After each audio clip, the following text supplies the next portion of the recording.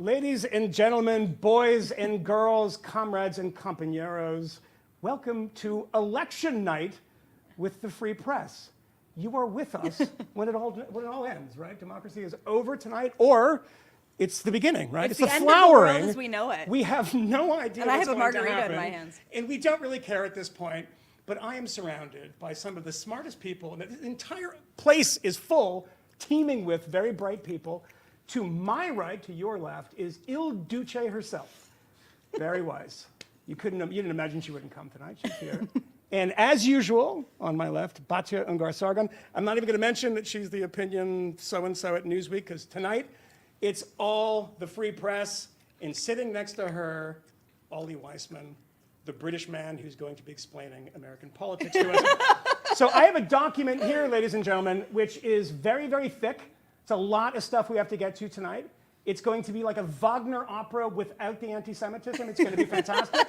So we have probably a 5-hour, 4-hour thing going. Is it 4 or 5 hours? We're going till We're the going fat lady until sings, baby. America is saved by one of these two candidates.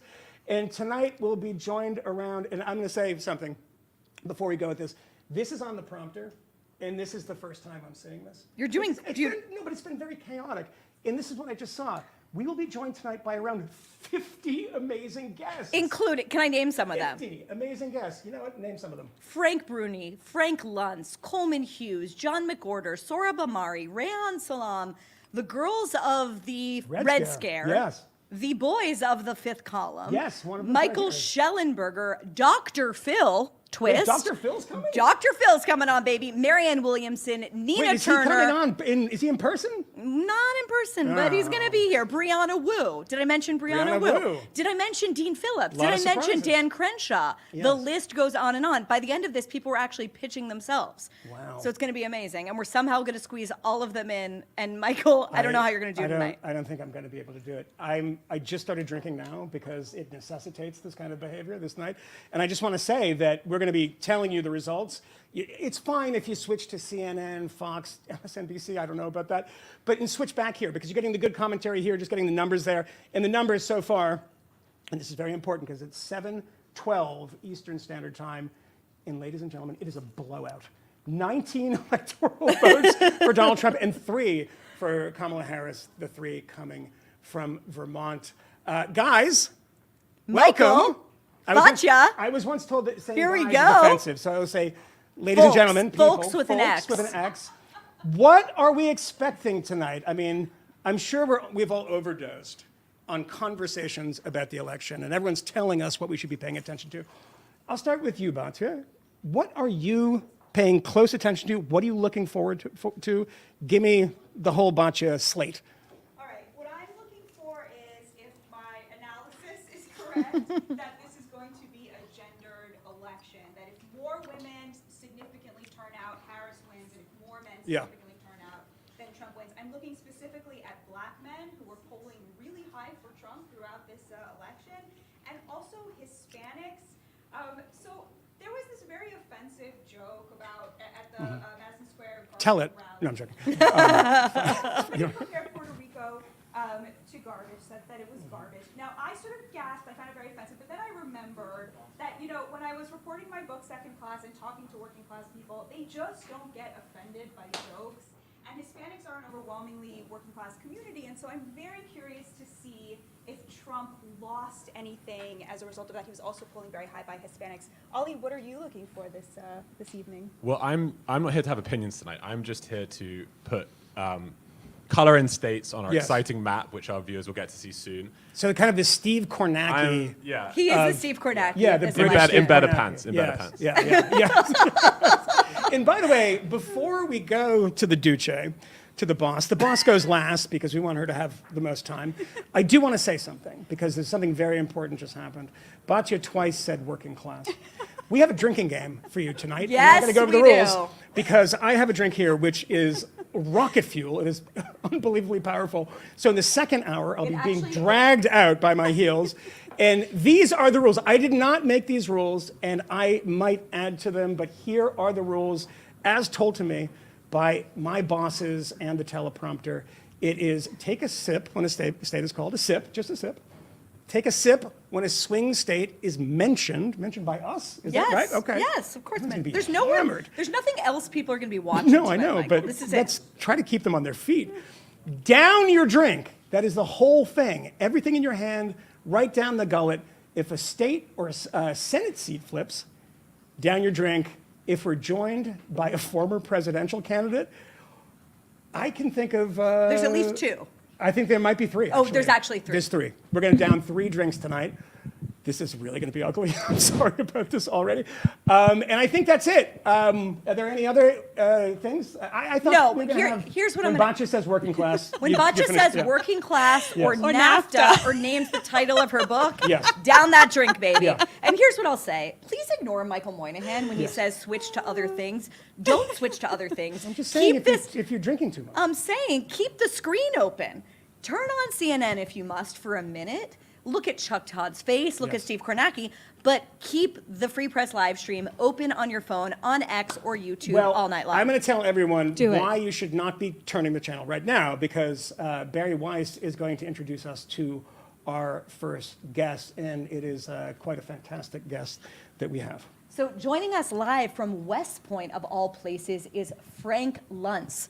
Frank Luntz, as all of you know, is a pollster and a political consultant. And I don't think there's anyone better to kick off tonight than Frank. Frank, it's wonderful to see you. Wonderful to be seen. And it's going to be a long night that's going to go day after day after day. Oh, I think Jesus, it's going to Frank. be that close. Okay, tell us what you're seeing so far and tell us what we should expect. Okay, first is I don't see any meaningful swing based on the results today. No meaningful swing towards Trump or towards Harris. We were dead even 48 hours ago. The truth is we've been dead even now for the last 7 days. Nothing has gone towards Harris. Nothing has gone towards Trump. It's all the same. Second, the Iowa poll was wrong.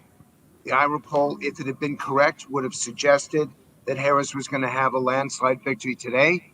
I think that the people in Iowa are going to have to challenge that because she is not winning the state, and a 3-point lead is a big deal. Third, I think that the margin in the key swing states is going to be minuscule. Maybe you'll get a 2-point lead in a Georgia or Arizona. Pennsylvania is dead even. The state that I'm watching in addition to Pennsylvania is Michigan, specifically for Dearborn. Does the community come out in the end, which is not part of the narrative of this organization? Do Arab Americans and do Muslim Americans, do they decide that they stay home? Because if they do, Harris loses. Next, the turnout is incredibly high. I think it's going to set new records in more states than it doesn't.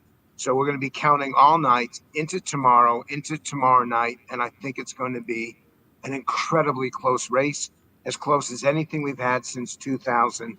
Back to you. Frank, right before we got on this live stream, I was talking to a very well-placed Democratic source who was thrilled. He was absolutely elated. And the reason he was elated is he said, look at the numbers. Look at the way that women specifically are turning out in this election from early voting and then the early results of tonight.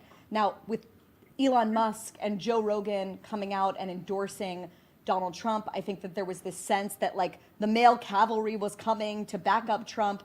But the Kamala people are suggesting that the women are more fired up this year than the men. Are you seeing that in the numbers that you're looking at? Yes, I am seeing that. And the surprise, a little bit of a surprise, is how well Harris is doing among older women. That gender gap that we talk about is widest among 18 to 29-year-olds, narrows for the 30 and 40-somethings, becomes much smaller when you get to 50 to 64, and it absolutely disappears, or did disappear, among voters 65 and above. Not this time. She is bringing out supporters who are older females. Want to be careful about doing any age comparison or definition here. However, among union votes, and it's very important in Pennsylvania, Michigan, and Wisconsin, among organized labor who isn't government and isn't teachers union, Trump is dead even among them, and that never happens. So Harris is doing well among women. Trump is doing better among organized labor union members. And the group that I'm watching for also, all through the night, are Latinos. He was hurt by what happened in Madison Square Garden 9 days ago. That did have an impact. We're going to see how much of an impact it had in Pennsylvania. But that could also affect Arizona, which I still think Trump wins, and Nevada, which I believe is simply too close to call. So we've got an election with a lot more questions than we have answers. Frank, thank you so much for joining us. My question is, what have we learned in 2024 that's different from what we learned in 2016 and different from what we learned in 2020, specifically about our nation, about the class divide, maybe about, the Trump versus the Democrats? What's new here in terms of larger themes about our country? So I want to acknowledge, and I've been doing this to encourage other pundits to do the same. I assumed that Donald Trump's debate performance was so horrible that he was out, that he could not win. And I've been proven false. He could win. It's truly a 50-50 election, even though the polls are closing right now. And I've never seen a situation where such a bad debate performance and the candidate could still win the election. This would have killed any other candidate at any other time. So that's number one, that's my big learning. And number two is the fact that we are still realigning ourselves. Younger women are so excited to vote for Harris, but you've got people who've never voted Republican before and are going to do it this time, which is why you have this balance that I believe is going to be dead even. In the end, I think Harris wins the popular vote, but by less than 2%. And that's why this electoral college is so important. I also think, to my great chagrin, is that we've also learned to really resent each other and assume that each other is not just wrong, but bringing the country down. And somebody somewhere has to say, in all caps, with an exclamation point, enough. It's one of the reasons why I'm so proud to be affiliated in such a small way with the West Point Military Academy, because there is no politics here. There is no partisanship here. They don't do that. They're the best of the country, and they represent America so well. They're not left. They're not right. They're not Republican. They're not Democrat, red or blue. They're American. And they will defend America regardless of who the president is, regardless of who controls Congress, because that's what they do. And thank God for our cadets at West Point. Frank, I sat in on a couple of your focus groups, I think in 2016, and you've had a lot of people that were supporting Donald Trump that said, we don't like the tweets.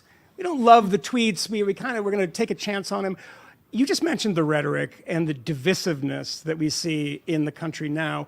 When you're talking to people in your focus groups these days, when you have people on MSNBC and Joe Rogan and Elon Musk today both saying the country's over, it's the last election we'll ever have if the opposite candidate wins, how does that play out when you're talking to voters in the Frank Luntz focus group? That's a great question. If you go to America Speaks, you can see all of them. There are 35 or 40 of them, and we put not just 3-minute or 5-minute clips, but they're 30 and 40 minutes, so you can see exactly what the voters say. I was determined to get this election right. I was determined to tell the truth, regardless of where that truth takes us.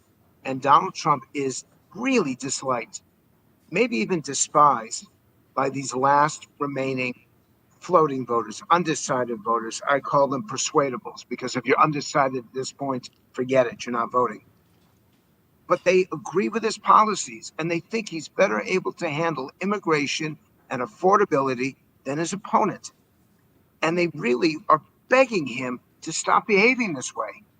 But he can't do it. He doesn't listen to it. He doesn't care to do it. He and his own people think that that's why he's so popular. And I'd say to you, if the man had gone away to the Cayman Islands for the last 10 days of this election and Madison Square Garden had never happened, he'd be heading to a victory tonight. Maybe he still will, but it's much closer than he ever imagined. And it's because of how he talks.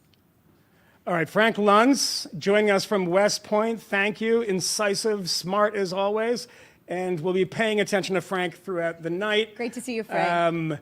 Yeah, that's kind of things that I've been thinking too. I mean, the Madison Square Garden, I can't figure out if this is having an effect. I've heard a lot of people say this. What is the sense amongst people that you know? And now, granted, we're talking to journalists, talking to people in our world. I just thought, we're focusing on this and nobody else cares. But Frank and a few other people say that that's not true. I hope she won't mind that I'm putting her on the spot, but my mom is like a Pennsylvania swing voter. Yeah. Solidly Democratic, I would say shifting rightward post October 7th, and we have a squad member as our congresswoman in Pittsburgh, Summer Lee, who's really out there. So I think that I've been talking to her throughout, and obviously it's a focus group of exactly one, but I think that she's indicative. I mean, I remember in 2016, she was driving for her job sort of 2 hours outside of Pennsylvania, and she was outside of Pittsburgh, I'm sorry, where we grew up, and she was calling me saying Donald Trump is going to win this election. So somehow my mother had more of a pulse on the American electorate at that time than the New York Than Times. all of us, yeah. And she was like, for her, it was the Liz Cheney moment. And it was not just the Puerto Rico jokes. It was, the people I know who really feel like Kamala Harris stands for nothing, and are not at all inspired by her candidacy, nonetheless are not going for Trump because of reasons of character and rhetoric. Yeah. They absolutely cannot imagine or withstand the idea of 4 more years of what he will bring. I mean, that is a guarantee. He's like 80 years old. He's not going to change. If we didn't have 755 guests tonight, I would say, call Bari Weiss's mom, get her on the horn. Should we bring her She was on? right. She was right in 2016. She knows The woman everything. is the Karnak I will of say, elections. Isaac, our Very old Isaac and reference, by the Yana, our producers. If you Yes. want to bring her on, I know that she'd love it.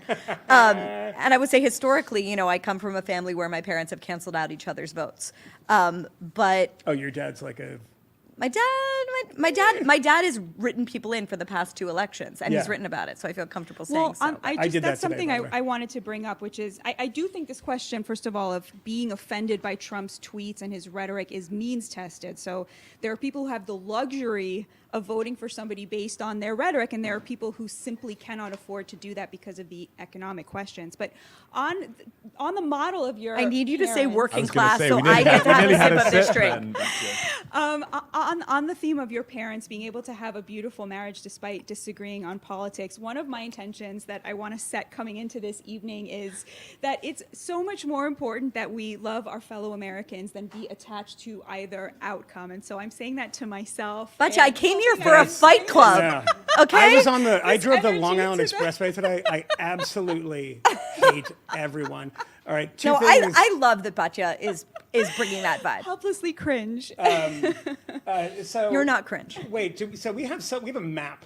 Do you know? Let's see go. this it's map thing? time, Let's baby. go to the map. I'm going to go over Wait, to the A map. couple of things here. We also need our chief election correspondent. Are we going to introduce her? She's at the map. Oh, it's coming, it's right coming. here. Okay, And great. I'm just going to introduce now because we're at a party. It's kind of quiet on this side. There's another side. Reason Magazine's here. Some friends from the Fifth Column are here.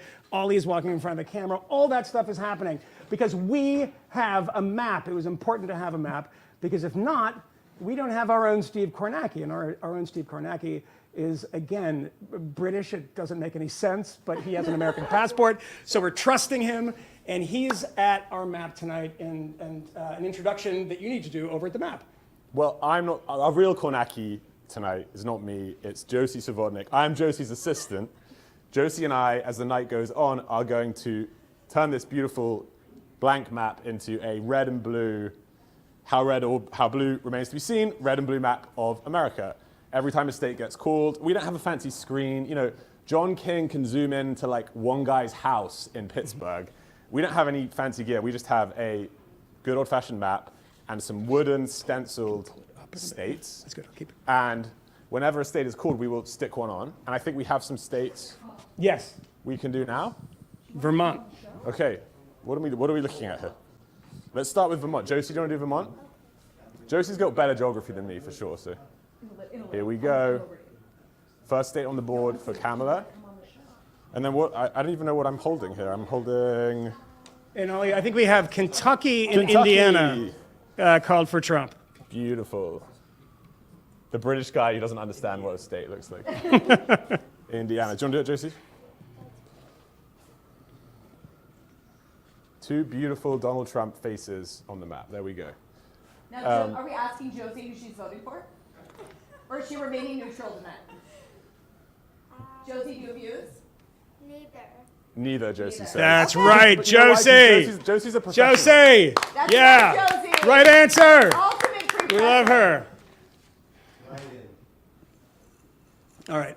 Is that all we have to call? I think that's all we have to call at the moment. All right, so we are going to have some other people joining us right now. Michael Schellenberger is the founder of Public News and also a fantastic writer, blogger. He has been around for a while. He's written for us at the Free Press. And then we have a little bit of nepotism. Nellie Bowles, wife Who's of, that? I don't know, I think she's your wife. Columnist for the Free Press, the woman behind TGIF, the just absolute smash hit. And then another guy who is not black, by the way. And you'll He might look like he is, but he is not. You'll understand that he doesn't identify that way. It'll make sense in a second. Camille Foster, my very dear friend, commentator and a co-host of the podcast that I do with him called The Fifth Column. The three of you are going to come on. Welcome. Three. Come on down. Come on down. You see what's happening? This is a very free-flowing night. You just come on. Very, very elegant. Nellie's wearing a dress. Yeah, pick up one of those mics. one of I'm those not mics. sure if they're working. Are they working? Yes, they are. Yes? I decided to wear female drag tonight. But Nice. the mics are working. The YouTube commenters did tell me that they weren't working for a while. So I Oh, was yeah. updated. Well, also you know. that our flag is backwards. No, it's this flag I think is backward. Which I have been slacking to Chitty, our producer, It's many backward? times. So Oh. YouTube When we- commenters, wherever the camera is, Okay. YouTube, I'm watching. Don't worry, I've got I your think back. we're when we trying go to- to one of our non-existent advertisers, we'll turn it around at that point. Perfect. Okay, guys. Guys, do you want to start by asking a question of your dear wife? I think this is conspiracy hour here. Okay, Yeah. so I will say that, well, between Nellie and Michael, I wouldn't say Camille, this is conspiracy hour. And by that I mean, my wife falls for, like, name a conspiracy. Yeah. Oh. She's Yeah, yeah. into it. I think we're gonna talk about Fluoride. fluoride. Let's talk about it. Vaccine. She became like RFK adjacent, I would say, in the past 6 months of our life. So I don't know. We could kick it off that way, or we could go to Michael Schellenberger, who's like, or Camille, great talkers all, and talk about what you're expecting tonight. Yeah, sure. Michael, what are you expecting? I mean, for me, I think this is a massively historic election. Like, no matter who gets elected, I think that we're seeing a fundamental political realignment, like the kind that we saw after the passage of the Civil Rights Act in '64, where the people in the parties are changing. You see, the most dramatic, of course, is black voters. We think that Trump is going to significantly outperform where Biden and Kamala, were. So that itself is huge because, of course, as I know, when the vote's at 90% for you, there's only one place to go, which is down. And so if you have 90% of the black vote and you just, there's only one way to go. You're going to go down. Obviously, the working class vote, Latino vote, I think it's like 55% Trump is last I saw. Young men. So obviously, this is a party that has a working class problem. Yeah. The Democrats have a working class problem. They have a men problem. And then There was an amazing, just on Latino, there was an amazing study out from this guy at Harvard, and I think partnered with a Georgetown professor, that even exposure to the term Latinx had turned voters towards Trump. So it wasn't like, it was just even knowing that it was spoken around them anywhere. And you can kind of imagine the scenarios where that might turn someone Trump. That's right. Camille Foster, let me get you in here as somebody who does not identify as black. So what you're seeing on your screen is a fiction. It is a lie. You leave Camille alone. No, this is part of the question, though, because as Michael is saying, the realignment, there was an expectation from people on the left that those that we put in these baskets, they're Latino, Latina, Latinx, they're black, they're Asian, they will vote the same, they will be on our side, we are the party of identity politics. That seems to be changing, right? Well, it is interesting to see that in the age of diversity, equity, and inclusion, when we capitalize the B in black and the W in white, I guess we don't do that. No, we don't do that. But at any rate, when we've gone to such extremes doing this, that so many people seem to be turning away from this idea of essentialism on the basis of their characteristics, that there can be a very clear set of ideas that I am going to align with because of what I happen to look like, or the community I happen to be a member of, if you happen to think about yourself in that way. I think that is undoubtedly a very good thing, whether or not it's good for Democrats. I think that's great for our politics. It's also going to require something of politicians. You're probably going to have to start talking in a slightly different way if that begins to happen. All of these ridiculous conversations about what's good for Black America, what's good for Latino America. There's only one continent. And we're all on it together. In the boundaries of the United States. It's just the United States of America. And I don't think that there are all of those different kinds of cohorts in the sense that most people do. And it's amazing because, of course, neither candidate during this election was out there being like, into the Latino community, into the black community. Exactly. They avoided, and Kamala, well, no, but Kamala backed off, and she was like, I'm not running as a black woman. Obama did a little only He did, to you're right, and it chastise certain backfired. ethnic groups. Yeah. Only to chastise different ethnic groups at different events, where he would be like, and you guys. You know, and also you guys. I And tried it was chastising really funny. ethnic I was- groups, and it really falls flat.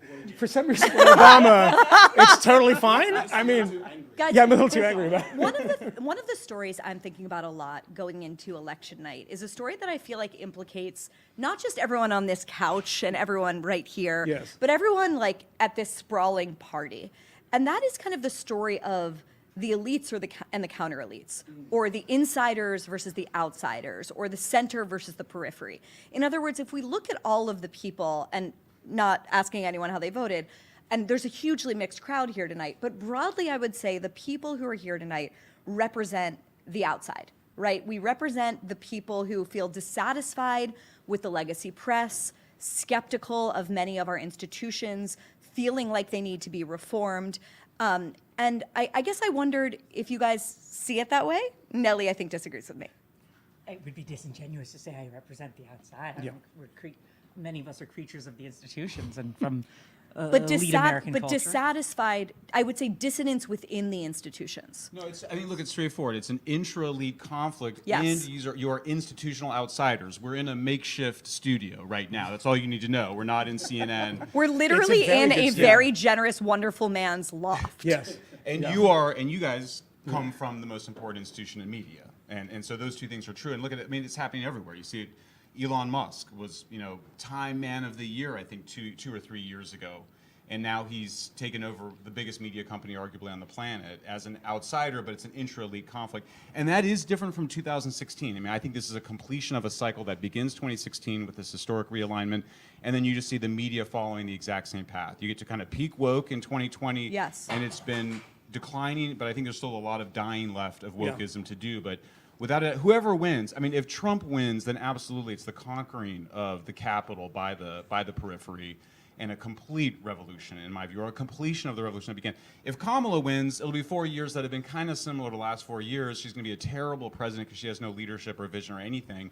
So the same thing would be, in a sense, I'm sort of, whatever happens tonight, there's this shift that's going on that's obviously much larger than the results of this particular election. To both of you, we just want to clarify one thing, because I think Barry is right, but Michael sharpens the point and says media. Here's the thing to always remember when people use the phrase heterodox, that we're somehow heterodox. Look at your views. Think of your views. Map them out and see how they map on top of every other American's views. Whether it's, Leah Thomas swimming, or affirmative action, which is, opposed by black Americans just as well as white Americans. The idea that we are heterodox, we're outsiders. In America, we're sort of the same. We're the same as everybody else. It is within the media. I think it's not just the media. I would say it's inside Institutions. elite institutional That's life. right. 'Cause that would include which has an Columbia outsized University, yeah. right, exactly, which Yeah. has an outsized impact Yeah. on culture. And I think one of the things that's kind of amazing when you step back and look at it, look at one side of the ledger. Beyonce, Mumford and Sons, Cardi B, name the cool person. The other side is Hulk Hogan and My Pillow Guy. And somehow it's a neck and neck We have a competition. Mumford here tonight. And Joe Rogan now. What'd you say? Oh, and Joe And Rogan. Elon Fine, Musk. So, fine. I mean, these are big names. But yes, you're right. Fair. I think Prominent podcasters on the outside. How do podcasts Yeah. play in this? Well, I was Yeah. going to say, one way to look at the fall of the old institutions is to see how silly it was when the Washington Post decided they weren't going to endorse a candidate. And they act as though, the reporters acted as though that's like the fall of democracy. It's this huge Yes. ordeal. And it's like, guys, it doesn't matter. It doesn't matter. And it matters actually a lot more when Joe Rogan endorses a candidate. Yeah. And that is the realignment. That's sort of the mess of the old world and the rise of the strange new. And I think we're just at the beginning of it. And by the I way, don't see this it turning morning around. on MSNBC, Yeah. I punished myself. I think every person. You like on to this- get spanked by Mika? I do. Oh. Ew. I would prefer Zbigniew, actually. Guys, that's a very deep Brzezinski joke. But I will say this. They were all mentioning the Washington Post editorial as this kind of performative pre-Trump. Like as if that's the watershed Yes, and we are not Joe now Rogan's supplicants. endorsement. Can I point something out to these idiots that nobody in this panel decided to push back on? If that's why, we don't know that's why, by the way. He says that that's not why. Okay, fine. That would be slightly worrying. Let's say it's worrying. That's one editorial. Is the coverage changing? If you look at the editorial page, it's not very pro-Trump in any way.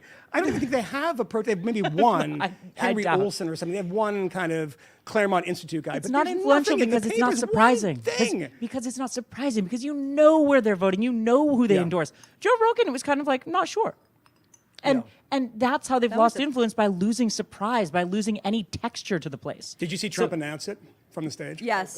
It was unbelievably I insane. have to say, I was really surprised that Joe Rogan did that. I don't know if you were, Michael. You know him better than probably any of us. I didn't think you would either, and I was also surprised about how intense the response to it was. Yeah. I mean, it just shows. I mean, he's the Walter Cronkite, and the new media. I mean, I think the other thing is that like the thing that Trump had to the overcome was MMA. Walter I was a little, Cronkite. I was a little disappointed about it, to be honest. I didn't like that he endorsed someone because, being that he is my go-to number one source for trusted, reliable news, I don't want him. Not the free press. I but Joe don't Rogan. want Joe Rogan to be overtly political. Like I wouldn't want him like on the campaign. A little like Elon. Can I ask a language question, and maybe we should wait for John McWhorter?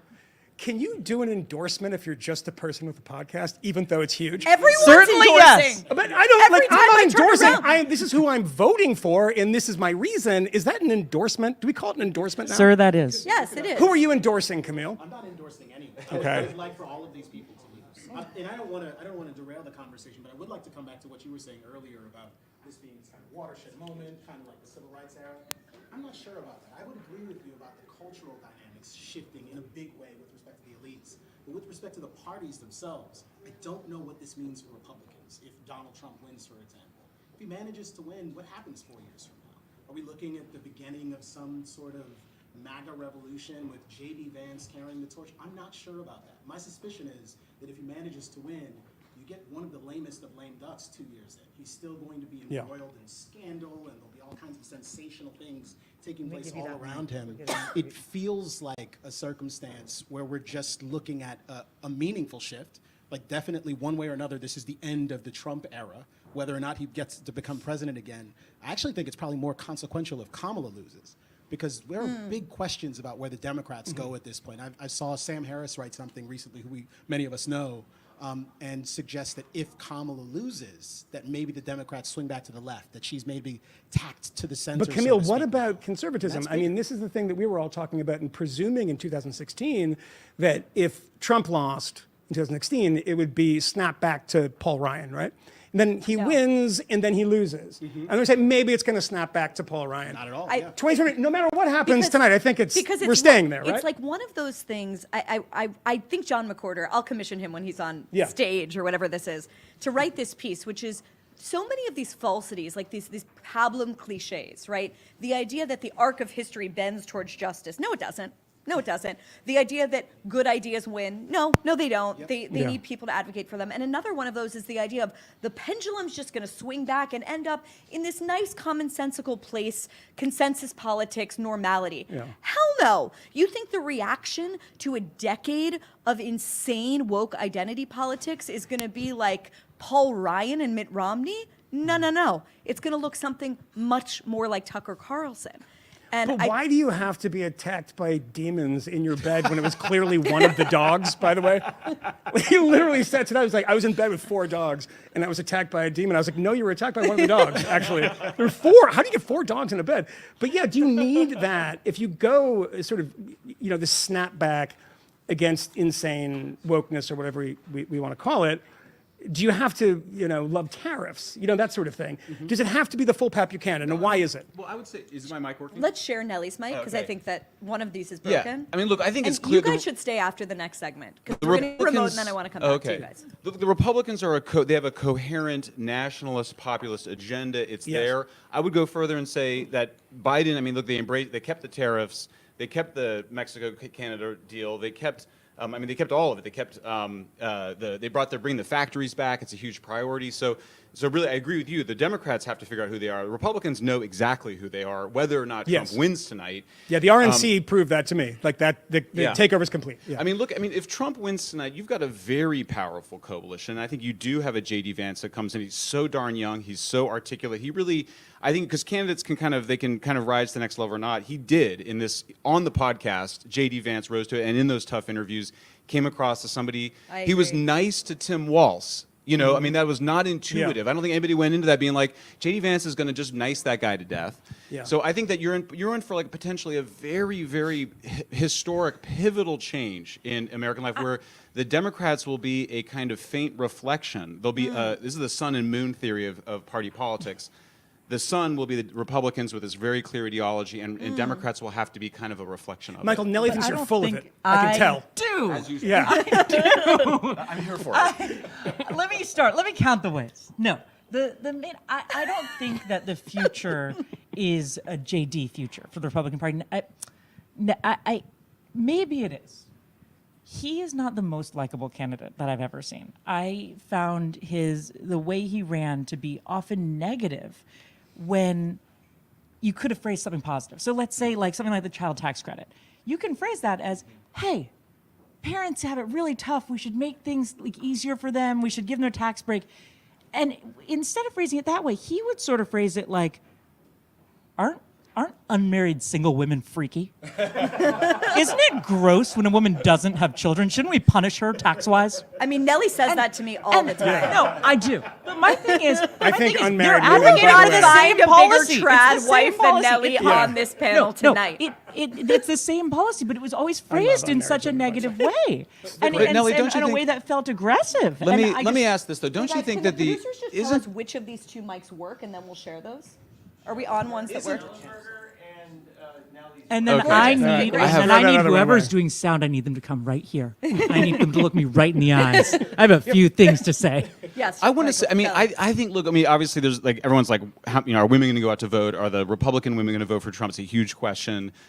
For me, I just kind of go, I think women are still realizing that abortion is just a statewide issue. It's not going to be a national issue. And once it's resolved in the states, it's probably not going to change very much for a long time. So abortion's going to go away God, he's as a wrong about significant, and look at how good the Republicans did an incredible job. They had Melania Trump's book come out at just the right moment to reassure women abortion that remain a the state Trumps issue? were moderate on abortion. So I think that the abortion issue goes away. How are they going to compete for women after that? Especially when you get a non-racialized electorate. Not entirely, obviously, but increasingly, the electorate has moved towards Kmele in his direction.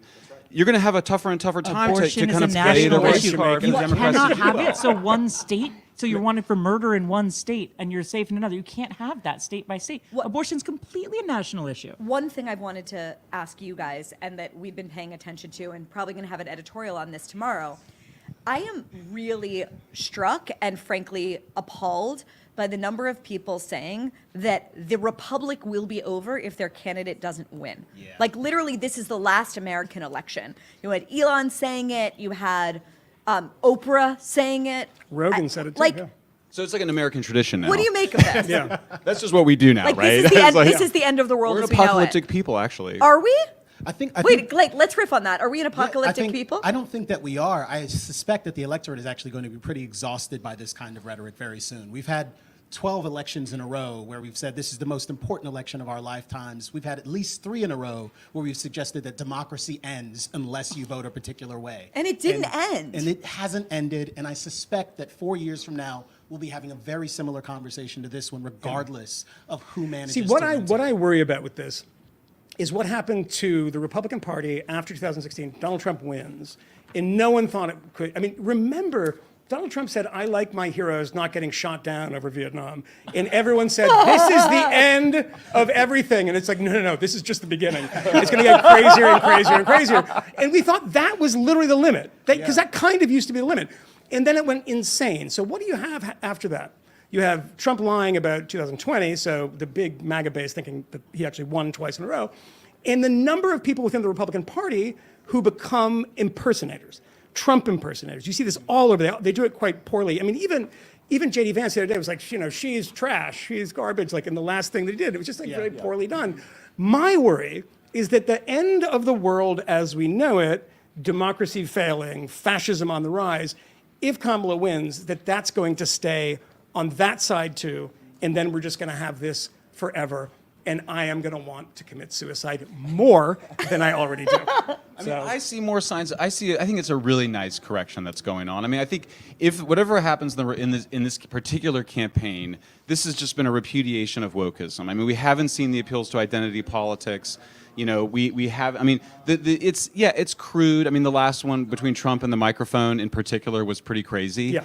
I think we can all agree, but I don't think that the next Republican is going to be like that. I think that Trump is a transitional figure. He kind of does what transitional figures often do, which is that they've changed the rules of the game so radically as an underdog. But the next guy that comes, even if it's Vivek, I think the problem with JD is just that he's not as entertaining as Trump. I mean, there's a French anthropologist who says you trade off. There's a French anthropologist who says everything you need to know about American politics is that we want our politicians to be entertaining. Yes. I mean, I think there's some of that. That is a great transition. We're okay? going. I want them to we're be hot. going to. We're gonna go to France. Don't leave. Don't go. 'Cause You're staying here. This is the most not Can I only get a the glass of smartest wine? panel ever. You can drink my margarita. Shift over because Camille's tushy's falling off. Yeah.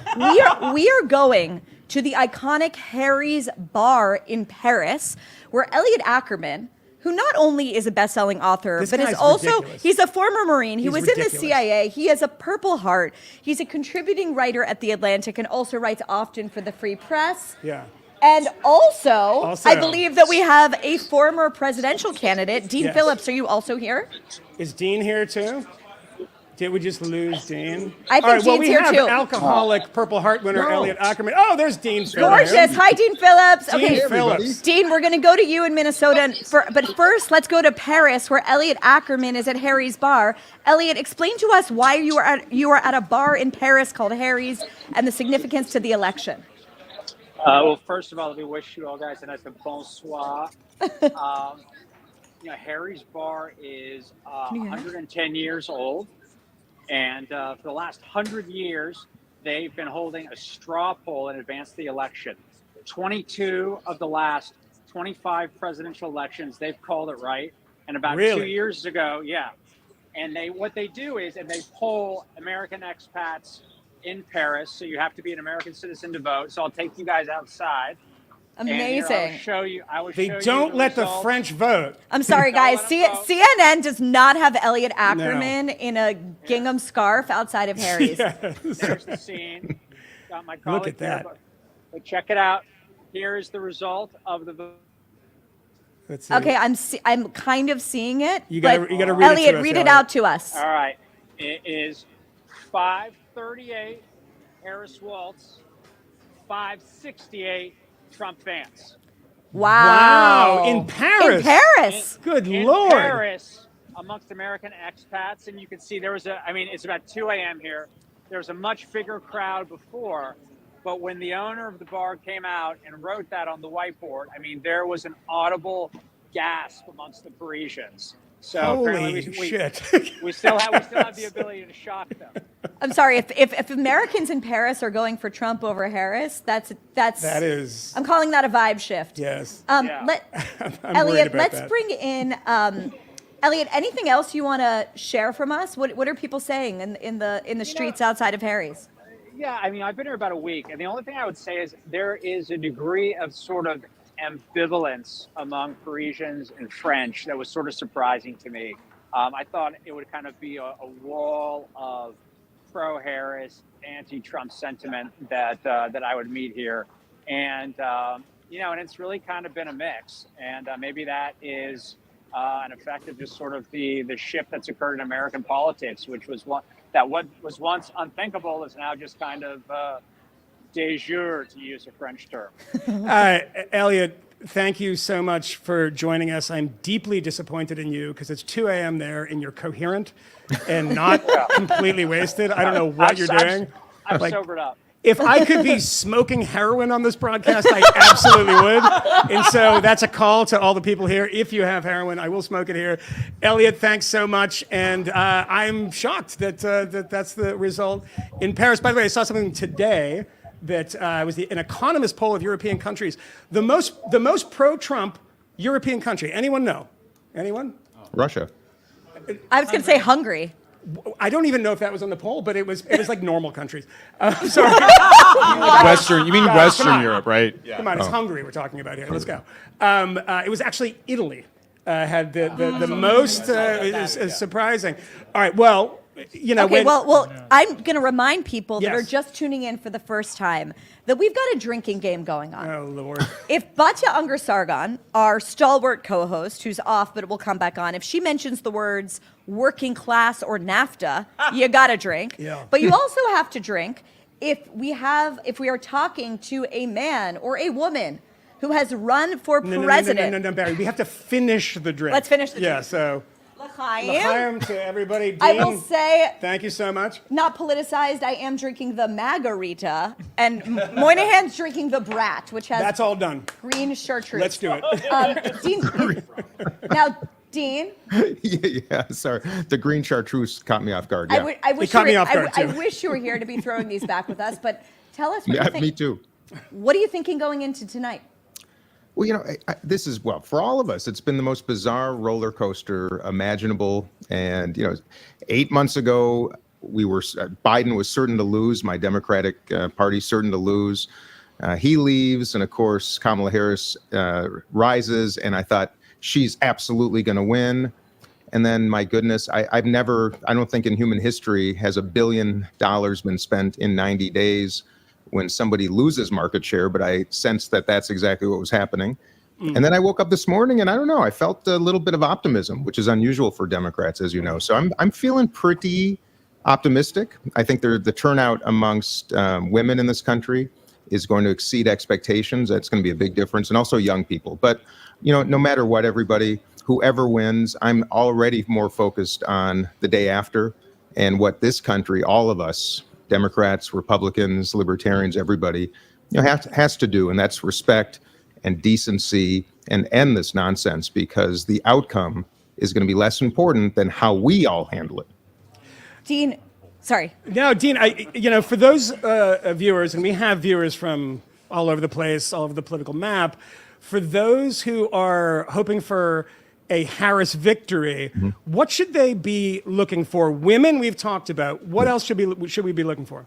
You know, women and young people. I mean, you know, it's pretty clear. You know, men in this country will vote for Donald Trump by a certain margin. Women by a larger margin voting for Kamala Harris. So turnout matters. Young people, unfortunately, through history, vote in much lower numbers than older Americans. I think that might be changing. Turnout has been pretty remarkable, at least in the places that I've been keeping track of so far.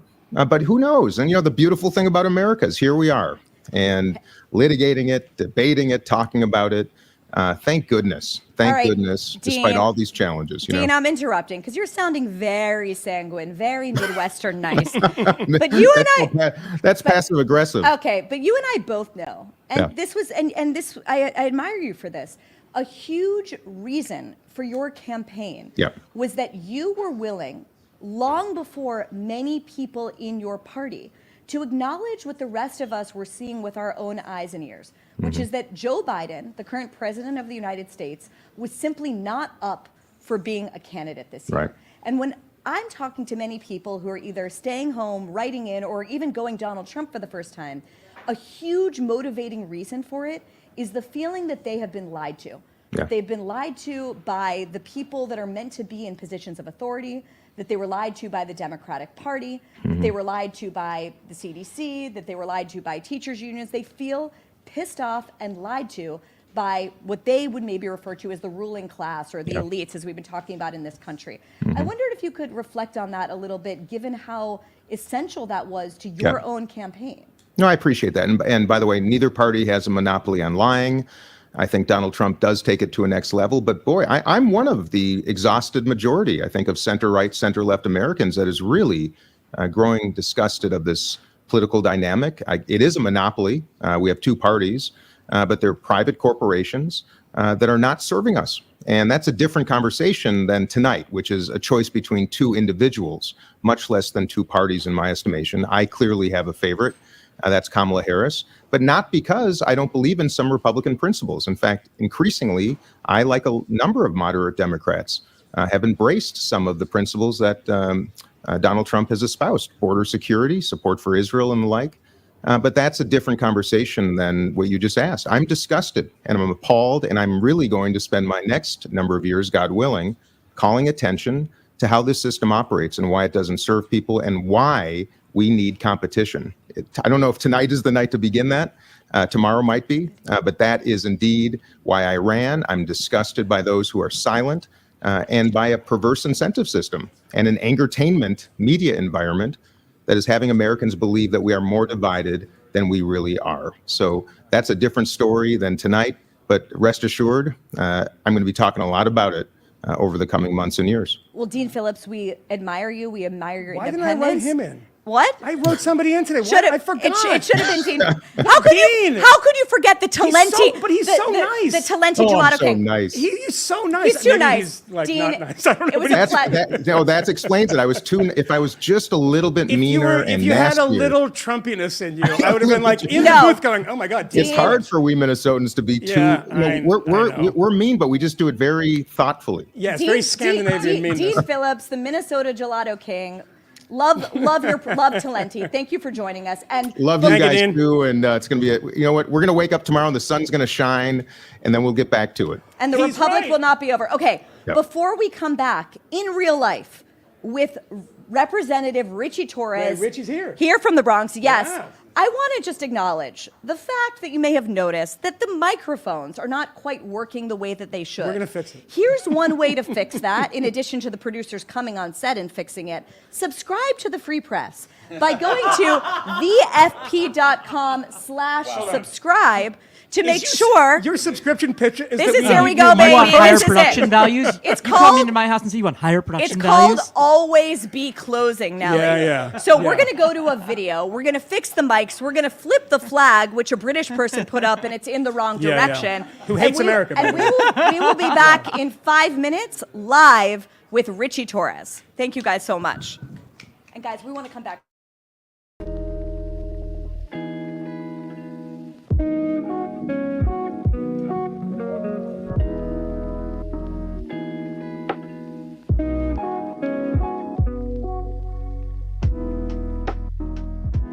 My name is Brenda. My name is Margaret.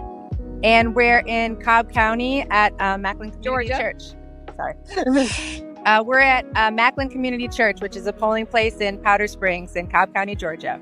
Well, in Georgia, you have to be 150 feet away from the entrance, just so you know. So I think this is about as far as we can go this way. It's low key. Yeah, it's low key. It's nice. I mean, I wasn't expecting a DJ to be here, but there's something called DJ at the polls here. So there's a DJ, has like a sort of low music on, and then when people come out, he's basically is like congratulating them on voting.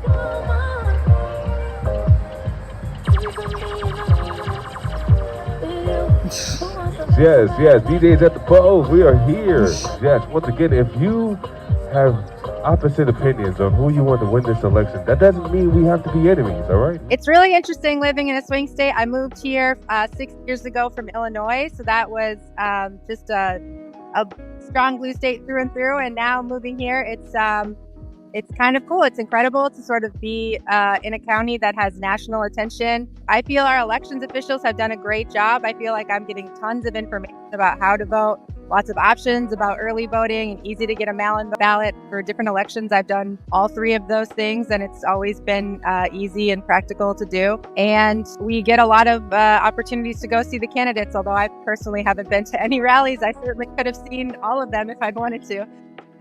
They've been here.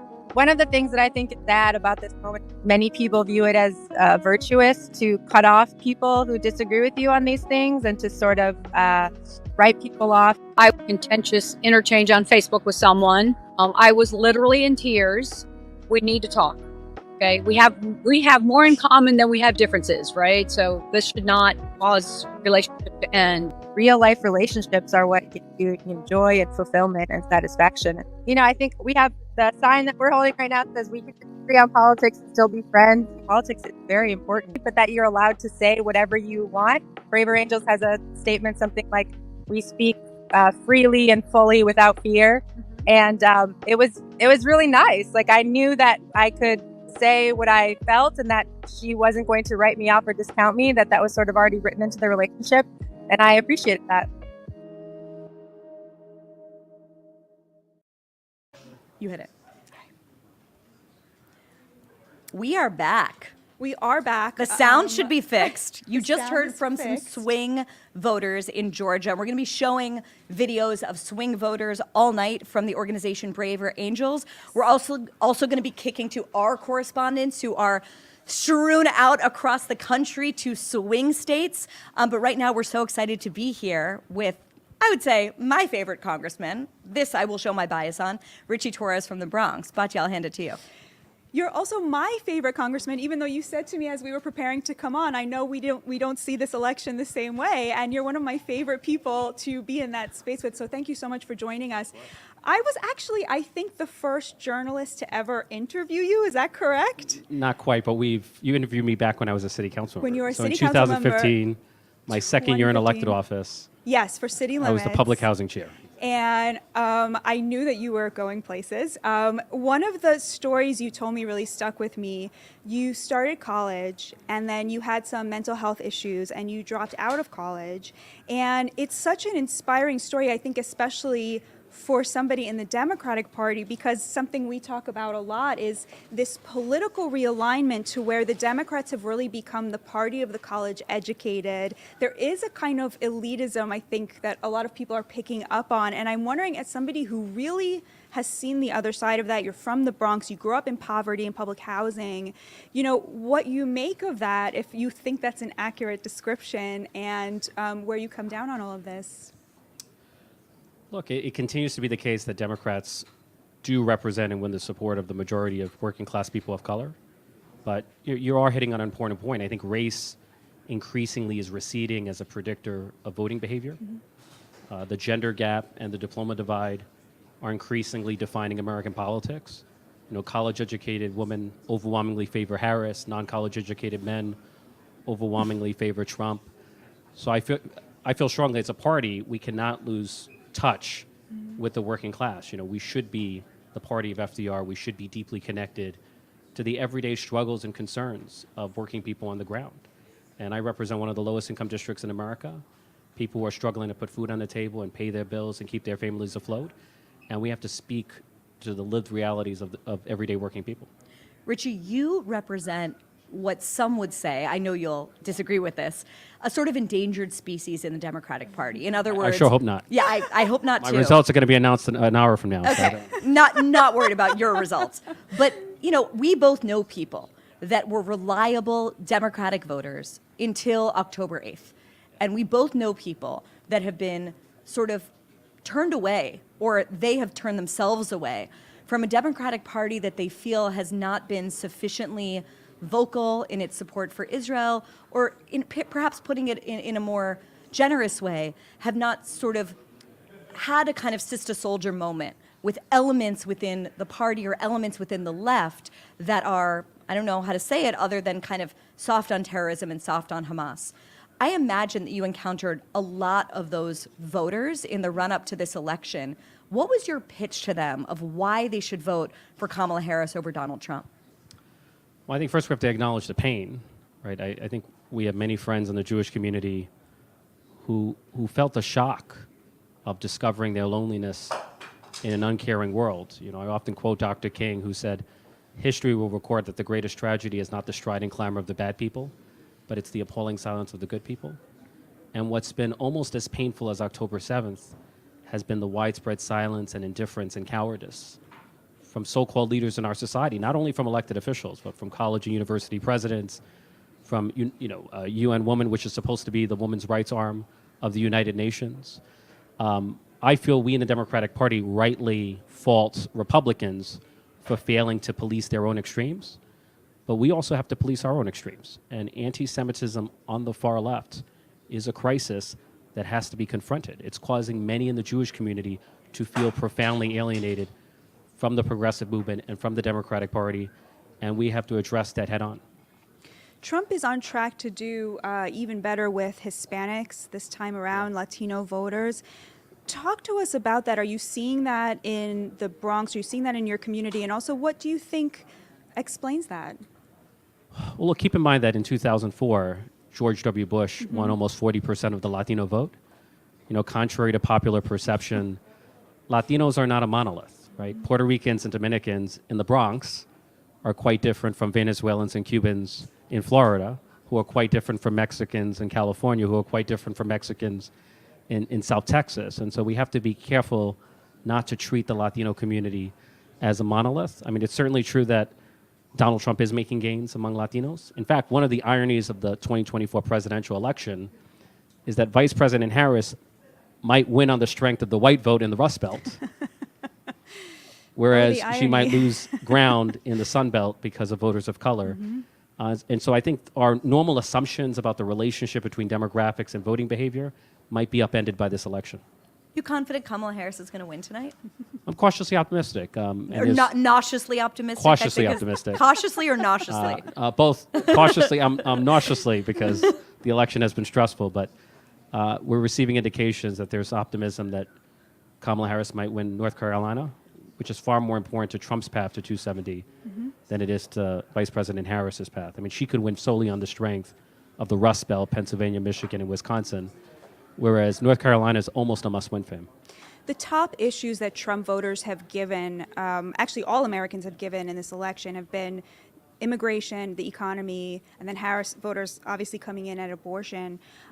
What is the lesson for the Democratic Party going forward tomorrow, next week, next year, next election cycle, that the American people so consistently give Republicans higher marks on these issues that are so crucial, especially to working class voters? Look, I know there's disagreement about the causes of inflation. I feel that inflation was a global phenomenon, was largely attributable to supply chain disruptions during COVID. But on immigration, I do feel we took too long to respond. The president did not issue an executive order restricting asylum until mid-2024. And it had been years, with the migration unfolding and putting an enormous strain on the shelter system and social safety net in cities like New York. So I felt like we were slow to respond to the reality on the ground. And when he issued the executive order restricting asylum, it commanded overwhelming support across every racial demographic: Latinos, African Americans, whites, Asians. And so there's a misperception that Latinos are somehow hostile to border security. It's a fallacy. The thing that I'm kind of struck by going into tonight is that, if you think objectively about the number of things that Donald Trump has against him, right? The various lawsuits, I've literally lost track of the number of them.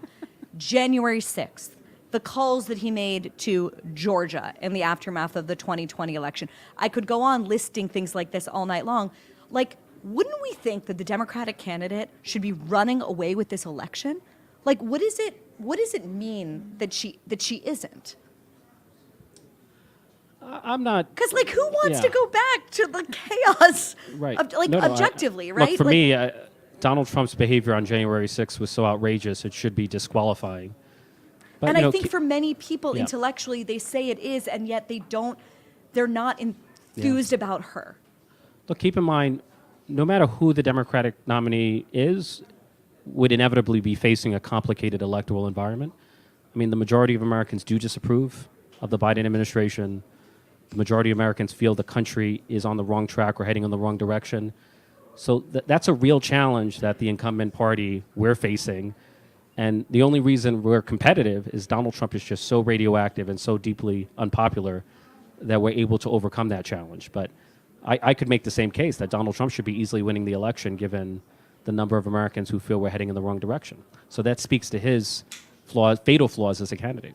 Richie, one of the things that we have noticed over the past, it's not just the past 24 hours, although it's ratcheted up over the past 24 hours, is this is the end of the Republic. Elon Musk and Joe Rogan are saying this is going to be the last American vote if Donald Trump doesn't win. But equally, you had Oprah at Kamala Harris's closing rally in Pittsburgh, I think yesterday, along with Katy Perry and others, a lot of other celebrities, saying this might be the last time that you get to vote, and that's why it's essential that Kamala Harris wins. Do you share that view? Like, let's say we wake up tomorrow morning and your disfavored candidate, Donald Trump, has won. Is it the end of the world as we know it? Or do you feel fine? The world will survive, and I'm confident that the American Republic is strong enough to survive even a demagogue like Donald Trump. But I do believe that Donald Trump has shown nothing but contempt for the norms of liberal democracy. Like, I sometimes wonder, what if Donald Trump had an attorney general that was willing to open a sham investigation into those false claims of election fraud? Or what if he had a vice president who was willing to delay or block the certification of the Electoral College? And so I do have faith in the American system, but at the same time, I do worry about Donald Trump's temperament. I do think he's temperamentally unqualified to be president. Congressman, you are a credit to your office, and I know that many in our community really, really admire you as a hero, including myself, and I know Barry as well. Thank you so much. Well, the bar for heroism is low, but I appreciate the comment. My mother feels the same way. So. We're big fans, Richie, and excited to see how your election turns out. My rule in life is if I'm doing right by the Jewish mothers and wise Latinas, I'm succeeding as an elected I love official. it. So that's my... Okay, we are going to our very own unofficial Steve Kornacki. Ollie Weissman we're going to the map, guys. We're going to the electoral map with Ollie Weissman, our resident Brit, and Josie Savodnik. Josie, how old are you? 9, our chief political correspondent, 9-year-old Josie Savodnik in from LA. Guys, are we adding some states to the map? And Josie, you got to help Ollie because he doesn't know what states are. Well, we've been very busy over here, sticking lots of states on, a lot of sticky tape in action. No surprises yet. Florida went for Trump. I think right now he's running ahead of where he was running 4 years ago.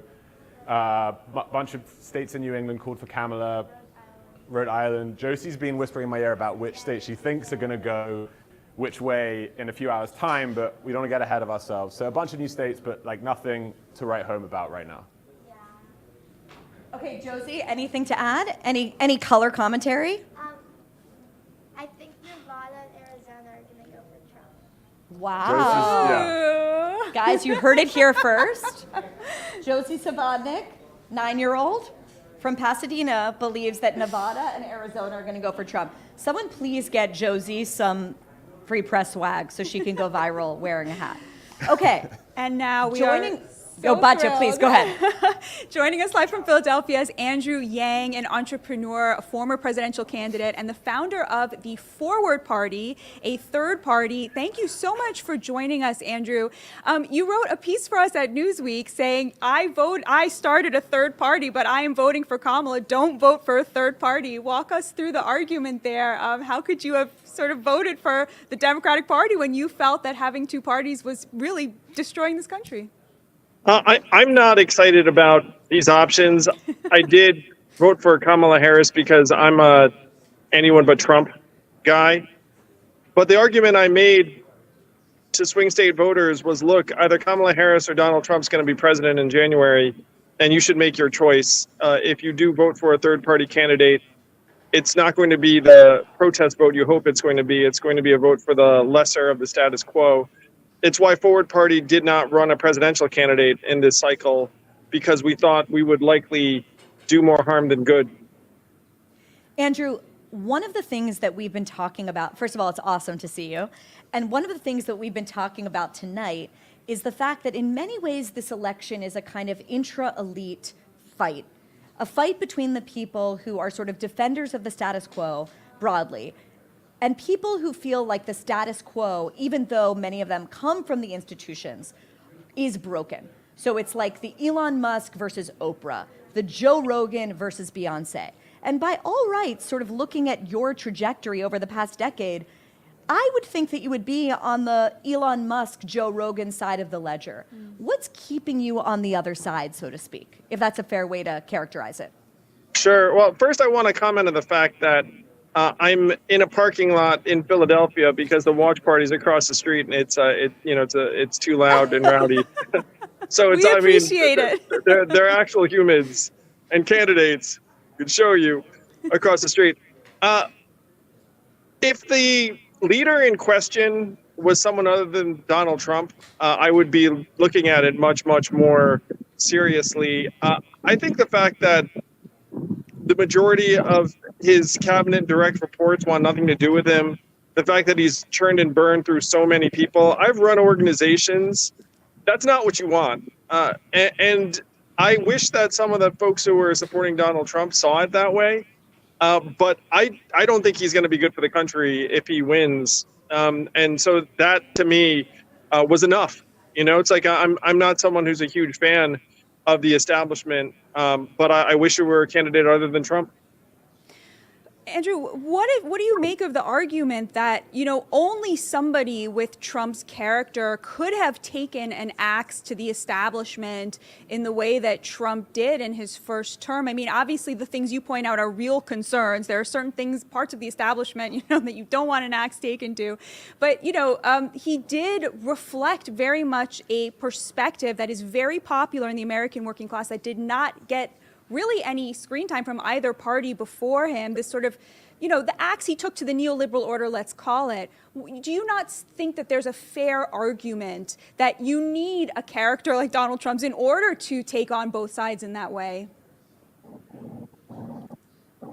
I understand the argument. I mean, we're at this unfortunate time in American life where you think you need $1 billion to be able to compete because if the average American decides to run, they're going to get nowhere. It's one reason why I'm so excited about a guy named Dan Osborne, who's running for a U.S. Senate in Nebraska as a mechanic and an independent, and he's neck and neck with the incumbent.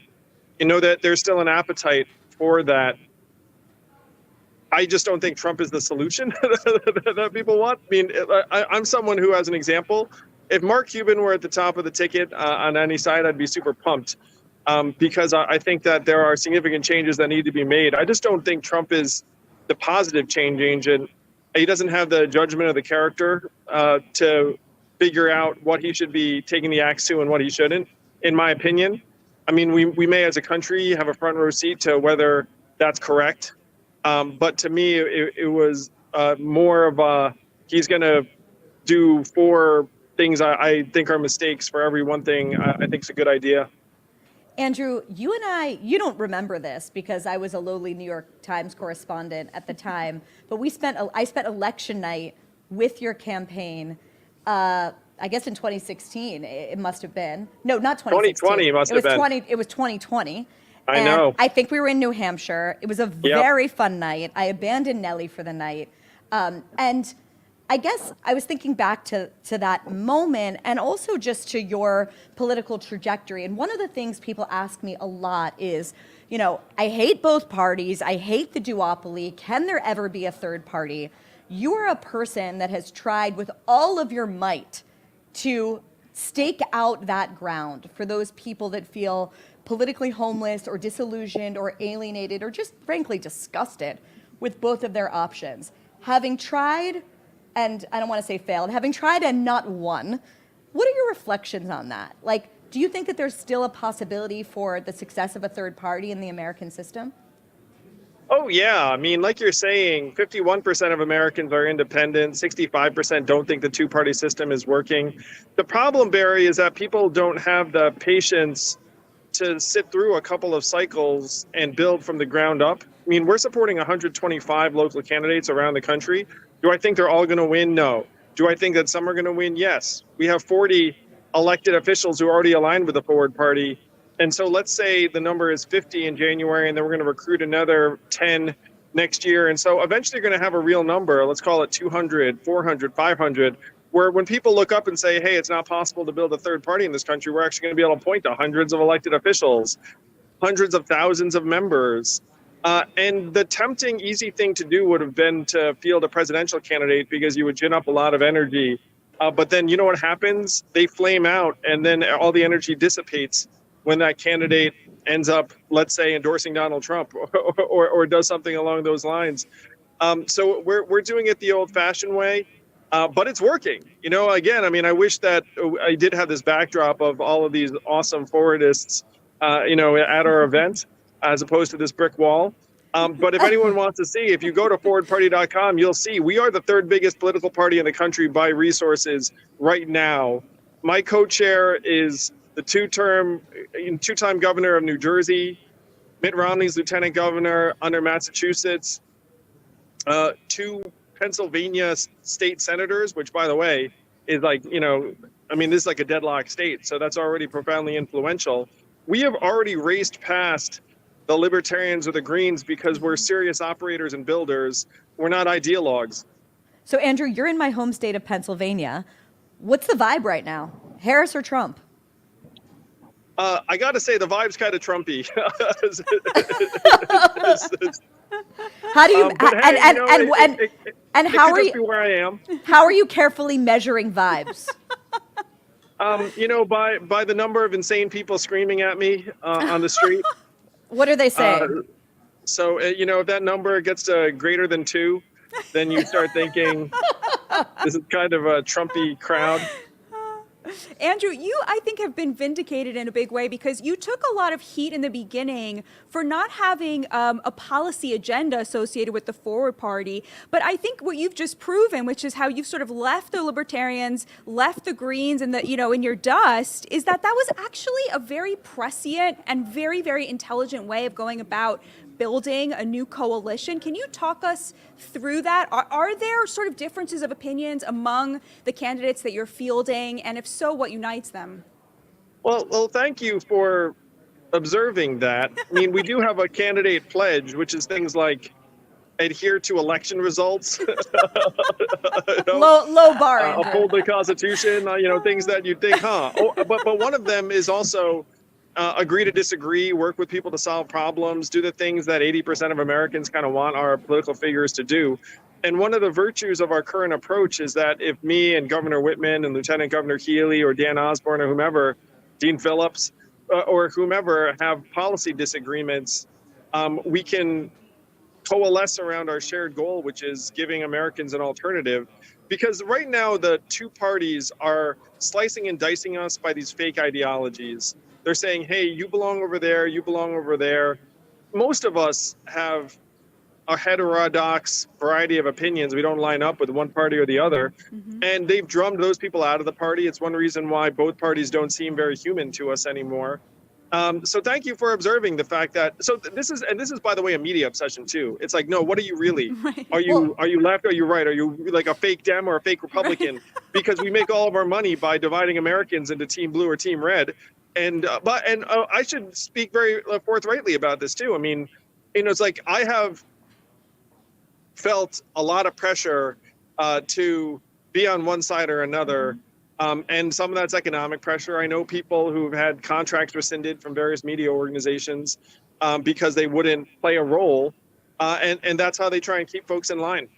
Andrew, your most viral political moment was when you stood on that debate stage during the primary. And do you know what I'm about to say? Something about makeup on our faces with our canned attack lines, something along those lines. Yeah, you said, here we all are with makeup on our faces and our canned attack lines. And you broke the fourth wall in a way that I felt was so shockingly refreshing and authentic. One of the things I think that has typified this election is that love Trump or hate Trump, the Trump campaign with Trump and J.D. Vance, whether they're on Rogan or Tim Dillon or Theo Vaughn, they've been sort of no makeup on their face, extemporaneous. And the Kamala Harris campaign, again, putting aside what you think about their policies, has been extremely choreographed and tight, and one could argue even inauthentic. I'm wondering what you make of that, because we're in this moment, I think, in just aesthetically in American political life, where everyone can like go on Twitter and see people for real. Right? And it's sort of like ultimately shattered this illusion that the legacy press and others used to have. And I'm wondering what you make of that change. Yeah, it pisses me off that Kamala Harris and Tim Walz didn't go on Rogan. You've spent time around him. It's not like he'd be some ideological hostile interviewer.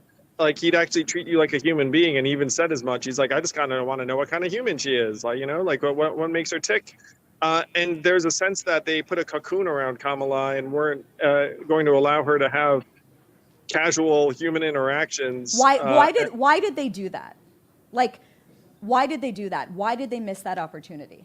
In my opinion, the reason why they did that, Barry, is that they're a Franken team where it's the Biden crew and then some Obama people bolted on, and then maybe there's a Kamala person in there, but it's not the usual dynamic where you have a group of people who know the candidate, have worked with them, and say, let's do it. Like, I think there was a lack of confidence and trust.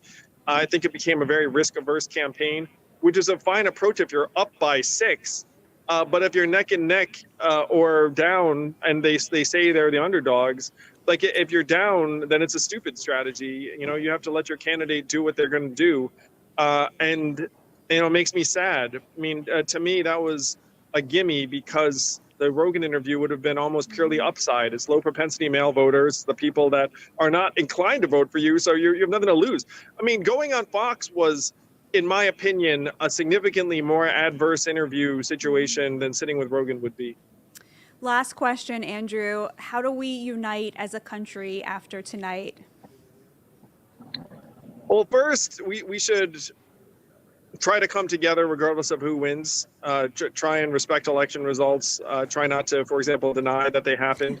But bigger picture, I'm someone who thinks the two-party system is really, really dumb. It's really poorly designed. It's getting worse, more inflammatory. And so I'll close with this. The worst possible number of political parties you can have is 1. The second worst is 2. You know where I'm going. The third worst is 3. And by the way, 3 would be infinitely better than 2, because then instead of having two sides just angry and blaming each other, you might have to actually solve a problem once in a while. Andrew Yang, thank you so much for joining us. I hope you don't get shouted in the streets of Philadelphia by too many Trump supporters. Good luck tonight, and we'll see you on Twitter later. You should know most of them were just insane. They weren't actually Trump supporters. Okay. Now, from Andrew Yang to Dr. Phil, of all people. Dr. Phil, are you here right now? A lot if you're just honest with them. I think Dr. Phil can attest to that. Great. And we would like to see more of that from our candidates. Dr. Phil, Moynihan joining us? Yeah, I think Moynihan was supposed to do this one. Hi, Dr. Phil. It's so good to talk to you, Barry. It's so great to talk to you, too. This is an incredible crossover event. I can't even believe it's happening. So I know. Miracle of television, right? Miracle of television and, frankly, of independent media. Thank you for the internet and whatever tubes are allowing us to do this right now. I'll start with the obvious question. Who's going to win the election tonight? Well, I'm absolutely confident that I don't know. How about you? I have no idea. Ever since I found myself in 2016 sobbing alone in my bed at night when Hillary Clinton lost, I will never, ever deign to predict an election result ever again. Well, I'm the same way. I told everybody, listen, I'm a psychology guy. I know these things. This guy is absolutely got the right message. He's just not the right messenger. He will never be elected. Take it from me. Yeah, I was embarrassed. So I'm not going to ever predict. So we'll see. But it's close, that's for sure. Well, one of the things that we've been talking about so far tonight that is obviously typifying this election, and we've written about it in the Free Press and others have written about it as well, is that this is the gender election. And it's really a contest between who is more passionate, women voting for Kamala or men, perhaps men inspired by the endorsements of Elon Musk and Joe Rogan, who perhaps otherwise would have sat at home heading out to the polls. Do you see it that way? And who are you betting on, the men or the women? Well, I do think that there is a big gender gap here, and I think that both candidates have been trying to close that really strongly. I think the endorsement from Joe Rogan, who's a good friend of mine and has pretty much been a liberal most of his life and doesn't do that kind of thing, I think maybe his endorsement came really late in the game to have as much impact as it could have had. So I don't know that it's going to have as much influence as it might have had even 2 weeks ago or certainly a month ago. And I know that numbers tell us that more women tend to vote than men, so I'm not sure it's going to make up the gap. But I've talked to an awful lot of women on the road and when I've been out around, particularly up in Pennsylvania the last couple of weeks, that frankly have surprised me in being in favor of Donald Trump. And what are they saying to you? Why are they in favor of Trump?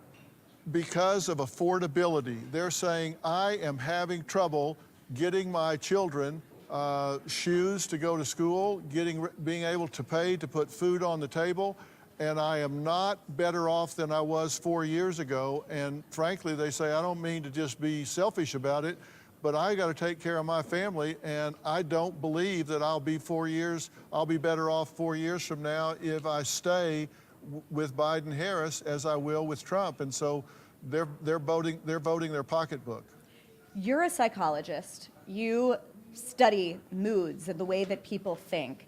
I don't think it's saying anything surprising to say that there is a dark mood hanging over America right now. You have the spectacle of Oprah Winfrey at Kamala Harris's rally in Pennsylvania, closing remarks saying that this might be the very last vote that people cast if the Democratic candidate doesn't win. And equally, you have the spectacle of Elon Musk and Joe Rogan saying this is going to be the last American election.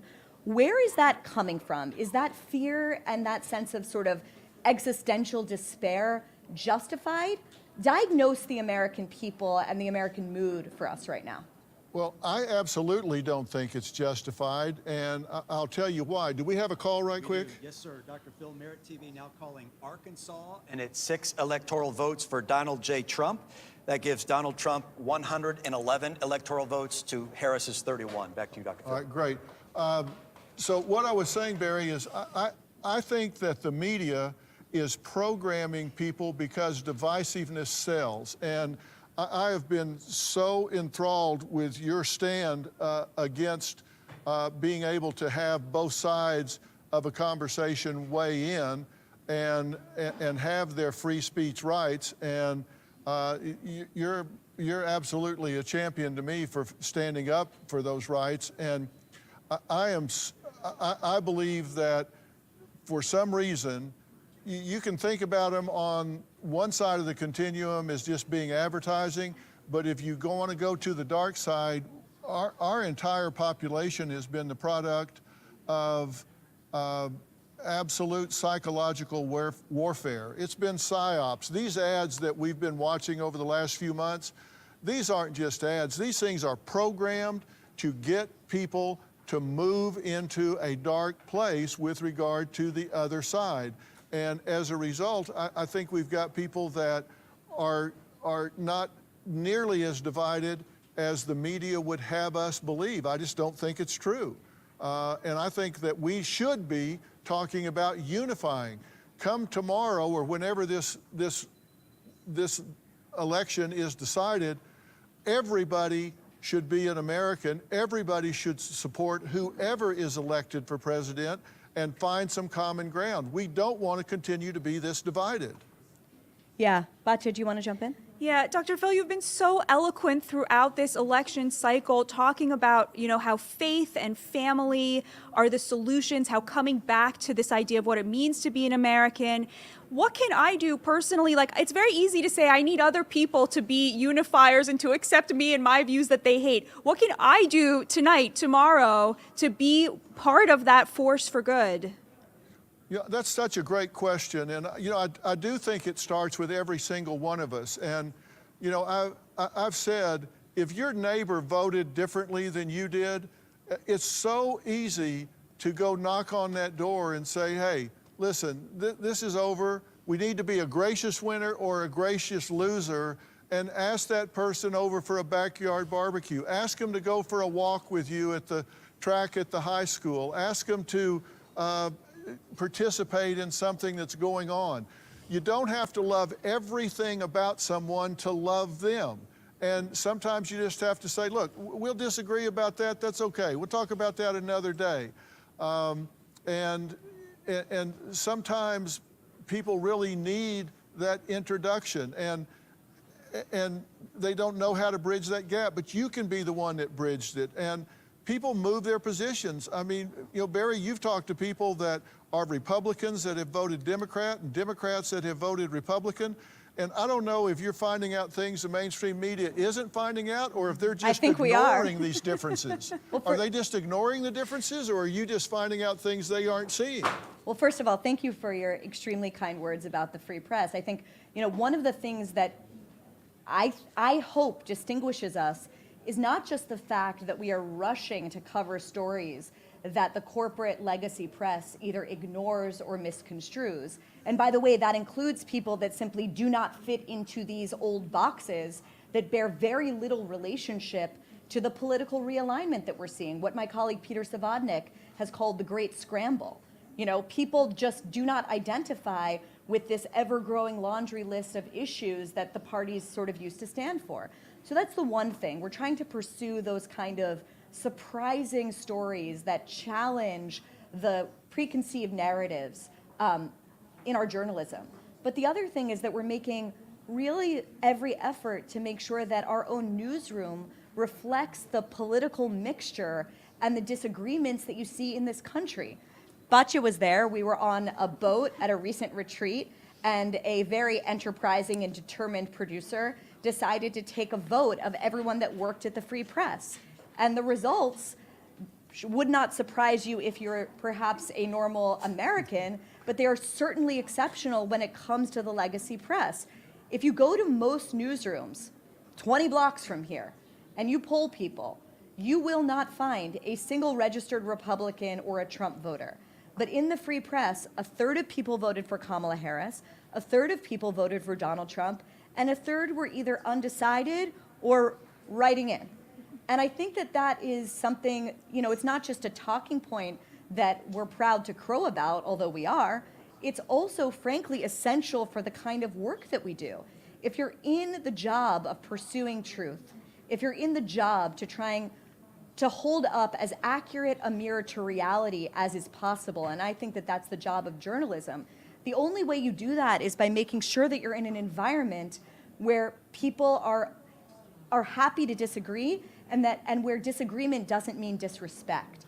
And that's something that I think has distinguished what we're trying to do. And that's our promise to readers, it's our promise to viewers, it's our promise to listeners yesterday, and it will be our promise tomorrow or wherever we find out who the winner of this election is.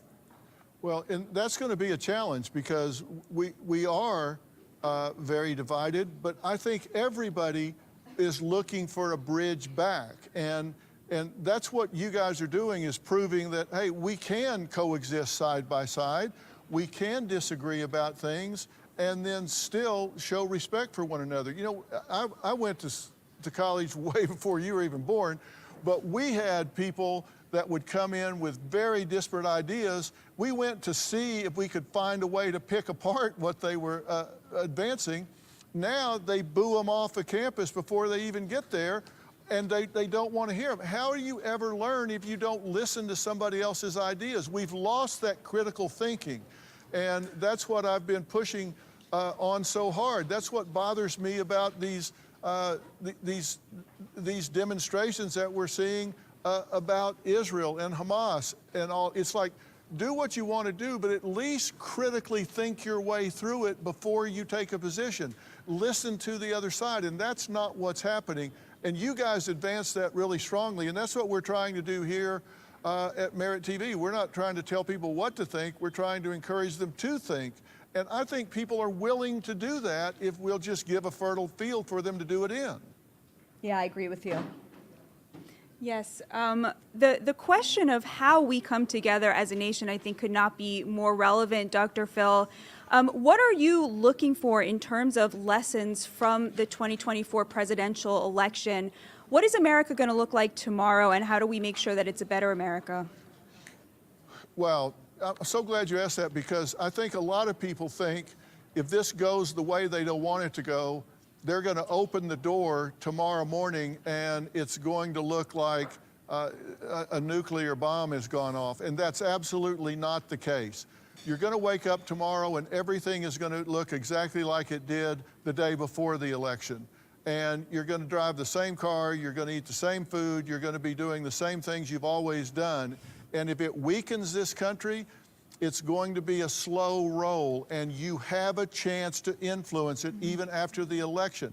I believe in self-governance. It's up to us what we do. So I think people are having anxiety because they think, oh my God, this whole world's going to collapse the day after the election. It's not. But I think it never has. But Dr. Phil, I think one of the reasons I'm feeling anxiety and fear, and the reason I'm feeling anxiety and fear is because it's very possible that, first of all, I hope it's a landslide for one of these people so this doesn't happen, but I think it's extremely possible that you will have people contesting whether or not this was a free and fair election.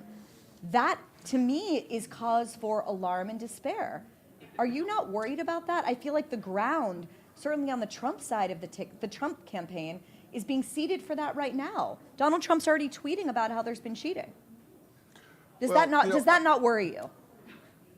You know, I think we have a legal process, and I've spent a lot of my professional career in the litigation arena. We've got courts for that, and I hope people will let that process work, and it's happened on both sides.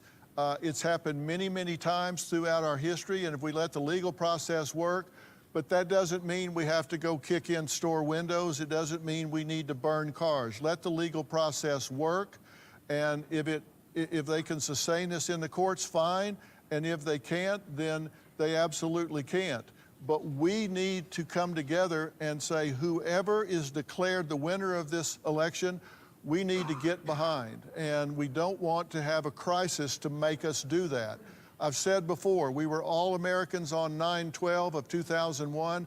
I hope we don't have to have another catastrophic event to remind us that we're not Democrats or Republicans or Libertarians, we're Americans. And we need to all be Americans. And that's a choice. That's not a decision, that's a choice. It's a choice that you live on an active basis. And I challenge every American to do that. Whoever wins, they're going to be my president, and I'm going to support him 100%, and I challenge everyone else to do the same thing. Amen. Dr. Phil? Barry, thank you for joining us tonight. I really appreciate it, and I hope you and I can talk again soon. And thank you everyone there on your end. Me too. It was really, really wonderful to be with you. An incredible crossover event, and Dr. Phil, hoping to have many more conversations with you.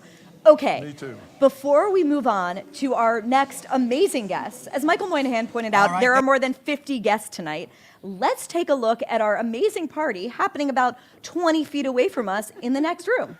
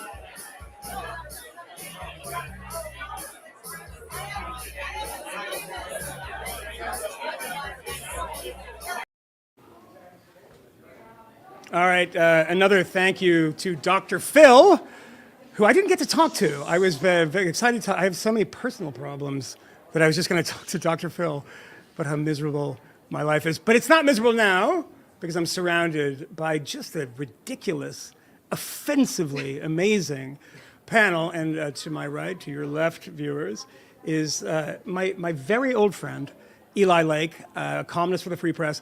And by the way, podcaster for the Free Press, who just did one of the best podcasts I have heard in a very long time, The Difference Between Lying and Bullshit. You should check it out. It is fantastic. Catherine Harridge, who I'm meeting for the first time tonight, an Emmy award-winning investigative journalist. And Catherine has her own thing now. You're doing your own thing. And Reihan Salam, who I've known for 43 years. Hello. And is the... We were only about 70, 80 at the time. Yes, we were. President of the Manhattan Institute? Indeed, Is that indeed. right? Okay. Yeah. Because you weren't on the prompter, so I'm just winging it, guys. Generalissimo. All right. I don't have my phone because I had all this good stuff on my phone. If anyone finds it, bring it over. I can do the find my iPhone. It might be that one. I think it's that one. If it's really broken and looking stupid, then that's mine. Because I'm the guy that doesn't fix the phone. All right. Eli, going to start with you. Okay. Because you're closest. The first thing, I'm going to read this without my glasses because I just wanted to see what was happening. And one of the more interesting things I saw was from Frank Luntz, who has been on the show earlier in the evening. He tweeted this: Latino men are breaking for Trump by a 10-point margin, 54 to 44, according to the NBC News exit poll. In 2020, Biden won them by a 23-point margin. Imagine that. Harris is up 25 points with Latino women, down from Biden's 39-point average in 2020. Guys, Latino jokes at Madison Square Garden apparently not making much of an impact. Eli, what do you make of it? One warning. Yes. The exit polls in 2004 said that Kerry was going to win Ohio. He didn't. That's right. Yeah. Thank you, Diebold. Kidding. Okay. So we got to be careful with exit polls. But We do. But that number from Luntz or NBC reflects what the internals from Trump and what other people were saying, now for months, that he was making incredible gains with African American and Latino men. And if that holds, Trump wins. Raihan, I'm going to you next, not because I'm sexist, but because I want to ask you. You have to see if that's actually real. Another tweet, Yashar Ali. With 91% in, Trump is ahead in Florida's Osceola County by 1.2%. It has a big Puerto Rican population. Biden beat Trump in Osceola County by 14 points in 2020. That's with 91% reporting. I've been making this argument for a long time that we at our own peril, talk about Hispanics. People in the quote-unquote Hispanic community are a diverse, actual ideologically diverse group of people. What do you make of these numbers? I mean, I was kind of expecting it, actually. Just to put a finer point on it, Osceola County is a county where over a third of the population is from Puerto Rico. A third of the population. As I gather, you've been discussing tonight. And, this is a district that also had a marked shift between 2016 and 2020. Sure.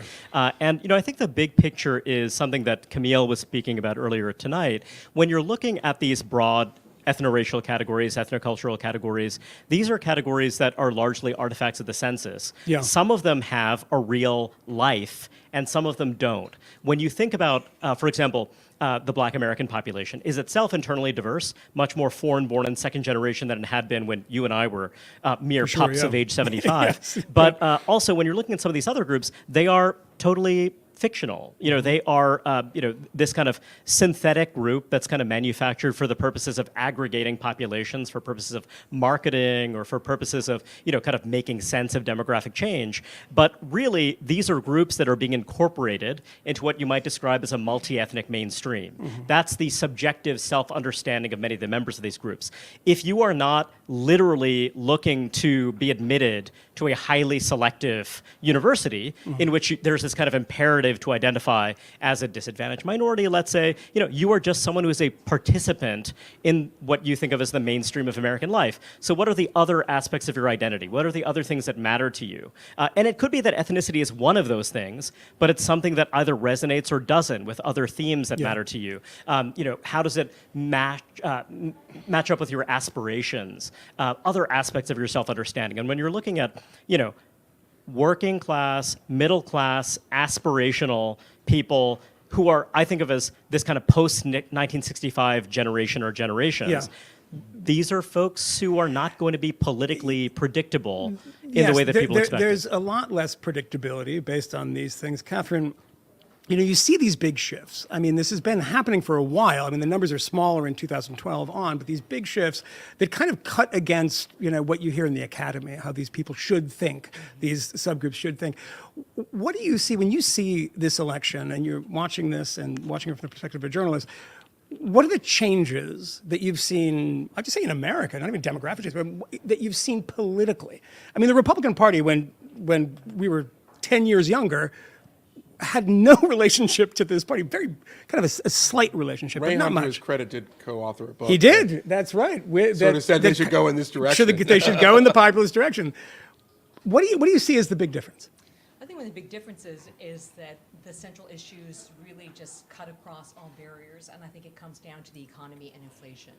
Yeah. It doesn't matter what your background is. If you're going to the grocery store and you have $100 and Yeah. you're only taking away 2 bags versus 3 or 4 bags from 4 years ago, I mean, every time you go to the supermarket, every time you go to the gas station, it's costing you more. And I think that really has a compounding effect. And I think it really cuts across different cultures, different backgrounds, and then socioeconomic as well. Yeah. You don't think voters are voting on like non-proliferation? I do not think they're voting on Yeah, non-proliferation. by the way, Illinois called for Kamala Harris, and we have an underage worker who I think we're in violation of federal law by making her put these things on the screen, but she's up there and she'll put it up there.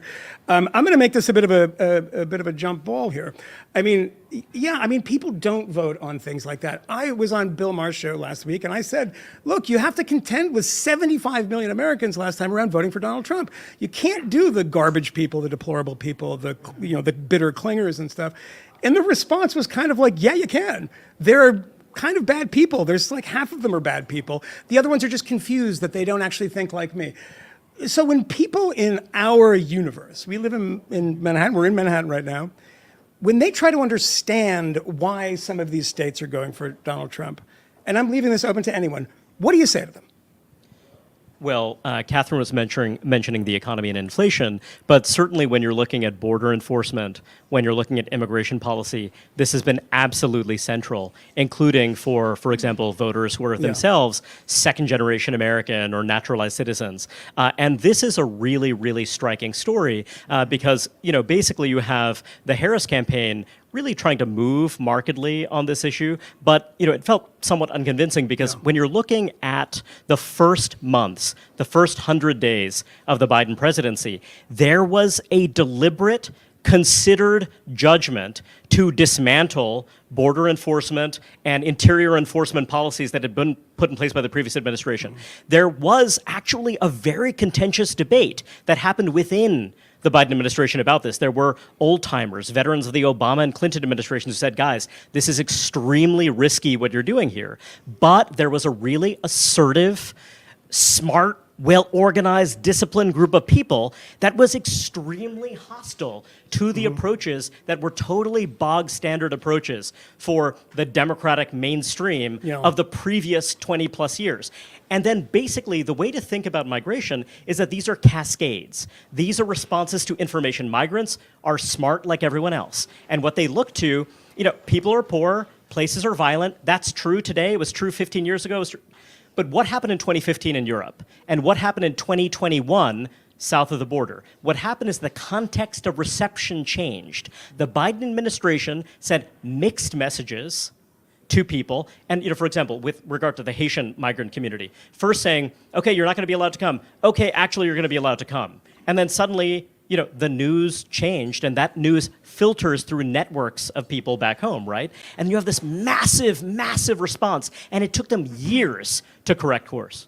I think it's more basic, actually. I think for people who have come to this country legally, and I know some voters who came here as political refugees, as young children, and they spent 15, 20 years going through the process, spent tens of thousands of dollars, and they feel punished for following the law and following the process, and they don't understand why there seems to be a double standard with the rules. I think it's more basic. That's mutually exclusive.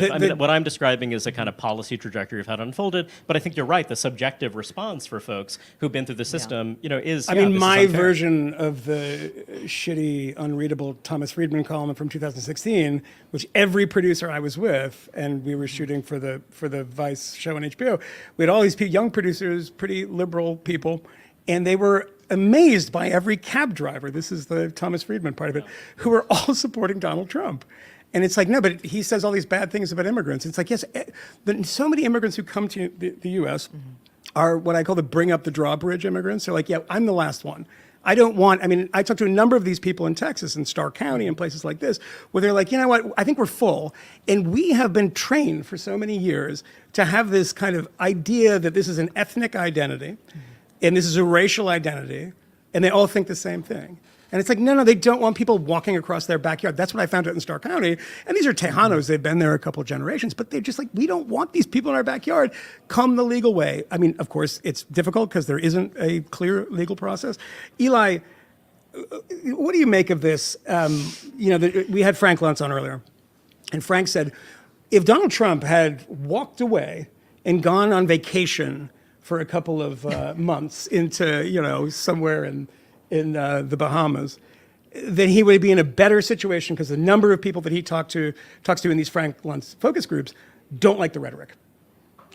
I don't know. I'm not sure I believe that. I think they don't care. Seems ridiculous. I think that part of Trump's appeal is that he's going to fight for you, and that he is a middle finger to a bunch of, just frankly, failed elites, and elites who are full of shit. And I think that Biden was, or as you say in your podcast, they don't like a liar, but they don't mind a bullshit. Yeah, right. And Biden's campaign, and Kamala Harris came right back to it in the last month, if you remember, was democracy's on the ballot, Trump is a fascist, save the republic, you can't vote for this guy, he's going to ruin it. And as they were doing that, they were promising to pack the Supreme Court.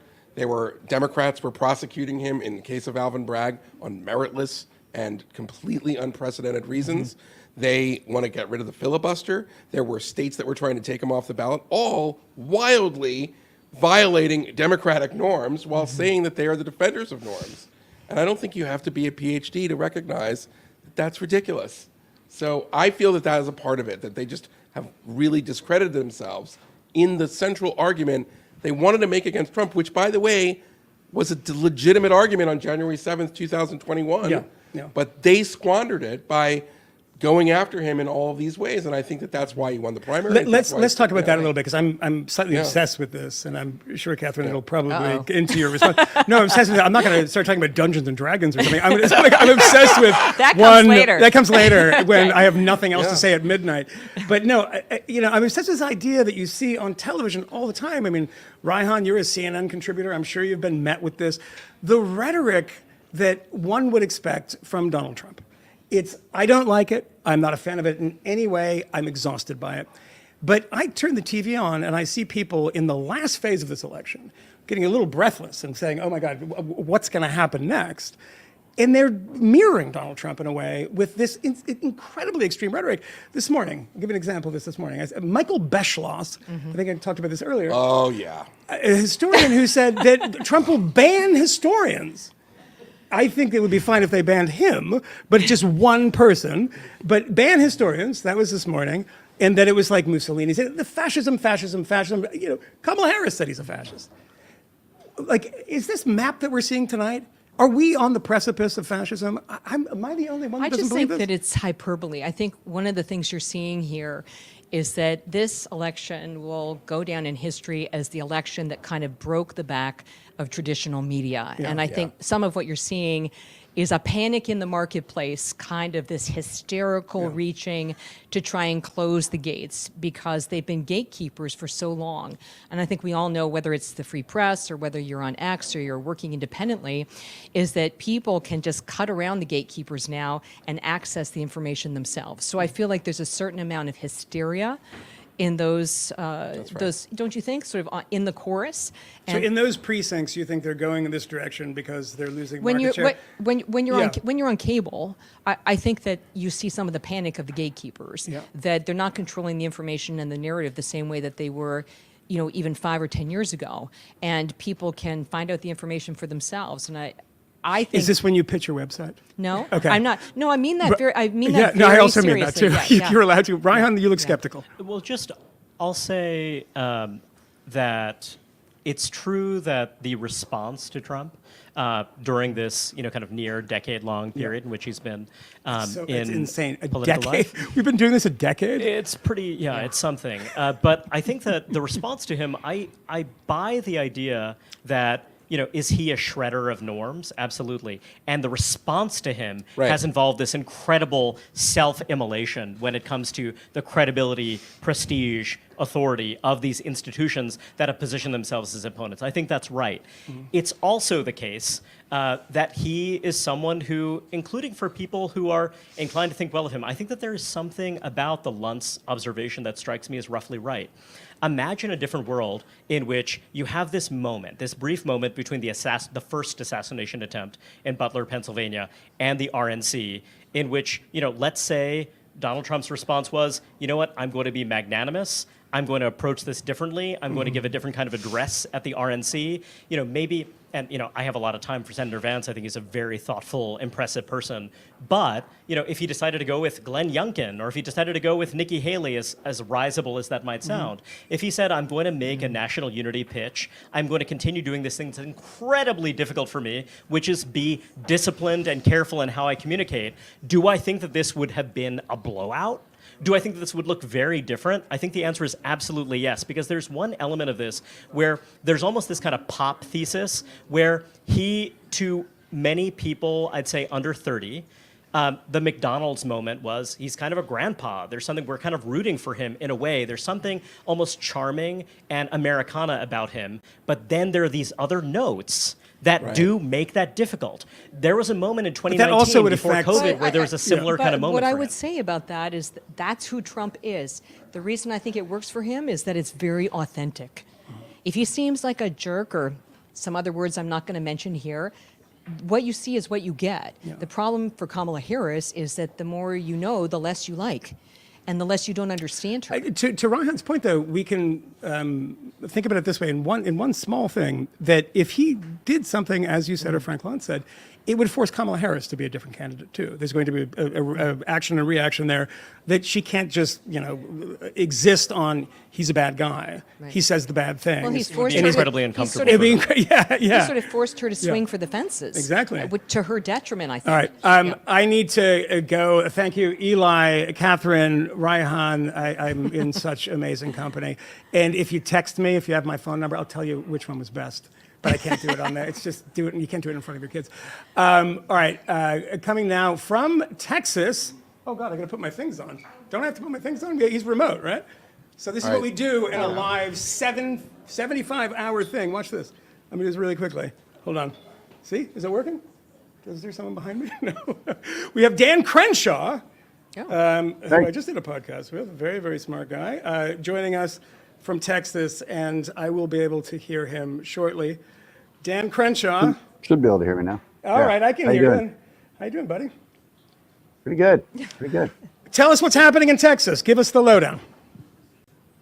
Well, votes are still coming in. I mean, the big races that I'm looking at are, of course, the Senate race. It looks like the latest numbers I just saw a couple of minutes ago, Cruz pulling ahead by about 4 points. So I think we should expect a couple points win by Cruz. I've really never seen evidence to the contrary. It was pretty close at one point, but I think he's been pulling away in recent polls.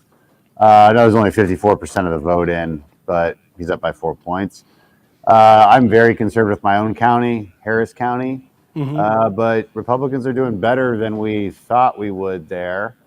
We've seen some data already that shows a lot of swings red in a lot of in most precincts in Harris County. This is important because Harris County used to be a somewhat Republican purple county back in the day. We had a Republican county judge, a lot of Republican judges, and they got swept out of office in 2016, 2018, 2020. It was just been a real bloodbath for Republicans, and unfortunately, that's translated into very high crime rates and a lot of really horrific stories of criminals being left out on bail and then murdering people here in my hometown. So it's really important to me that district attorney race turns out Republican, that our sheriff race turns out Republican, and that Republican judges get elected as Republican. So that's what I'm looking at.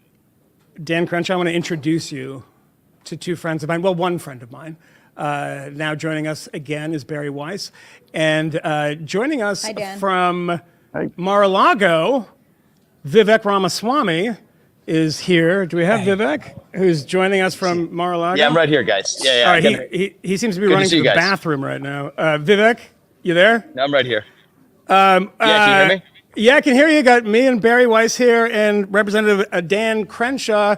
What is the mood? I have to ask that cliche question of what is happening at Mar-a-Lago right now. Very positive, I think. I wouldn't call it somewhat positive. I would call it very positive. I think the early trends are about as good as could be hoped for right now. And especially, look, it's not like any major swing states have been called, but looking at some of the county trends and how you'd extrapolate that from 2020 and what that might mean for the rest of the country, I think has certainly a very positive environment around here. President Trump and the team around him, and everyone who's here pretty much is, I think, in positive spirits. And if you ask me, I would say it's based on what I see with probably good reason. Bari, I don't know if you want to jump in, because I want to pit these guys against each other in one small way. I was about to do that, but you do it. Both of you guys have different views on foreign policy. Let's have a little foreign policy conversation about this election. Vivek, just bear with me here, because I know you're at Mar-a-Lago and you don't want to hear anyone, if you say this, just duck that. What if Kamala Harris wins? What does that mean for American foreign policy? How is Trump different from her in that sense? Well, I think one of the things that makes this election a little bit challenging is either on domestic or foreign policy, you don't really know the answer to that question from Kamala Harris, because her entire goal has... I can't hear him. Did we lose him? We might have lost him. Can you hear me, guys? Yeah, I got you now. Stay there. Don't go too far. Yeah, I'll stay right here. All I was saying is... Okay, good. All I was saying is with Kamala, I think one of the great achievements of hers, I would frame it this way in the campaign, is you don't really know what her positions actually are. And that's been in many ways by design. And so I think that was a feature, not a bug for their campaign. They tried to hide her positions to the extent she has any as much as possible. So what are you going to get in foreign policy from a Kamala Harris presidency? Well, I don't really know. First of all, I don't think that's what we're going to have. And second of all, I think that it was part of their goal to obfuscate what policy position she has or whether she has any at all. I think under Donald Trump, both domestic and foreign policy, one of the things that I would say about him, I think, like him or not, I think you got to probably agree with this, is he's a pragmatist. He's somebody who is not beholden to, doesn't solve for an ideology for the sake of the ideology. He solves for pragmatically in each situation, looking at what he thinks serves the best interests of the United States of America. In many ways, the way a businessman would look at a transaction in the best of ways. And so I think that's a big difference between him and many politicians. I want to go back to foreign policy in a second, but screen just came up here at the Free Press party that said, Ohio called for Donald Trump. As goes Ohio, so goes the nation, we typically hear. What do you guys make of that result? Dan? I don't think anybody was expecting Ohio to go for anyone but Donald Trump. So, look, I mean, my optimism is coming from we don't have much data right now. This is an early interview. But we should have some optimism because we're seeing exit polls in places like Georgia and Pennsylvania, exit polls of independents. And those exit polls were very bad for Trump last time. Look, all the data showed Trump losing last time. This time is very, very different. And you're seeing Trump win those exit polls by like 7 points in Georgia and Pennsylvania from independents. Those are really good indicators. So I expected him to win Ohio, but I like what I'm seeing in places like Pennsylvania and Georgia. Dan, you're not known as, you're not a huge Trump fan, suffice it to say. And yet, it's a little too simplistic. But okay. I call balls and strikes. I'm honest, unlike a lot of people. That's just honestly, that's just what it is. Me and Trump have never had words, bad words. I mean, it is what it is. I was going to fulfill that by saying this is one thing that I admire about you is that you're so independent-minded, which is why I want to put the question to you. 2020, it was clear Trump wasn't going to win, as you just said.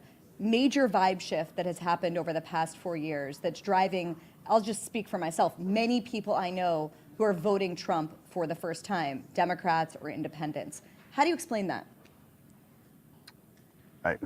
You have to ask them. I mean, everybody's different.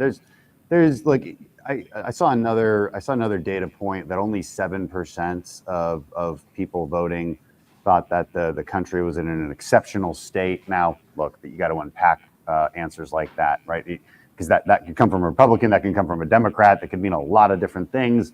But generally, when there's a sense of unease with the current state of the country, well, that's gonna be bad for the incumbent. And whether Kamala Harris likes it or not, she is the incumbent. And I think we've done a pretty good job in the last few months of painting her as the incumbent, because she is. Right? She owns every policy, failed policy, unpopular policy that Biden has had.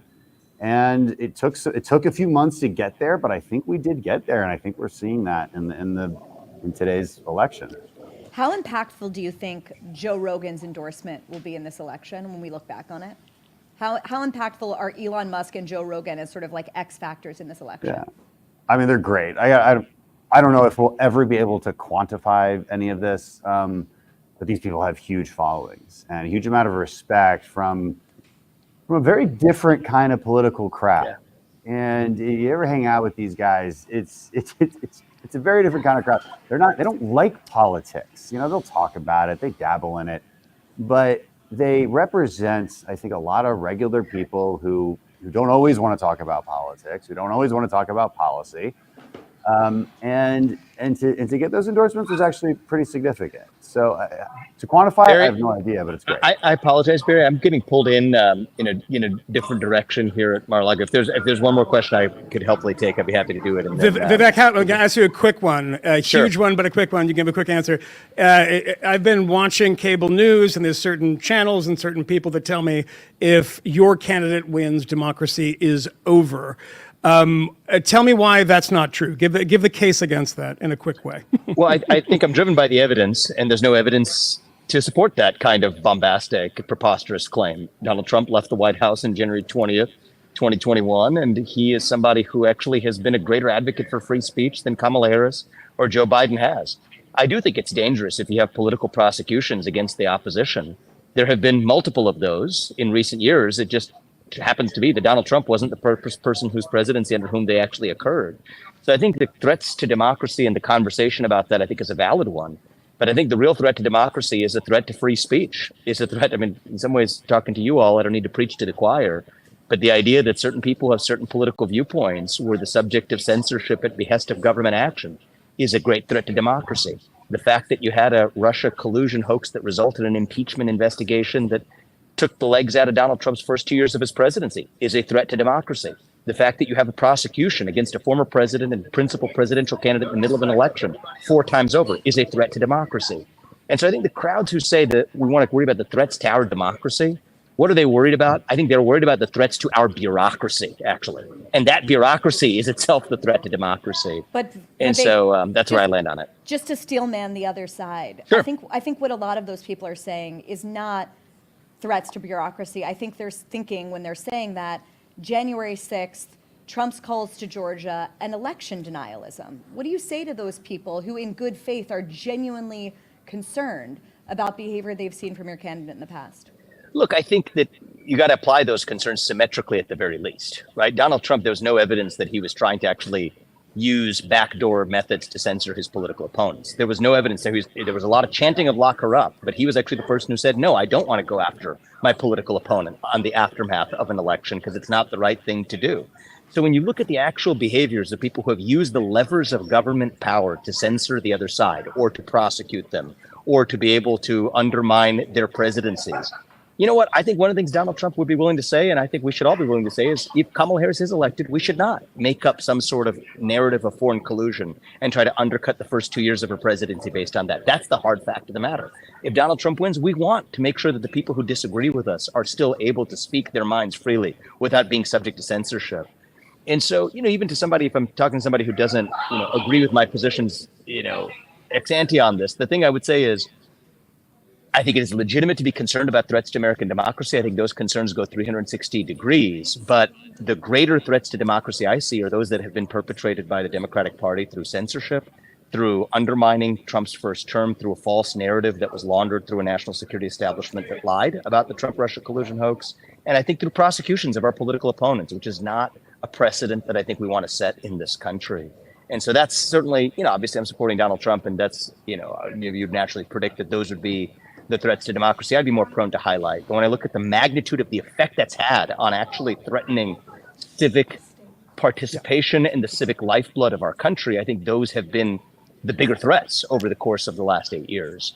And with that, I love enjoying talking to you guys because I like getting out of, I think we all need to do a better job of getting out of our echo chambers, and you guys do a great job of that. And I want to thank you for having me. Well, Vivek, thanks for joining us. Go join the Mar-a-Lago party. Dan, can I just keep you for one more second and ask you the same question? Vivek kind of downplays January 6th. I know you've been outspoken on some of this stuff. January 6th, the election denialism from 2020. The people who make that argument make a pretty convincing one, that this is a threat to democracy, maybe not in the catastrophic existential way, but it's certainly not a good thing, right? Yeah, look, I just try to be honest, and I refuse to lie to people, and that makes some people mad, as it turns out, which is really sad about our American culture. But when I'll just tell you about a conversation I had a couple of years ago when new Democrat members were coming into Congress, and one of them asked me how he could possibly work with Republicans who had voted against certification of the election, and I said, well, obviously, I obviously disagree with decertifying the election. I don't even think it's a constitutional process. I actually know it's not a constitutional process. But what I told him was, look, does it help? Does it help you to know that Democrats have done the exact same thing? And this is, I think, what Vivek meant by applying some symmetry to the argument. They have done the exact same thing. Stacey Abrams has never conceded the fact that she lost the Georgia gubernatorial election. Trump was called an illegitimate president when he won. Democrats, they contested the last 3 Republican wins. Now, they didn't have a senator to do it, and they didn't have a mob that overran the Capitol, so they didn't get the same amount of attention. But in the end, so what I told that guy was, look, the politicians that did this, at least, they were going through a legal process. Now, okay, well, you can debate whether it's legal, but it's certainly a process that has legal precedent to it. We can all disagree with it, and frankly, we should do away with the process in its entirety because it's unconstitutional. But the fact is that it's a legal process. And the fact is that we can use our courts to contest results. That's the whole point of the courts. So is that a threat to democracy? It's kind of part of democracy because democracy is very, very messy. So that's I'm not trying to have it both ways, but that is my best explanation of both sides of it, I think. The betting markets have Donald Trump winning. The infamous New York Times needle has Donald Trump up. If Donald Trump is the next president of the United States, what are the top 3 things that you hope he focuses on? Sorry, it's hard to hear you. That I hope he does? If Donald Trump is the next president of the United States, and it's now Trump's Republican Party, officially, as if it wasn't already, what are the top 3 things, Congressman, that you hope he focuses on? Yeah, probably the top 3 things that Americans care about. So, this is another reason he's probably going to win, because I think you're getting like 60% of people going into the polls say that their top 2 issues are the economy and immigration. Third is abortion at 11%, and that doesn't just necessarily mean it's pro-choicers. That could also mean pro-lifers. But 60% economy and abortion. So you can bet that that's what he's going to focus on. So what does that mean? Well, the economy can mean a lot of things. It should definitely mean energy. We want to focus on energy dominance. I'm not just saying that because I'm from Texas. I'm saying that because I know that America is going to need a lot more energy in the next 50 years. The world's going to need a lot more energy in the next 50 years. And it turns out America has a lot of it, and that we should be exporting it, not banning new LNG permits for export terminals. That's crazy. And if so that's one thing. You've got to do what Donald Trump did the first time he was in office, which is start cutting the red tape. Start removing a lot of these burdensome regulations that the Biden administration has put in. I mean, trillions of dollars worth of costs. And for what benefit? For what benefit? Almost none. There's probably going to be another tax bill that at least extends the Tax Cuts and Jobs Act, which led to great economic growth. Those are just a few things. And then, getting the border under control, stopping the illegal mass paroling system. We need to be able to pass some laws that actually reform our asylum programs. But there's a new administration in Mexico, and a new Trump administration would have, I think, a very good conversation with them on reinstituting Remain in Mexico policy. Third, I think Trump has a huge opportunity to actually make good on his promise to solve the Ukraine-Russia issue. And I know you tried to get me and Vivek to debate that a little bit. I'd be happy to one day, but we'll do that on the pod. We'll do that on the podcast when he's not running around Mar-a-Lago. Yeah, I mean, I don't know how you can support. I'm not sure how anybody can support Russia winning a war of conquest in Europe. You know, turns out we've seen that movie before. Didn't turn out so well. Turns out with D-Day. That's how it turned out. Yeah, so I don't know why we need to debate that. Yeah, but you are not going to find any disagreement. No. On this panel. No, because we're smart people. Anyway, but the point is Trump has an historic opportunity. Trump's been very careful about, even though some of his people like Vivek and Tucker Carlson have been very clear on their support for Russia winning this war. And by the way, that's not an unfair characterization. If you say don't help Ukraine, you're saying Russia should win. I'm sorry, but that's what you're saying. Trump has never said that. Trump has said, I'm going to make peace. Okay, well, what does that mean? He has an historic opportunity to actually do that because there's a paradigm shift when there's new leadership. And if I'm looking at Trump's history, he actually does have, this is what Vivek and me agree on, he is pragmatic.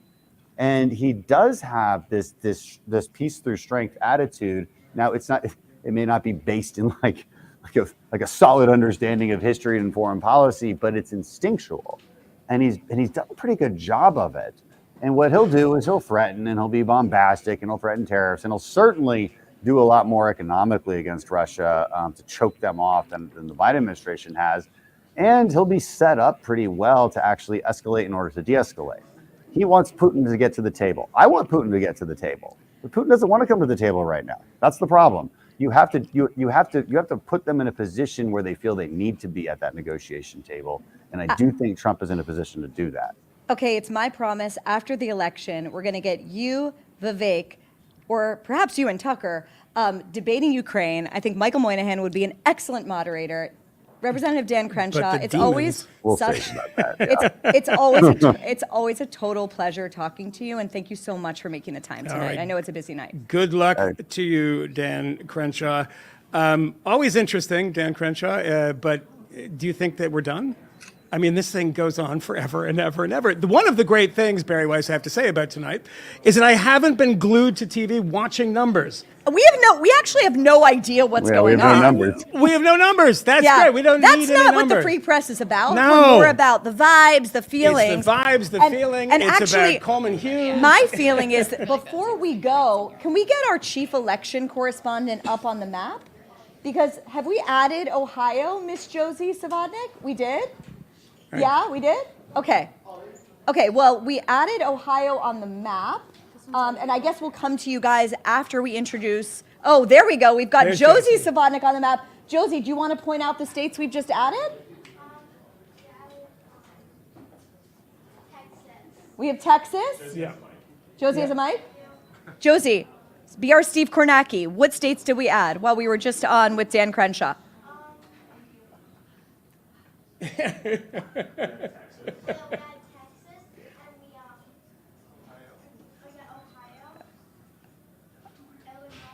Okay. All right, Josie, how's it looking for Kamala? You think Kamala's going to lose? Ladies and gentlemen, you heard it here first. Josie. It is. Wait, are you betting? Wait, do you have any bets out on this? Betting $5 on Trump. $5. Who are you betting against? Your dad? Big Trump supporter. Oh. Some guy she met at the bar. Okay, well. Josie is reliable. She's been reliable for the last 7 elections. Don't let her age. Yeah, she's actually in her late 30s. She knows every district. She is like Kornacki. She's just playing it soft at first.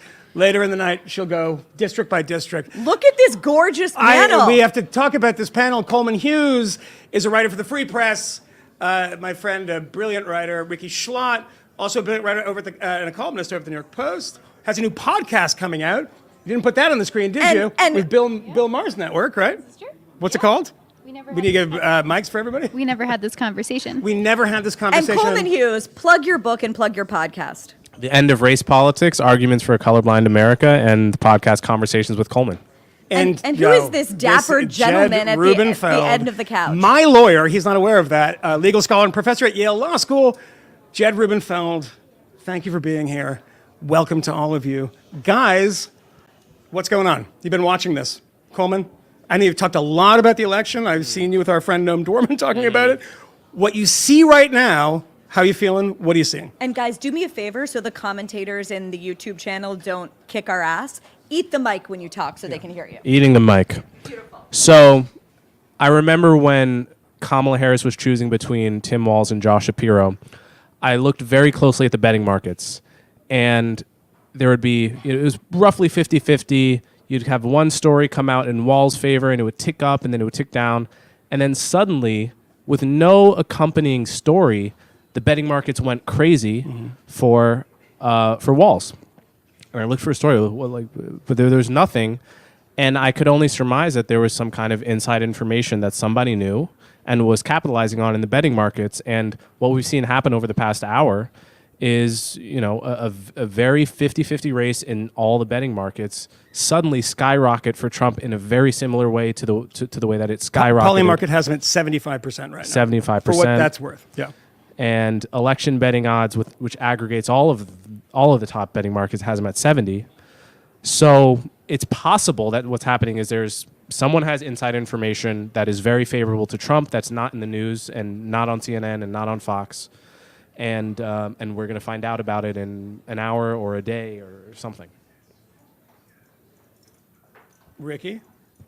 We'll go down the line. We'll just be very sort of straightforward. My sense right now is that we're seeing the second iteration of the Democrats giving up an election to Trump that they easily could have won if they did not subvert democracy. The first time by saying, it's her turn, Joe Biden stepped down, Bernie Sanders, we're going to subvert you in the primary election, and this time we're not going to even have a primary, and we're just going to pick Kamala and not let voters participate in a primary election and get invigorated in the process of democracy.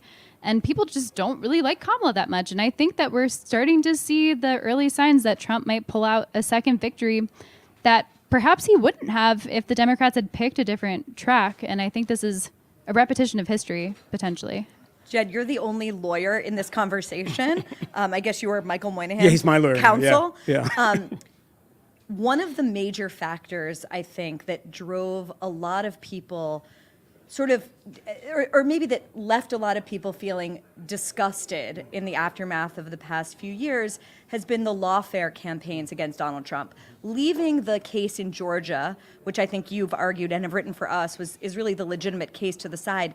How much of an impact do you think that those cases, some of them kind of spurious, perhaps the one in New York, how much of an effect do you think they've had on this election? Great question. Hard to know. Though, you got to think about it in terms of democracy. So number one threat to a democracy would be a threat to the peaceful transfer of power. Okay, everybody has to understand that's the most vital thing. If you lose that, you're in huge trouble. Okay, but after that, having members of one party prosecute the leading candidate of another party, that's never happened in the United States before. That's a very, very serious threat to democracy as well. And so we saw that happen for the first time over the last few years. And if you look at the one case, the New York case where Trump was found guilty by a jury, I will bet you that 99.9% of Americans cannot even tell you what the charge was. I know many experienced lawyers who cannot understand what the charge was. Now, you cannot be doing that in a democracy. You cannot be using the prosecutorial system to go after the leading candidate of the other party. That's a very serious problem. Add one thing, which is that Trump was not polling fantastically relative to Ron DeSantis, Nikki Haley, et cetera, until the indictment started. Mm-hmm. Correlation may not be causation, but that is something to think about. Jed, there's a lot of panic you see on certain precincts of cable news saying that Donald Trump, if he wins, will weaponize the justice system against his enemies, right? He's talked about retribution. What do you make of that? I mean, is there a possibility that a president can do that and has that power to do that? No one ever follows up and says, this is how it will happen. From a legal perspective, is that possible? Is it something you worry about?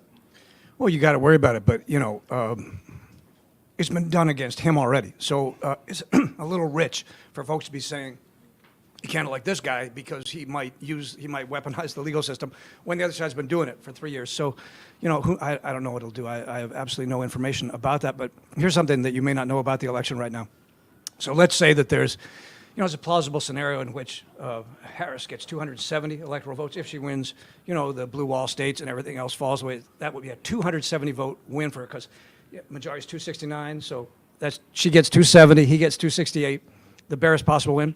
Now, did you all know that electors, they have a week after they're certified, they can change their minds? Did you know that? No. It's legal. Pennsylvania, for example. Did you guys know that? They call them faithless electors, right? That's what's called faithless electors. It's very but it's frowned legal. upon. Frowned upon, but it can be. So if you have a presidential election decided by the barest majority, if they got one, if the Republicans got one Harris electorate to change their minds, she'd be at 269, he'd be at 269. That's a tie. You know what happens then? The election is decided in the House of Representatives where Trump would win.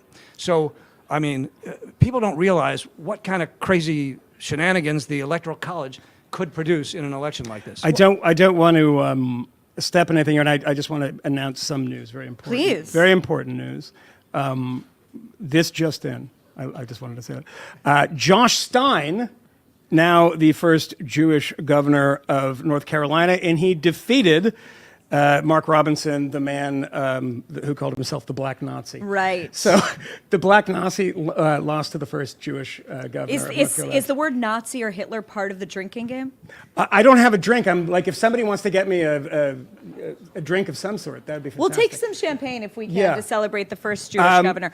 The thing I was going to ask you, though, Jed, to follow up on what you were saying before. So threats to democracy, the end of democracy, the end of the republic, like this is the rhetoric, not just of this election, but of the last election and of the one before that. And so if I'm looking on sort of two sides of the ledger, on the one hand, I have January 6th, Donald Trump's case in Georgia, which I think is extremely legitimate, and frankly, the Trump campaign sort of seeding the ground now for accusations of fraud or electoral cheating.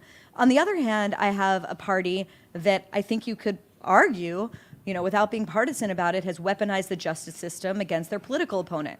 Which side's worse, if you had to choose? You know what I think about this? I think people are wildly exaggerating the actual threat to the country. I mean, each side is saying that the other side is going to be the end of the world, end of the United States, end of democracy. I don't believe it either way. That's not what we're facing here. So I don't want to get into the game of hyperbolically exaggerating these threats. It's bad.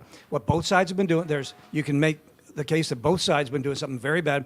If you believe January 6th was a threat to the peaceful transfer of power, you cannot have a bigger threat to democracy. But like I was saying before, you cannot be coming after, from one party cannot be coming after the leading candidate of the other party. Never happened before, very serious problem. Let's say, guys, Donald Trump ends up winning the election and the betting markets know something, Coleman, as you said, that we don't. How will you guys, you're all writers, you're all sense makers, you'll explain the world and cultural and political events. What will be the reason in your mind of why Trump won? I would explain it with two main factors. One being that immigration and illegal immigration in particular went out of control. Anti-immigration sentiment, whether you agree with it or not, is one of the most powerful forces, not just in American politics, but world politics and human nature. And the border exploded around 2020. In some sense, historians might look back in 50 years and just explain it by reference to that variable alone, that Donald Trump was the strong, tough border candidate, and we had a serious border crisis. Secondly, that Kamala Harris is not a particularly talented politician, as evidenced by the fact that she got 0 delegates when she actually ran in 2019. She's not particularly popular or talented even within her own party. So you add that to the fact that there's a border crisis, a candidate willing to almost embarrass himself by how tough on the border he is, and you get a win, despite all his flaws. Ricky, how about you? I mean, I think a candidate who carried water for a candidate who was clearly incompetent, who was their second man, who clearly knew that he was incompetent for years on end and said nothing for months into the campaign process, and was willing to trudge forth into supposedly the death of democracy. If Donald Trump won and Joe Biden, who could not string a sentence together, was the candidate, which seemed inevitable at that point in time. That's completely inexcusable. Plus, I think that Donald Trump has actually done a masterful job in reclaiming his image from back in the 90s and back in the early 2000s of actually being this pop culture icon of the guy who can go on Rogan and talk for 3 hours and is kind of like the machismo, like bravissimo guy and wealth and success, and he's kind of cool and has some swagger. And I think that has actually appealed to a younger generation who might not be as familiar with like the grab him by the pussy comments, and like that is just recently going viral on Twitter now and on TikTok. I actually think that he has rebranded himself as his old self with younger voters in particular. Especially young men. Young men, for sure. Yeah. I mean, I think that's meaningful. And I think that for a generation of young men who've been kind of demonized with the war on toxic masculinity and who have not been like at all spoken to by the Harris campaign, like that's kind of appealing. Thank you, Ricky. You cannot say pussy on the internet. We sorry. apologize to our viewers. If you want to rewind it, we can cut it. I really apologize. Well, you can still, Ricky's very win the talented, presidency. but she You has can a still win filthy the mouth, presidency if you say like, that, though. like Donald Trump. All You right. can also shoot someone on Fifth Avenue. Coleman, Ricky, and Jed, thanks for joining Stick us. around. Don't leave the party. Stick I wanna come back around, to you guys. and we're going to be drinking here. I'm catching up. Right? Yeah, why and did I you give away think- your drink, by the way? Because I wanted to be chivalrous to Ricky Schlott that didn't have a drink. Don't be chivalrous. Yeah, we'll take more if someone wants We'll to take bring more. it. I think now we're going to Frank Bruni. Mr. Frank Bruni of the New York Times. You guys can just walk by the cameras. It's live. We don't care. You're good. You're looking great. Looking gorgeous. Is Frank? We have Frank Bruni there. Frank Bruni. Mr. Bruni. Mr. Bruni. Are you there in North Carolina? I am in North Carolina. Yeah. Well, it's Battleground state. It's absolutely wonderful to see you. You too. How are you feeling? I think it's 9 o'clock. I don't know. What time is it? I've I lost have all track no. of time. I think we've. I've been lost. talking for Yeah. 3 hours already. 9:40. 9:40. Okay, it's 9:40. How are you feeling? Are you nauseously optimistic, as the Democrats have been saying, or are you just nauseous? Isn't it crazy how fast that phrase traveled? Like, It was incredible. I don't know. I'm reserving all judgment. I feel like whenever I make a prediction, either in my head or out loud, it turns out to be foolish. So I'm just waiting and seeing. Frank, we just had three of our guests on, three friends of the show, sort of making the case that Donald Trump has been unfairly treated, particularly in media. Make the counter case for me when people say, well, it's not that big of a deal. It's just kind of the way he talks. But, you know, he's been persecuted by Russiagate, by lawfare, et cetera. When you hear that argument, what is your kind of immediate response to it? I mean, my immediate response to it, and I was listening to your guest talk, and January 6th was referenced. And I don't think I don't think that date and what happened on that date can just be referenced and we move on. Mm-hmm. I mean, to me, everything sort of begins and ends there, stems from that. I think we've been given every reason to believe that Donald Trump puts his personal ambitions, his desire for, and his delight in power above any democratic tradition. And I think we've been warned, and I'm very, very concerned about what he would do again in office. He did not, despite the word games that J.D. Vance likes to play, he did not peacefully transfer power just because after his conspiracy theories didn't prevail in the courts and after January 6th didn't lead to, Mike Pence not certifying the election. I may not be using the right vocabulary. Just because after all of that he left Washington, by no sane definition is that Donald Trump participating willingly in a peaceful transfer of power. So, Frank, how do you understand why half or more than half of Americans are still willing to vote for him?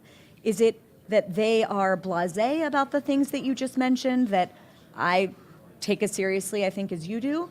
Or is it the fact that they just, on balance, find her such a sort of empty vessel and an unappealing candidate? In other words, is it his strength or her weakness that's having them overlook those things? I think it's all of the above and more. I think one of the one of the strands of commentary and analysis I've been seeing more and more that I think is fascinating, and I think if he wins, we'll be talking about, and if he loses, we'll be talking about it. Donald Trump is actually benefiting from being a Republican right now. If you look at what voters say about which party they trust on the economy, if you think about the fact that with Democrats in the White House, the Republican Party is, in this election cycle, the party of change. If you look at the overwhelming percentage of voters who are unhappy with the direction of the country, dissatisfied with the way things are going, all of that plays in the favor of whoever the Republican challenger is. I think Donald Trump, whether he wins or loses, is going to do worse than a different Republican candidate would have done. And he's benefiting from a whole bunch of larger realities that are saving him from his own personality. Frank, the case against Donald Trump is compelling to me and is the reason I did not tick the box for him today, revealing, I'm sure everyone's desperately waiting to hear my vote. I wanted to know your endorsement. endorsement. They're holding been their waiting breath. with bated breath as I have been for the Washington well, Post you found out, editorial. people. But the case for Harris, I mean, make that for me in a way. Are you in a situation here where you say the guy who says vermin, the guy who says enemy of the people, the guy who is behind January 6th and helped kind of precipitate that, we get that. But what is the case for Harris? Is it are you voting for her just, or did you vote for her just because she wasn't Donald Trump, or is there an affirmative policy case that you make for her? I don't know that I'm going to give you an affirmative policy case because I'm not sure we saw a lot of policy, and I think that was by design. And the policy we saw, I don't think was elaborately fleshed out or particularly interesting. Some of it honestly seemed more to be a matter of slogans and gimmicks than anything else. I voted for her, yes, and I voted for her in large measure because she's not Donald Trump, but I voted for her for a couple of other reasons as well. I mean, she's not just saying not Donald Trump isn't fair or doesn't go far enough. She's given us every reason to believe that she will put democratic institutions first. And that she won't subvert them. And in the context of Donald Trump, I think that's a huge thing. I also, for not all of her campaign, but for much of her campaign and in many ways, I was extremely heartened by the ways in which she put identity politics more in the background than many other Democrats had done, than she'd done in previous parts of her political career. I hoped that was a signal that Democrats had learned some lessons about some of their misadventures in identity politics. I thought her talk of patriotism and optimism and the language of unity actually is important at this moment in time. And it was a kind of vocabulary, a kind of language, a kind of at least superficial conciliation that I wasn't seeing from the other side. And that felt to me like an affirmative reason to vote for her. Do I have great confidence that she'll be a fabulous president? No. I have no idea what kind of president she'll be, but I think we can say that about almost anybody who hasn't been in the office, because no matter how deft the person's campaign, no matter how nimble the person's intellect, there are so many different dynamics and forces, the collision of kind of personality and office, that we can't predict until the presidency actually takes shape. Frank, let's say that Kamala Harris loses the election tonight, whether we know it tonight or know it this week. If you're writing the autopsy of her campaign and sort of spelling out the direction of where the Democratic Party after this election should go, what would be in that document?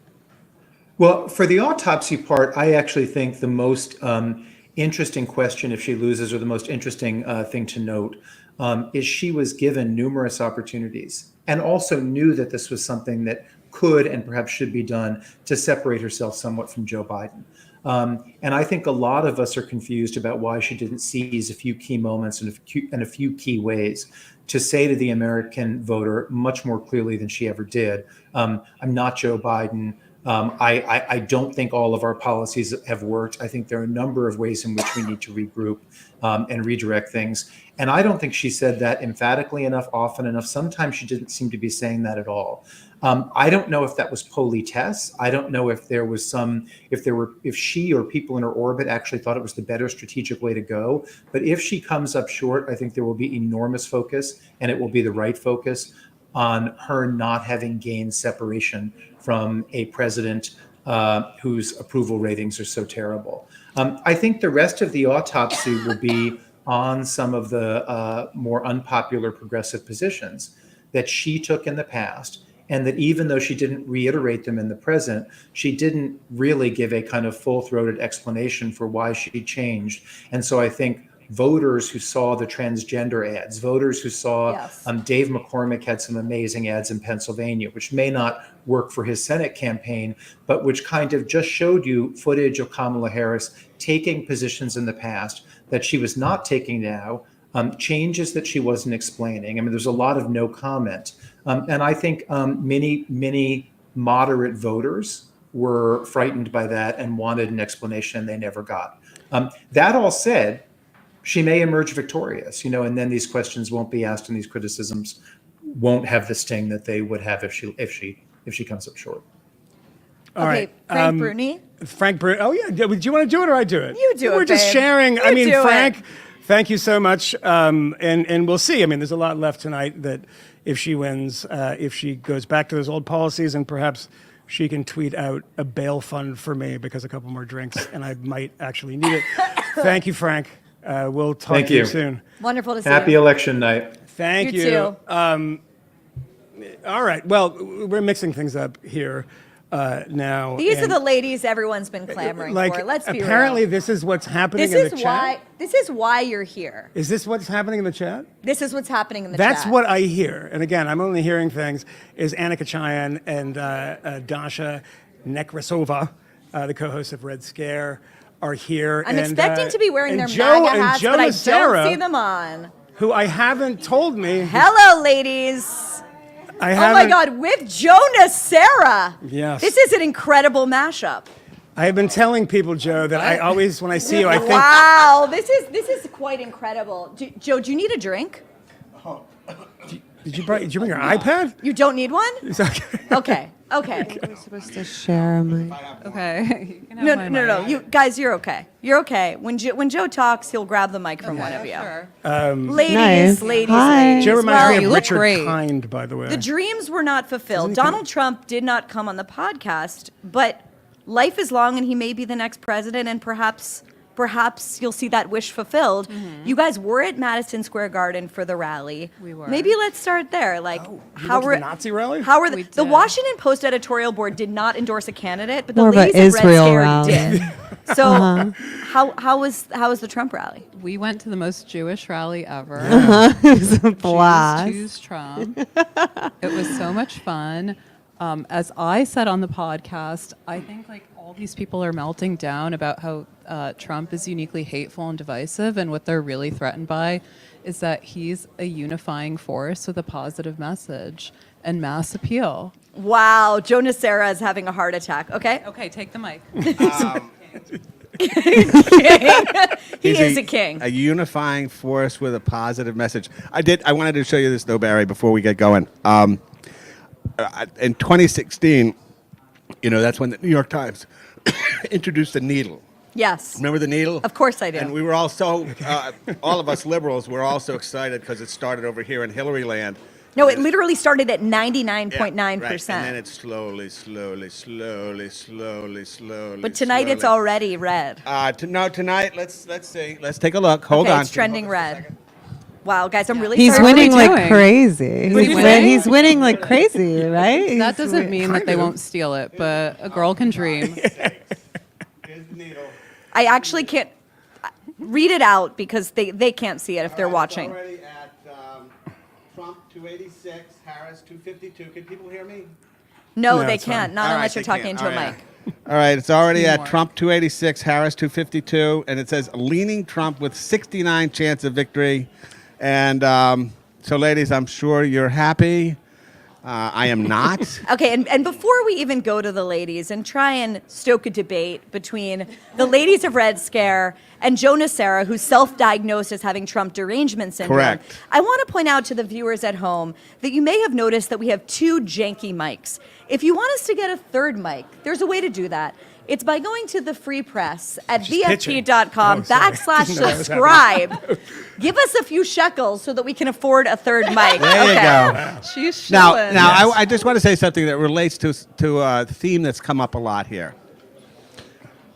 Because I work at the Free Press, I mean, this is really true.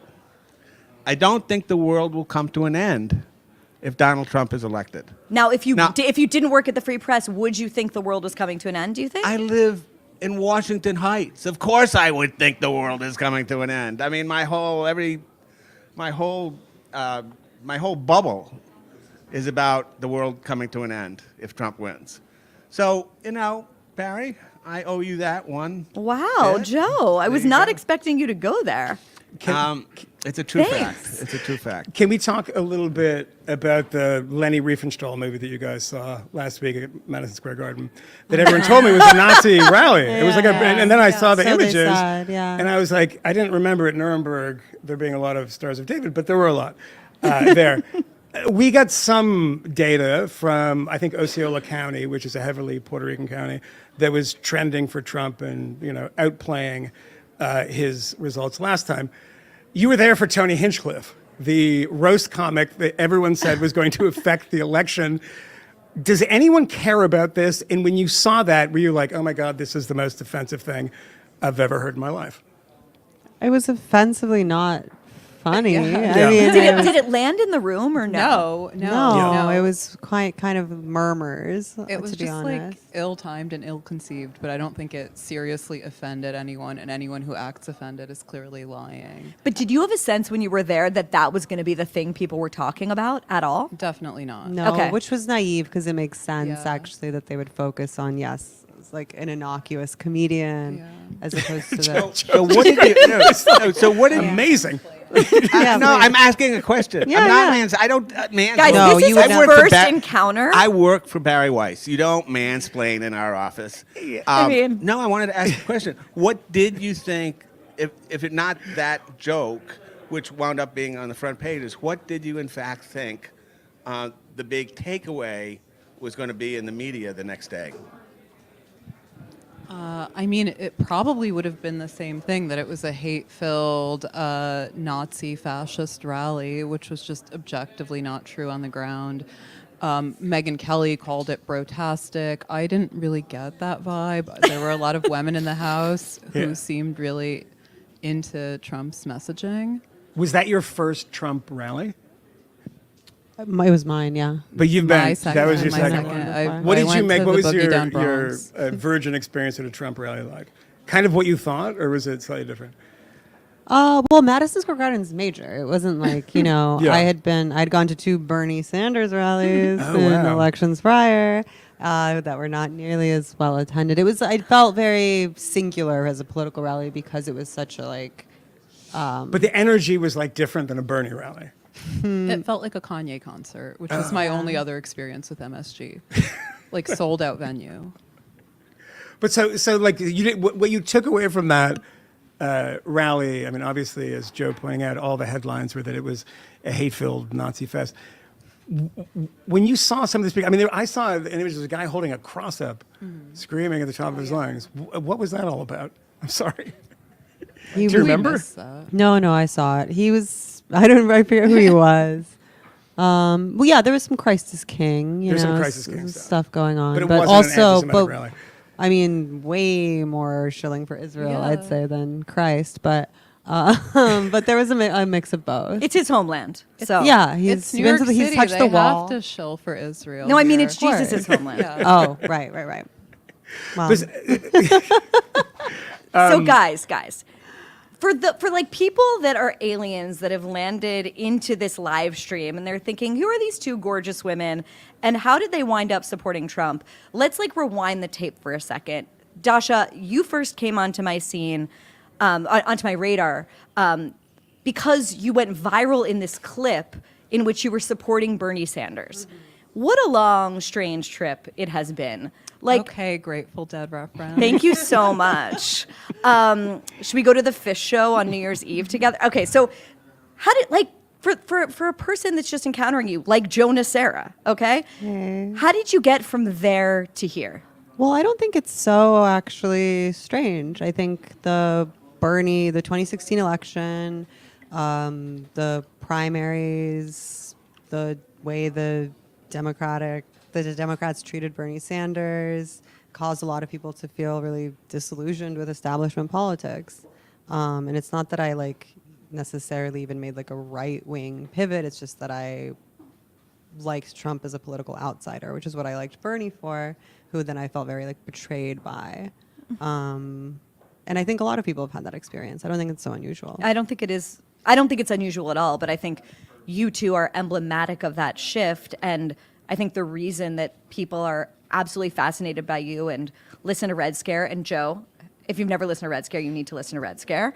Don't do it. When did no, you? Yeah. You should. You should. You should. I think the reason people are fascinated by you, though, is that I think a lot of people have made that shift, but I don't think a lot of people have like owned it in public in the way that you guys have. Well, okay, but I said this on our last episode that there's this narrative that we were Bernie bros who made a cynical pivot to the right because it was what was lucrative and socially acceptable at the moment, and that's not true at all. I think it's like, I hate the purity testing on both left and right. Like, you should be able to change your mind, and it became clear that Trump was like the better candidate of the two.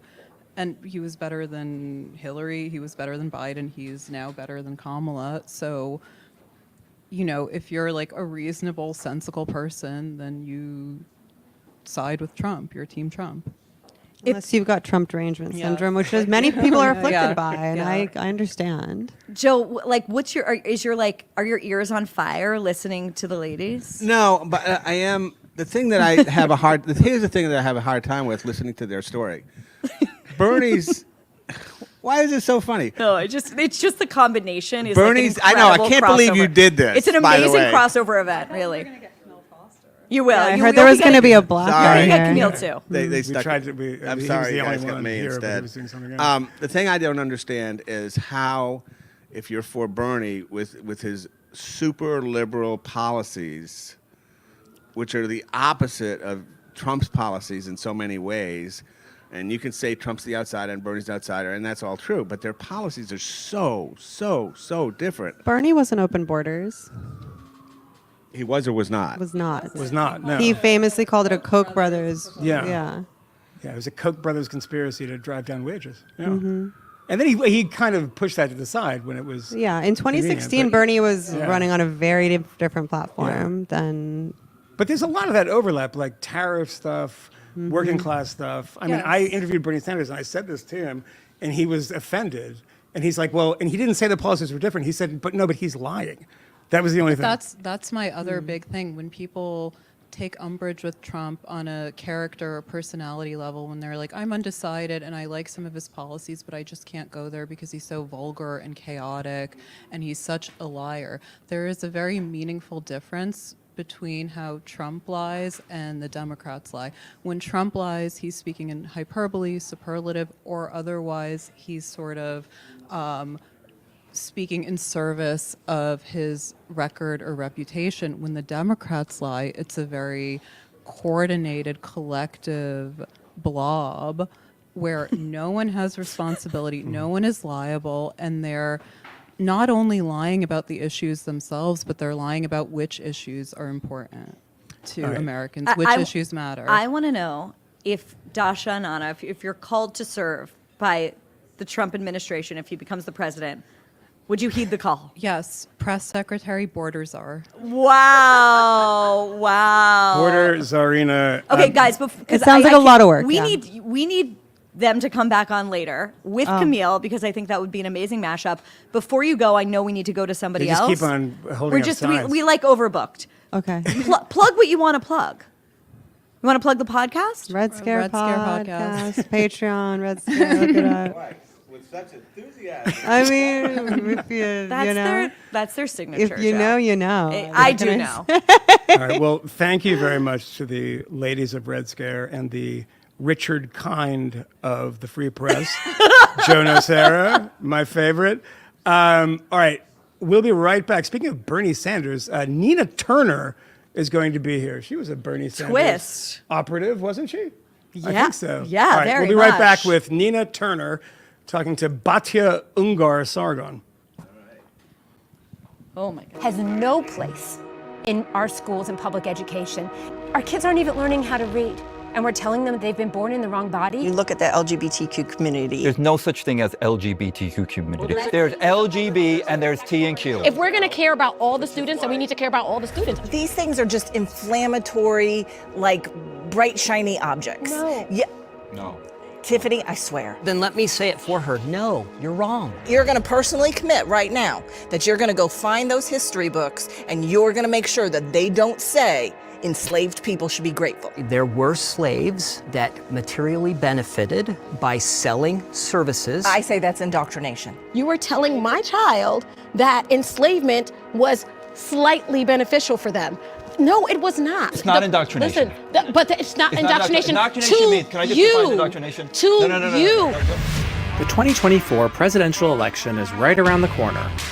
Our public schools have been taken over by the radical left maniacs. And our candidates have very different ideas about how They want to ban books. and what we should teach our young people. Today, in the first of our Free Press Swing State debates, I'm in Florida to speak with a diverse group of voters about the changes they want to see in American education. And we are back. I'm so excited to welcome to the show Nina Turner, a former member of the Ohio State Senate from 2008 until 2014. Senator, you were a surrogate for Bernie Sanders. You are a person with whom I have many disagreements, but I am so honored to have those with you. Welcome. Thank you so much for joining us. How are you feeling? It's good to be back with you, Madam Editor, as I fondly call you, but it's so good to be here with you. I'm feeling fine. People out there voting. So that's what I really wanted. Yeah, turnout does seem to be really high. Did you feel going into this that Harris was likely to win? No, I always saw this as a 50-50 race. I mean, unfortunately, it should not be this close given what the contours of former President Donald J. Trump, but here we are. And you know from my many op-eds in Newsweek that I have said that neoliberalism and neo-fascism, you got that, neoliberalism on one end, neo-fascism on the other. One kills you quick and the other one kills you slow.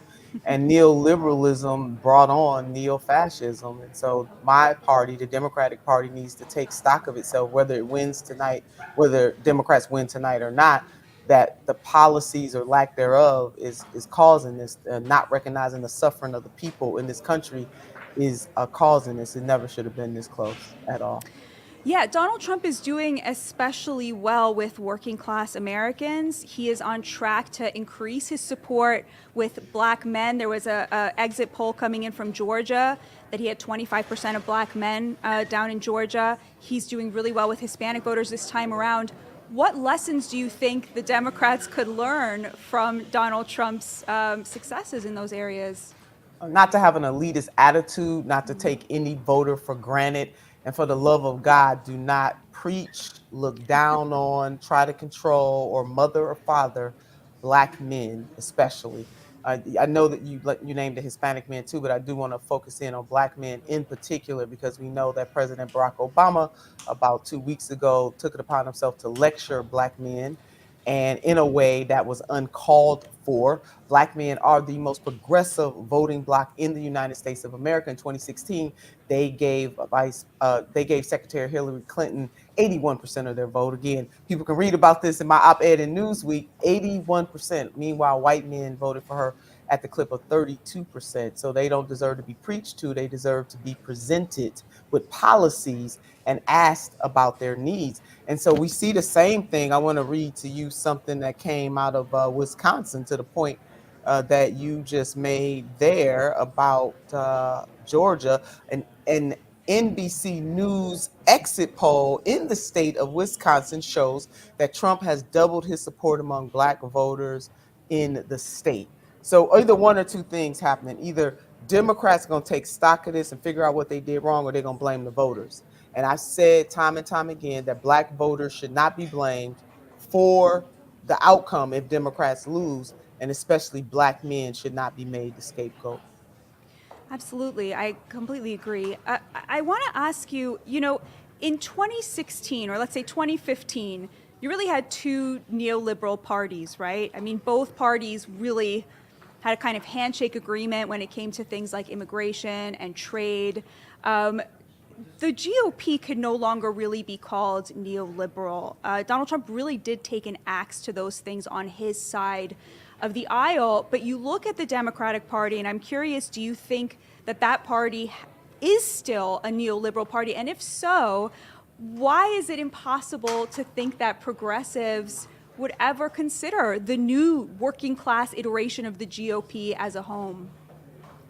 I mean, because today's GOP just really goes too far. They make it unpalatable for many people of color to really join into this party in terms of some of the rhetoric that they put forward.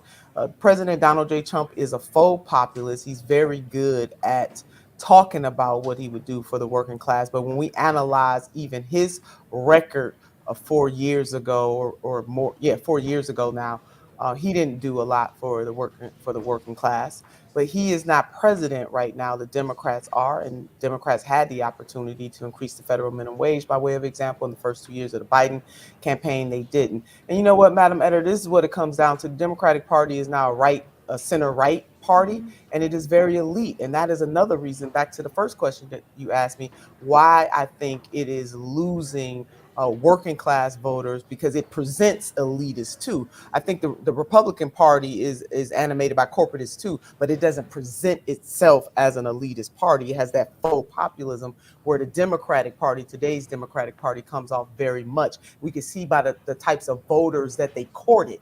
I mean, there's no way that you as a Democrat go around the country with Senator Liz Cheney, by way of example, who voted almost 100% with President Donald J. Trump, and say that you're honored to have the endorsement of a warmonger by the name of Dick Cheney. I mean, that those two things kind of don't go together. But more pointedly to what you're asking me, the Democratic Party has lost its way when it comes to not only speaking the language of, but putting forth policies that lift, that change material conditions for workers in this country. And so when I think about what the Democratic Party could be, it could be pro Medicare for all, pro let's do something to fix the climate so that Mother Earth does not implode, be anti-war, but instead they are trying to be Republican light. And it is showing. I think when voters have an opportunity between the real thing and the fake, they will vote for the real thing. Yeah, there was a really moving video posted by a Muslim leader. I don't know if he was an imam, but he basically posted a video after Kamala Harris was campaigning with Liz Cheney. And he said, that's it, I'm voting for Donald Trump because the Democrat is campaigning with a person who's going to send our children, Muslims are overrepresented in the military, to fight against our people in the Middle East. And I thought that was incredibly poignant. What role do you think the Middle East and Muslim voters in general will play in the outcome tonight? I mean, the uncommitted movement that presented itself in the primary well before we found out, or well before President Biden was pushed out of the primary. But we know that in Michigan, over 100,000 people voted uncommitted, even though Biden was on the ballot. They did that anyway. He was on the ballot by himself, but they still went out and decided we're going to vote anyway and let our voices be heard. And then in Wisconsin, it was about 50,000 voters. So it does matter what is happening in this war.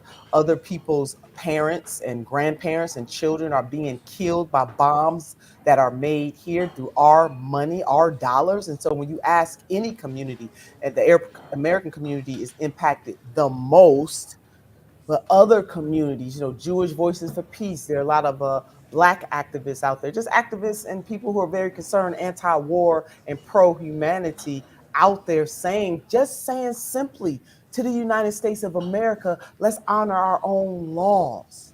There's a Foreign Assistance Act is very clear that when it is brought to the attention of the President of the United States that a nation is violating and preventing humanitarian aid from getting to the civilians that are caught up in a war that they did not cause, that we are not supposed to continue to give weapons. We have the Leahy Law. So there are plenty of laws of our own right here in this country that the current president, the Biden-Harris administration is not adhering to. Most of the American people want an embargo, whether they're Republican or Democrat. We know that Democrats lean more heavily, but recent polling has shown that the American people do not want this to continue in their name. So absolutely, it is going to have an impact. Many young people are animated by this, but it's not just them. A lot of folks, for them, the war, what's happening in Gaza, the war on Gaza, was a red line for them. Senator, God bless you. Thank you so much for being here, and I'm so honored to be in conversation and in community with you. God bless. God bless you too, Madam Editor. I appreciate you so much. And joining us now, Sohrab Ahmari, the founder and editor of Compact Magazine, and Mike Pesca, a journalist and the host of the Gist podcast. Welcome, guys. Welcome back, Michael. Oh Good God, to see you. Yeah. So how was Nina? Wonderful. Yeah. I don't agree with her about much, but I adore her and admire her so much. I know that we're pressed That's for how I time. feel about you.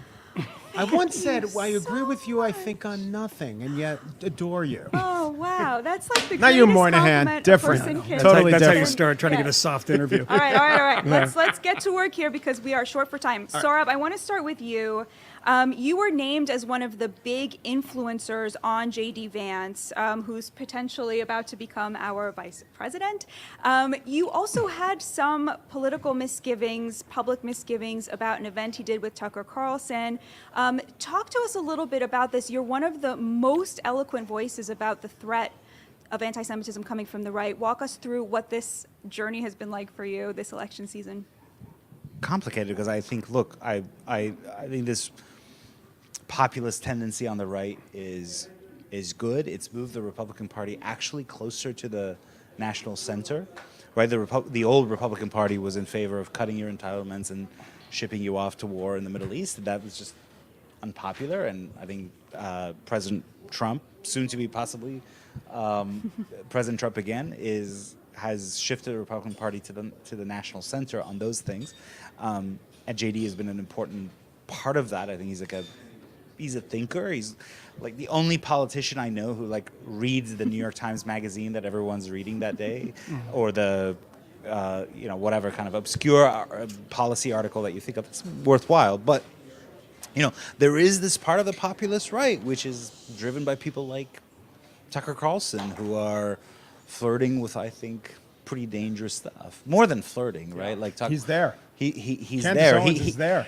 Tucker just said that we don't know how mankind obtained nuclear weapons. Yeah, I saw it that. was a transmission of information by demons. Yeah. Who then inspired the United States to target specifically Nagasaki, the Christian city in Japan, which was a Christian city. One wants to be like, are these demons circumcised?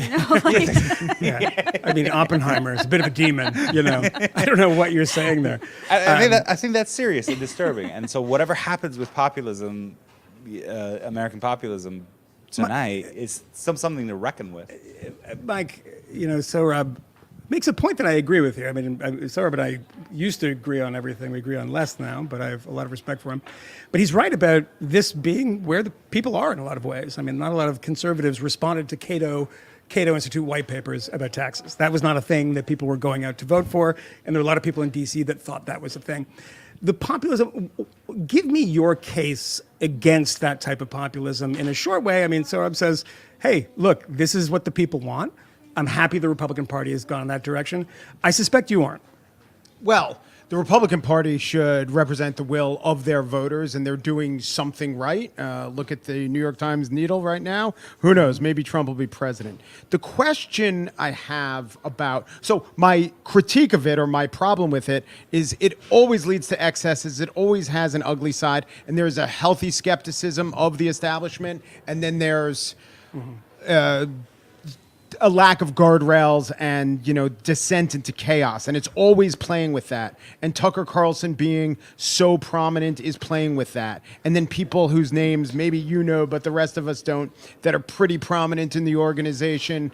It's really, really worrying. I don't think that Donald Trump is an anti-Semite at all. I know that he is supported quite prominently by flat-out anti-Semites. And the history of that is not just And I don't have to Israelis, tell you. I mean, a majority of Israelis support Donald Trump. Right, that's true. I'm not assailing his supporters. I'm saying some of his most prominent, I think, if there is such a thing as intellectual drivers, some of the people giving him the most ideas or taking his ideas and putting them into the ether in a way that can become dangerous. It's not just an ugly racism that we see among xenophobia and people of other ethnicities. The history of anti-Semitism always leads to really bad things societally. Yeah. And Trump's part of that, or his people, his key people are part of that. Let me ask one more question before I kick this back to Batya. So you've spoken about this stuff. You were tweeting stuff. I agreed with everything. We were talking about Tucker and the martyr maid guy, et cetera. You've talked about these flirtations. Look, I understand that Donald Trump is policy-wise your guy, more like where you are and where Compact, your magazine that you run, whichever you should read, is very, very good. Even when you disagree with it, it's fantastic. Beautifully designed, too. But is there anything in that Trump package that worries you, that you say, look, it's my guy, better than the other alternative, but I kind of worry about X, Y, or Z? Yes, absolutely. One is the influence of Tucker types, which we've talked about. The other is actually the influence of a subset of tech billionaires who are not interested in populism. They're not interested in shoring up American labor. They're not interested in the New Deal order. What is it they're interested in, you think? They're actually interested in a combination of, tech libertarianism, and getting rid of Lena Khan, that kind of getting thing. rid of Lena Khan, dismantling the administrative state, which is, whenever people say that, I'm sorry, but like we've had an administrative state, arguably since in ancient civilization like China and Rome and so on, but more recent, Afghanistan doesn't have an administrative state. It's not Somalia doesn't. Yeah. But I always say to people who say I want to get rid of the administrative state, it's like, okay, well, you take the first flight after we abolish the FAA, or you eat the first can of canned beans after we liberate ourselves or the driverless car, from the tyrannical yoke of the Food and Drug Administration. So like, this stuff is, but that's what they're in for, is like ultra-libertarianism, which is at odds with some of the pro-labor kind of solidaristic noises that my friend JD has made, right? Like, no, I shouldn't say noises because that's dismissive. He means it, but those two things, those tensions will continue to define the right, like the populist all right. right, what about counter argument here? I guess I'm taking on all three of you at this point. But the counter argument being that, the Democratic Party basically had an elite-driven coup by donors and celebrities and actors and Obama, and basically replaced the candidate without the will of the people, threw away 14 million votes, a party completely enthralled to its donor class, which is why we have an open border. And meanwhile, you have Donald Trump, who took on the entire elite of his side and his party, the intellectual elite when he sidelined Project 2025, the economics elite when he, did, immigration policy that secured the border and imposed massive, massive tariffs. None of the elites like that. And then took on the donor class, the entire donor class aligned behind Nikki Haley. I mean, isn't this an argument that one party is really reflecting the will of its voters while the other party is reflecting the will of its elites? In part, can I just, I know you want to weigh in, but just in part, but to give you an example, I agree with you all that. I mean, like, look, unrestricted mass low-wage migration is a project of bipartisan elites, and Trump gets a lot of credit for opposing that. He might win the presidency again tonight because of that. On the other hand, there are instances where, for example, opposing TikTok, banning TikTok, was like the perfect Trumpian issue because it involves going after big tech and it involves going after China. Trump opposed it, and it wasn't lost on anyone that that was a position preferred by Jeff Yass, who's a hedge fund honcho and who has a minority stake in the parent company, the Chinese-owned parent company of TikTok. So I agree with you, actually, in large part, but there are these exceptions that make you go, I don't know. But I don't even know how closely Trump will adhere to whatever he promised. Yes, he'll probably have, if he's president, have a fit of pique and lash out against TikTok, and he probably should. I look at what happened with the Democrats as regular backroom politicking. And it's not good and it's not exalted, but it doesn't go to, say, a fundamental problem or rot. It's politics as usual. And what we're talking about with the anti-Semitism or the Tucker Carlsonism within the Republican Party is a different thing. And I also quickly want to make one point, and I know JD is your friend, and I think he's very intellectual and very smart, but people are people. And for everything we talk about Donald Trump as what he represents intellectually, he's a creature of impulse, he's a person, but he also has these instincts. And I see JD as wherever in the intellectual firmament you place him, he is a person who has always needed a father figure, and then father figures come along, be it Thiel, be it Trump, to fill that void. That's my psychological analysis of him. It doesn't make him a lesser person, but I think it explains so much of what he does and why he does it, maybe even more so than the position papers he read and agree with, or Compact Magazine that he reads and agrees with. All right, Sora, we have time for you to respond to that, and then we're going to have to... Yeah, I don't think JD has daddy issues, or that I'm not in his mind. But I just don't think that's like his driving impulse. I think it's enough to grow up. What's in, his driving impulse? It's growing up in deindustrialized Appalachia suffices to get you to become a JD Vance. You don't need like Freudian explanations. Right. He was actually part of Ohio. That's not Appalachia, but I understand he's somewhere there. This was so great. Thank you guys so much for joining us. Welcome. All right. Now we are turning to Eliana Johnson, the editor-in-chief of the Washington Free Beacon, and Selena Zito, a nationally syndicated political reporter who is joining us from Pennsylvania. Selena and Eliana, thank you so much for joining us. Hi, guys. Hi. So, Selena, you're the Pennsylvania whisperer. Tell us what you're seeing. Oh, we can't hear Selena. Selena, we can't hear you. Okay, while we figure that out, Eliana, you were front and center on a lot of the stories about Kamala Harris's plagiarism scandals, which amazingly went nowhere. I mean, this is the kind of thing that Joe Biden had to drop out of a presidential race over. And Kamala Harris, you exposed this, and it seems like the media just has zero appetite for it. Tell us a little bit about what you found and your theory about why nobody cared.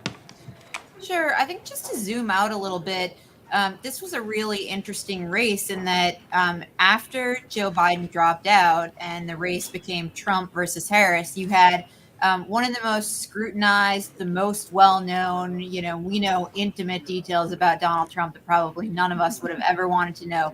But the guy is reported on and known, running against somebody who wasn't particularly well-known. And what we didn't see after she became the Democratic Party's presidential nominee was a lot of motivation, I think, in the mainstream media to investigate. Who is she? What is her record? We saw there was a little bit of coverage of her flip-flopping on her 2019 issues. But beyond that, about her childhood, her prosecutorial record in California, what sort of cases she tried, how she fared in them, the sort of intensive scrutiny that you would typically see of a presidential nominee, we simply didn't see from the mainstream media. And so you basically ended up with the most well-known and covered nominee in history in Donald Trump, and one of the least known because Harris, not only was she not covered, but she simply didn't tell us a lot of what she would do. She made a calculated risk to remain a blank slate. And so some of the coverage we did at the Beacon, I think, was filling that white space left by the mainstream media in terms of investigating her, not taking claims from her campaign at face value. One of them was the story of her plagiarizing congressional testimony that she delivered in her capacity as the district attorney of San Francisco, and portions of reports from when she was the attorney general of the state of California later in her career. And they, it sort of suggests a lack of original thought. And I think most people know those things are typically written by staffers. But at that point in your career, when you're the district attorney of San Francisco, testifying before Congress is a big deal. And one would think that the boss would would spend more time scrutinizing the testimony submitted to Congress. And some of the other reporting we did was just scrutinizing claims she made, like to have worked a summer job at McDonald's, and trying to examine why the campaign's stories around claims like that shifted, and things that, ended up becoming major storylines in the race. And this is because, like, the mainstream media left, outlets like the Free Press and the Free Beacon a lot of room to operate. Eliana, I've been scrolling through Twitter, just for the first time, because unfortunately I've been tethered to this chair for, I think, the last 7 hours. And I get these little breaks to look and see, and I'm seeing a lot of very interesting data points. What are you seeing? You've been covering this stuff and watching it very closely. Tonight, what are you seeing that's actually surprising you, that you didn't expect to see this evening? I have to say, I did not come in with any expectations, because the longer that I'm in this business of, political journalism, the more humble I've become in terms of what to think and what to expect. And I've really come to distrust my gut, because as much as, we sort of buck the conventional wisdom of the mainstream media, I think we, and pardon me for speaking for you guys, we do sort of still mill about in elite crowds. And it leads me to just think that the way I take in information probably isn't the same way that undecided voters do, or people who live in the middle of the country. Like, I live in the Washington, D.C. suburbs. So I didn't come in with a lot of expectations, but I do think what we're seeing is this continuing realignment of the parties, with minority voters moving into the Republican Party. That seems to really be continuing. There seems to be a lot of that, yeah. Yeah, and at a greater pace than white, female, young voters are moving into the arms of the Democratic Party. What do you think it is that is provoking that? There's obviously a lot of reasons, but is there something, with, say, Hispanic voters, you see an enormous swing. This is what we've expected. And I've been reporting on this for a very long time and talked to a lot of people who say, please don't look at us as one sort of monolith, indistinguishable group. We're very different. What is the thing that you think that Donald Trump, how he appeals to voters that have traditionally voted for Democrats? Well, I think it's a combination of Trump's sort of unique appeal to different sorts of voters, but also, look at the issues that Harris campaigned on, and that Trump was able to exploit in her record. The Trump campaign poured enormous sums into highlighting her position on transgender issues. And I do think, because the Democratic Party is becoming more and more of an elite party that talks in a different, argot of Latinx and transgender this, and what are your pronouns? I just think that if people like us feel alienated and ill at ease with that kind of language, you have to imagine that, regular folk in the middle of the country are not going to relate to that sort of things, particularly when they have actual concerns, the economy, immigration, and Harris, the issue she was able to drive home, what was probably her best issue, was abortion. But aside from that, I do think the party struggles to connect to regular folks because of the overrepresentation of, elites who just speak a different language. Eliana, thinking about your plagiarism piece, this thought occurred to me yesterday. I'm very curious what you think of this. I had this thought that, if Harris had just come out the gate and said, look, I'm not an ideological person. I don't really care what the policy is on one issue or the other. We're going to poll you guys, and whatever position gets 60% support, that's what I'll do. If she had just embraced that side of her personality, which I think can be a real asset in a sort of post-right versus left era, I think she would have done really well. I think it was the kind of weird attempt to hide what is actually potentially an asset that made her come off as so inauthentic and hard to relate to. What do you think of my new theory? Well, look, that would have been interesting and unexpected and surprising. And I think what we didn't see from her was any sense of who is the person underneath this mask of a figure. And that really came out in the CNN town hall, which I thought was quite well done in that Anderson Cooper was asking her innocuous questions that she should have really been expected to be able to answer, such as, what do you think your biggest weakness is? And what is a mistake you made that you regret? And she coughed up, word salad answers that I think would just, they left me feeling like, what is there a person underneath there? And if so, what is that person like? And that is the polar opposite of Donald Trump. Like, in that way, these two people could not be any more different. And so when you think about, like, who passes the who do you want to have a beer with test, like, that's a pretty easy one. But I think that ended up her caution, her aversion to risk, her inability to make decisions in terms of, staking out policy point of views, I think will have really hurt her. And I do think this sense that she left voters with of they don't know who she is or what she's going to do, on any issue other than abortion, will have really hurt. Eliana, keep up the amazing work, and thank you so much for joining us. Thank you, guys. Up next, we have Matthew Continetti and Peter Savodnik joining us. But first, here is another dispatch from a Democrat and Republican Braver Angels duo, this time from polls in Lancaster County, Pennsylvania. We'll be right back.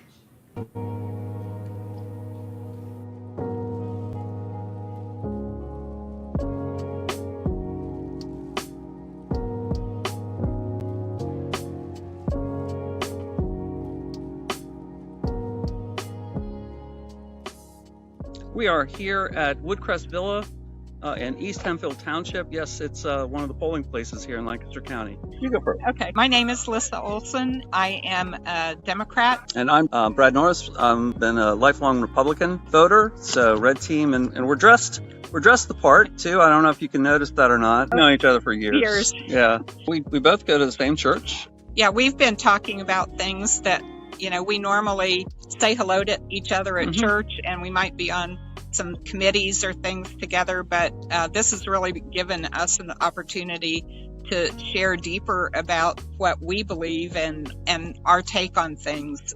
So it's been a real experiment that's worked, I think. As well as it could, absolutely. Yeah. All right, maybe I can reverse the camera here. This is the entrance. The voting is taking place inside. This is the Democratic table. The Republicans are over there. It's a lovely facility. This is a retirement community here in Lancaster. We have many of them here. It's all part of this long-term care community. A lot of residents here, so they just come out of their unit to vote. These are the Democratic signs. Looks like one's fallen over. Big wave. You're back. Oh, hi. I'm at our Braver Angels table. We're giving away cards and cookies and telling people they need to talk to each other. We made cookies with red and blue M&Ms, which Brad ordered special so that we could just put blue and red. But the mood has been very, very civil. People have been very respectful. We've got folks from the Democratic Party and the Republican Party who are, for their candidates, and everybody's just been immensely respectful towards whomever. It has been my experience. Lissa? Absolutely. Yeah, we've been talking to all kinds of folks. About half of the folks have actually said, good work, I'm really glad you're doing this. And I think there is a lot of energy in the county and in the state because people are so polarized and want their side to win. And so our message is basically, it doesn't matter whose side wins. It's a thing of have to talk together and find common solutions to our big problem. Lancaster, Pennsylvania, which is where we are, was pretty much closed on Sunday because there were so many people running for office that were showing up and they had roads closed. And there have been numerous rallies all over the state. The ads on TV are nonstop both ways. And it's just been a nonstop. A lot of the people who are working in the elections are like, oh, please, let this be over because everyone is really exhausted. Well, people bring different perspectives. The problems are that we're trying to solve are never simple. So they deserve and demand nuanced approaches, different perspectives. And we have more that we share than what brings us apart. You know, we have hopes for the future. We have hopes for the next generation. You know, we have admiration for the country that we have and the rights that we enjoy. So there's a deep baseline that we can appreciate. I do believe that there are a lot of complicated issues when you know a person as a person and not as just part of a group. So, you know, we talk about reds and blues. Important to know that reds and blues are both human beings. They need respect and dignity. And we need to get to know each other because it's been shown over and over, and it's pretty much common sense that once you get to know a person as a person, then you don't tend to put them in little boxes. And individual people don't belong in boxes. There's a lot of nuance.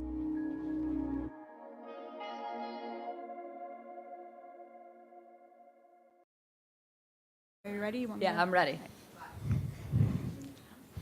Well, Peter Savadnik, Matthew Continetti, let's cheers just to America before we know who the next president is. America. Cheers. Cheers, guys. Cheers. L'chaim. Okay. Matt, I want to start with you because you have written, for people who are not familiar with your incredible body of work, and I read everything that you write, I really do. You wrote a really important book a few years ago called The Right. And I don't think there's any person more poised to give us a sense of what a possible Trump victory, and that seems to be the way the night is going, what it means about the state of the Republican Party and really the transformational impact that he has had since he came onto the political scene.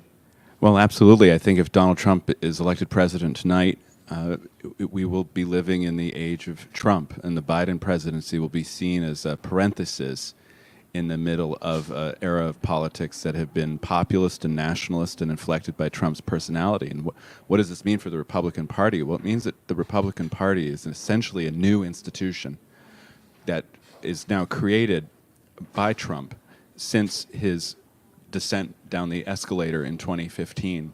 And when you look at these results, Bari, and you see just the incredible movement of Hispanic voters toward the GOP, when you see black voters, in particular black male voters, just not turning out for the Democratic candidate, Kamala Harris, in ways that they have done in the past, you see that Trump has expanded his coalition and expanded the GOP coalition in the 4 years that he's been out of office, adding these new groups to what was already a working class, non-college educated, very populist base.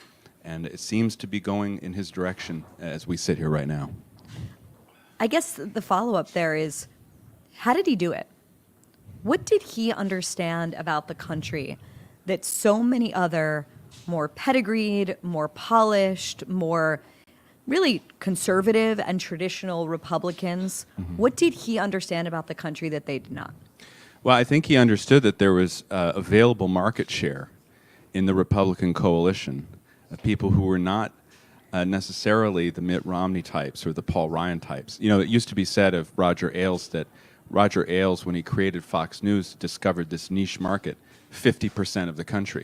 Right. And right. Donald Trump discovered this niche market, which was working class voters who just despised the Republican establishment. And they thought that the Republican establishment had betrayed them on entitlements, had betrayed them on immigration, mainly, and it also betrayed them on a foreign policy that was heavy on intervention, but without clear results. And so Trump identified that group in 2016, and in the 8 years since, he's expanded it to include people who are not normal Republican voters, but now seem to be joining this coalition in an election that looks a lot more like 2016 than 2020.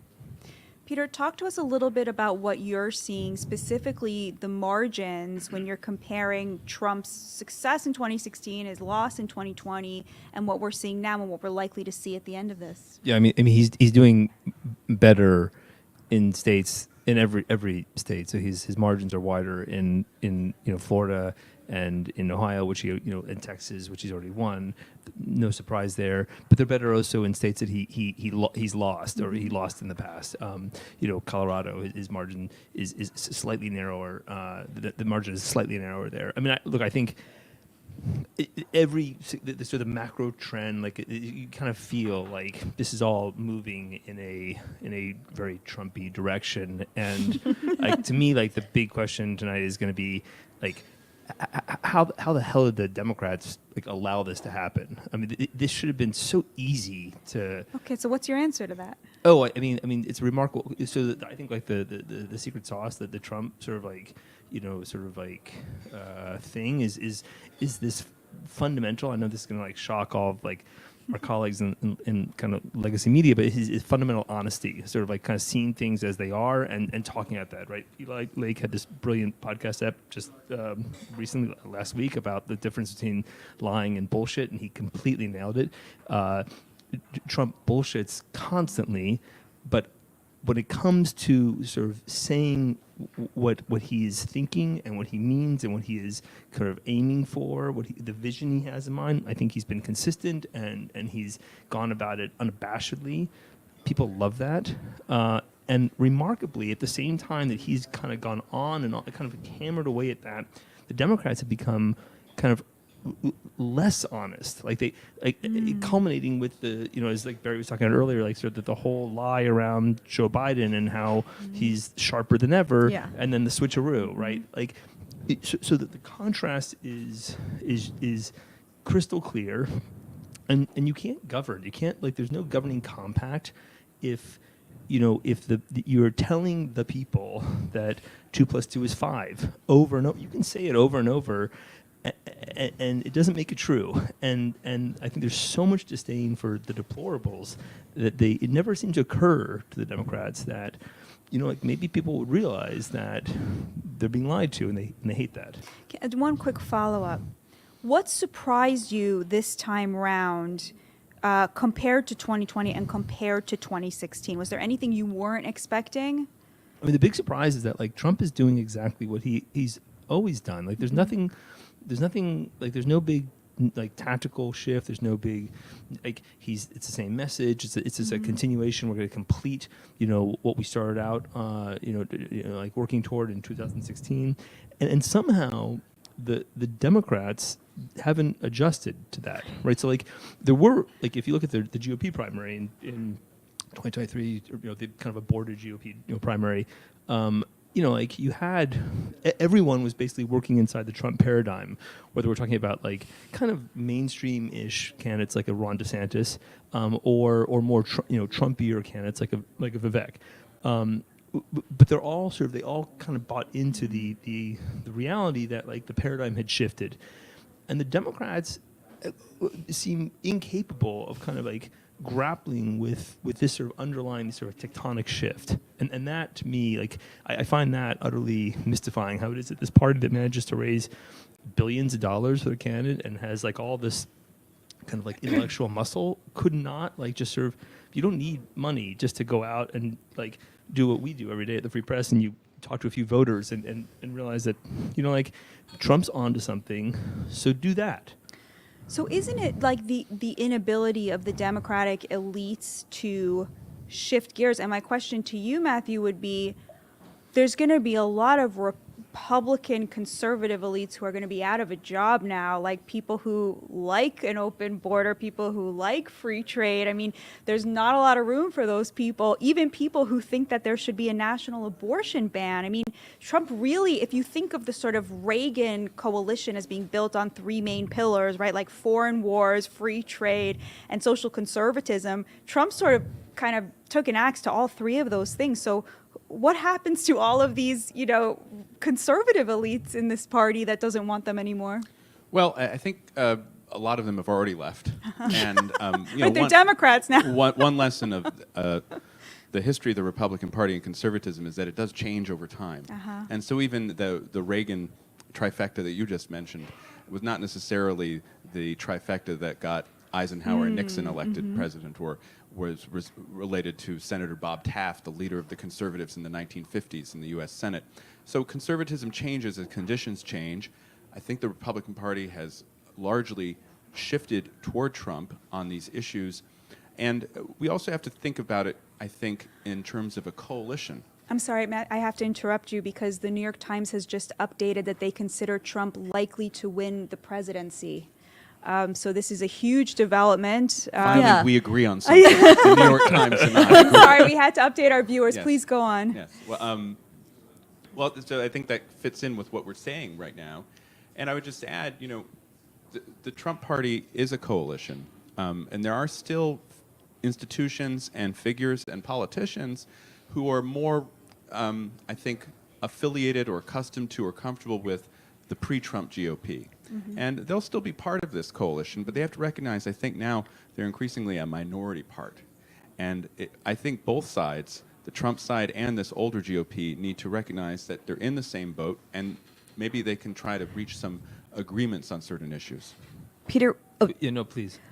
One of the sort of reasons for being for the free press, like the core reason, was the sense, not just from me, but from so many people that left legacy institutions to work here, that those legacy institutions had betrayed the public and betrayed sort of their public mission, really, by lying to the audience, either lies of omission or intentional lies in order to lead them to a political conclusion.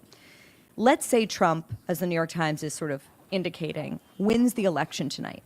Do we finally see a shift in those places, or do we continue to read how Trump is Mussolini, Stalin, and Hitler sort of combined in one? Like, does this sort of finally break the fever dream? And do we actually start to see competition from places like the New York Times and the Washington Post, or do they retrench themselves even further? No, I think this is the business question that's on my mind as we're sitting here. The cognitive dissonance is so deep or deeply entrenched. I don't think that like the people inside the sort of the old legacy media institutions are capable of saying, wait a moment, maybe we've had the story wrong. Maybe it's not that like half of America is racist and xenophobic and we're morally superior, and if everything would be great if they just were us. Maybe it's not that. Maybe it's that like there are these deep systemic problems, not the ones that we've been talking about, but other problems, economic, cultural, political, etc. And maybe we have to think about this not in some kind of like disdainful kind of anthropological way, the way they all went out in kind of the first half of 2017 and they said we got to find out who these people in kind of red America are. Not like that, but we actually have to report on them and think about them seriously, substantively. I'd be shocked if that happened. I think it'd be great, sort of. I mean, I have to say, like, Peter, that's been like the big theme of your reporting since we started working together, but especially over the past year with pieces like The Great Scramble and all the pieces that you've done sort of on this political realignment that I feel like is the big story right now that somehow is still being overlooked. And I think it's extraordinarily hard for people to from anywhere, but especially people who are in kind of like powerful institutions who have been very successful. It's very hard for them to say, I might be wrong about something. I might be really fundamentally wrong. Not like I got the story wrong or we it's hard for anyone to say that. It's true, but look, but I think also like these institutions though, like the ecosystem doesn't encourage much in the way of sort of like that kind of reflection. Whereas I like to think that what we have at the FP is like there's a little bit more room for kind of like introspection. And also the FP is something new, and I think what's happened as part of this Trump era is that you have new institutions that are being created to circumvent the legacy institutions that are so out of touch and so kind of captured by this DEI ideology. But do you think this moment is going to mark a shift I don't. for them? In fact, I worry you think that we're going to have 4 more years of resistance? Oh, I absolutely believe that. And I think that I actually worry about an anti-American turn on the left. As we're sitting here, there's a pro-Hamas protest happening outside the News Corp headquarters in Midtown Manhattan. We have already seen what that movement is capable of. And now I'm already reading, if you read elite media, some of the articles you mentioned, Barry, you're going to start seeing, well, what's wrong with the American people? Not what do we need to learn about the American people? Not do we need to take another trip to Appalachia, and talk to these people. But now, of course, they have to go to the Bronx because Trump's growth in the Bronx is incredible this year. We're not going to do that in the legacy media. We're going to say, what's wrong with you? And how do we correct it? And I worry about that for the next 4 years. Unfortunately, we have to leave it there. Another good reason for everybody to subscribe to the Free Press, because you're going to get great journalism here every single time. Thank you, Peter. Thank you, Matthew, so much. And for people watching, truly, go and pick up a copy of Matthew Continetti's book, The Right. I think you'll find it illuminating. And you'll be reading more from Peter and Matthew in maybe the hours or days to come in the Free Press. It's been a long night. We have to get typing. Yeah. Thank you guys so Thanks, much. guys. I can't believe this New York Times call. I was telling you, Barry, before that I, had this feeling like I had to create a whole new personality for myself. And now you can gloat. Paris was winning, and now I can go back to who I am. All right, we'll be right back with Roy Teixeira and Mark Halperin. Peter, I just wrote to the editor Slack, but everything you just said. Emily Rydell. I am a gold miner up in the northwest of Alaska and the Bering Sea, and I am happily a Free Press subscriber.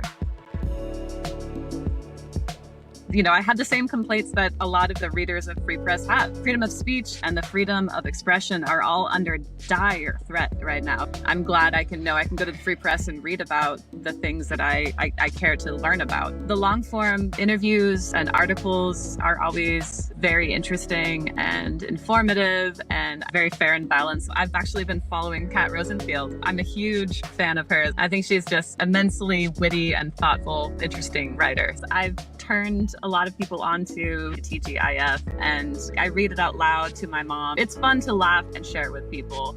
Subscribe at thefp.com.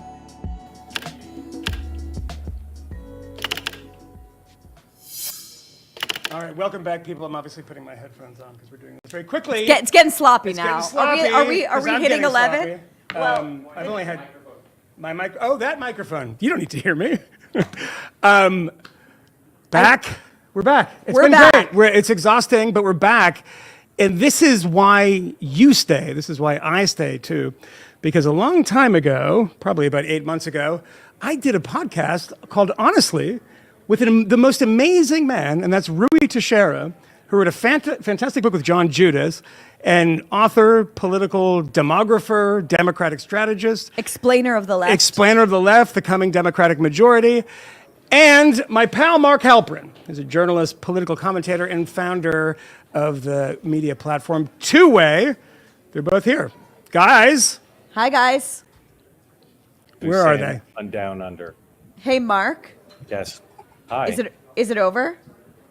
Barry, the only thing less reliable than the New York Times needle is a 25-year-old Ouija board. Wow, Halperin is saying do not trust the New York Times needle. I'm making fun of the needle. I just want to know, is Teixeira actually typing out a piece right now? Teixeira is writing his new book right now. He's doing Wordle longhand. Rui, you're on TV. Come on. I mean, there's no reason to think it's not over. And really, the question is the magnitude of Trump's win, not just in the Electoral College and not just the prospect of winning the popular vote, but the realignment, if the exit polls are even close to accurate, young people, black voters, Hispanic voters, independent voters. In some ways, if the exit poll is directionally correct, it'll be a bigger realignment than 2016 was. True. So, Mark, Roy, I don't think Roy can hear us. Can Rui hear us? Rui Teixeira, are you there? He cannot hear us. He cannot hear us. I hear him typing. So let's at home. cut. Let's stay on Mark for a minute. Yeah. Mark, let's say the needle, the infamous needle, is correct, and our very official-looking map that you might see on the screen there. We're doing it old school I had a puzzle style. that looked like that when I was 4. It is, in fact, your puzzle. It is your puzzle. So let's say he wins. Yeah.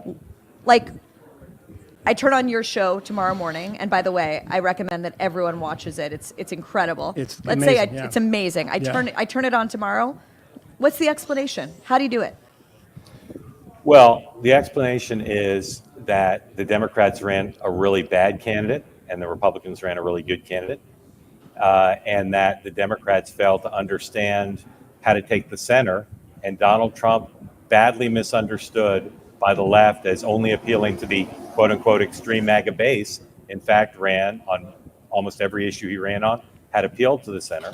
And ironically, the people with the highest, most severe cases of Trump derangement syndrome spent the last 4 years doing things that helped Donald Trump win.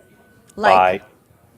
By lawfare, extremely biased media, failure to appreciate his supporters and to make a genuine appeal to them, as opposed to mocking them or ignoring them, and not understanding that immigration, inflation, and the forever wars are, as I said, not extreme MAGA issues, but issues that have appeal to about 70% plus of the country. And then finally, just the human element. Joe Biden shouldn't have run for president in 2020, let alone in 2024. And the party, Nancy Pelosi, should have executed her full plan rather than half of her plan, because Kamala Harris, for all of her strengths as a person, cannot make difficult decisions under pressure, which is the job description of both presidential candidate and president. Mark, if Donald Trump wins, and it's trending in that direction, we don't know yet, but if Donald Trump wins, keeping in mind, ladies and gentlemen, listeners, viewers, that it was Mark Halperin who actually called it to the day, said it's going to be on Sunday, and it happened that Joe Biden was going to drop out. If it is the case that Donald Trump wins, how much of it is that? Is it the fact that they couldn't act earlier and get Joe Biden out of the race, that you have this thing that happens, this coronation of a candidate who couldn't get through her own state in 2020? Again, I put that high on the list, but I think Democrats will put it at not just at the top of the list, but the exclusion of everything else. Yeah. Imagine Joe Biden hadn't run. Who would the nominee have been? Elizabeth Warren, Bernie Sanders, AOC? In other words, the party's movement to the extreme left left it vulnerable to ceding the Senate to Donald Trump, no matter who stepped in. Is it possible that someone more moderate and capable of beating Donald Trump would have been the nominee? It's possible. They would have been better off not with Joe Biden staying in and not with Kamala Harris, but with someone else behind door number 3. I think would have been better almost no matter what. But Joe Biden made that decision. But again, I'll say that's where Democrats are going to go. And that will be a mistake, because they'll fail to understand the degree to which they don't understand the America that's going to give Donald Trump, it appears, another presidency. They don't understand that America. They're dismissive of it and disdainful of it and ignorant of it. Is this, let's say he wins, is this going to finally force a waking up moment? I don't think so. The reason I don't think so, and then I actually got to go back All to right, it. Mark. The reason I don't think so is because look at the way they handled Joe Biden.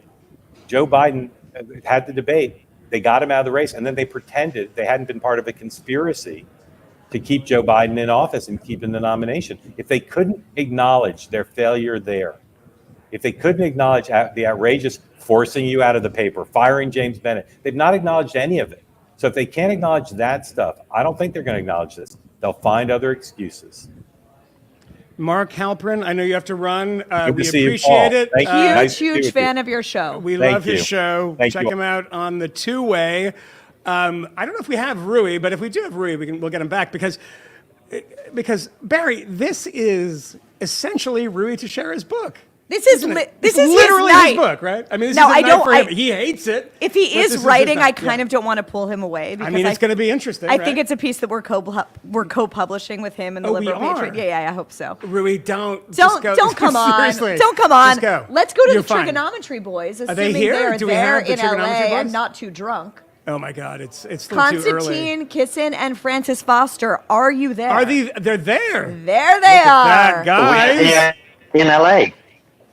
Barry, Nice to you see know you that I was guys. just on their podcast. Of course and they I do. Grilled me about supporting or not supporting Donald Trump. Gentlemen, our British friends, what do you make of what's happening so far? Well, first of all, none of you should take anything we say seriously because we're foreigners and not Americans. Oh, no, we know that. Secondly, I think it's worth saying, because it probably isn't going to be said by many Americans, someone was born in the Soviet Union like me. Isn't it amazing that we're actually having an election? And by the way, as someone who lives in Britain now, isn't it amazing that it's an election in which the American people actually have a real choice? It looks so far like they're making it in one direction.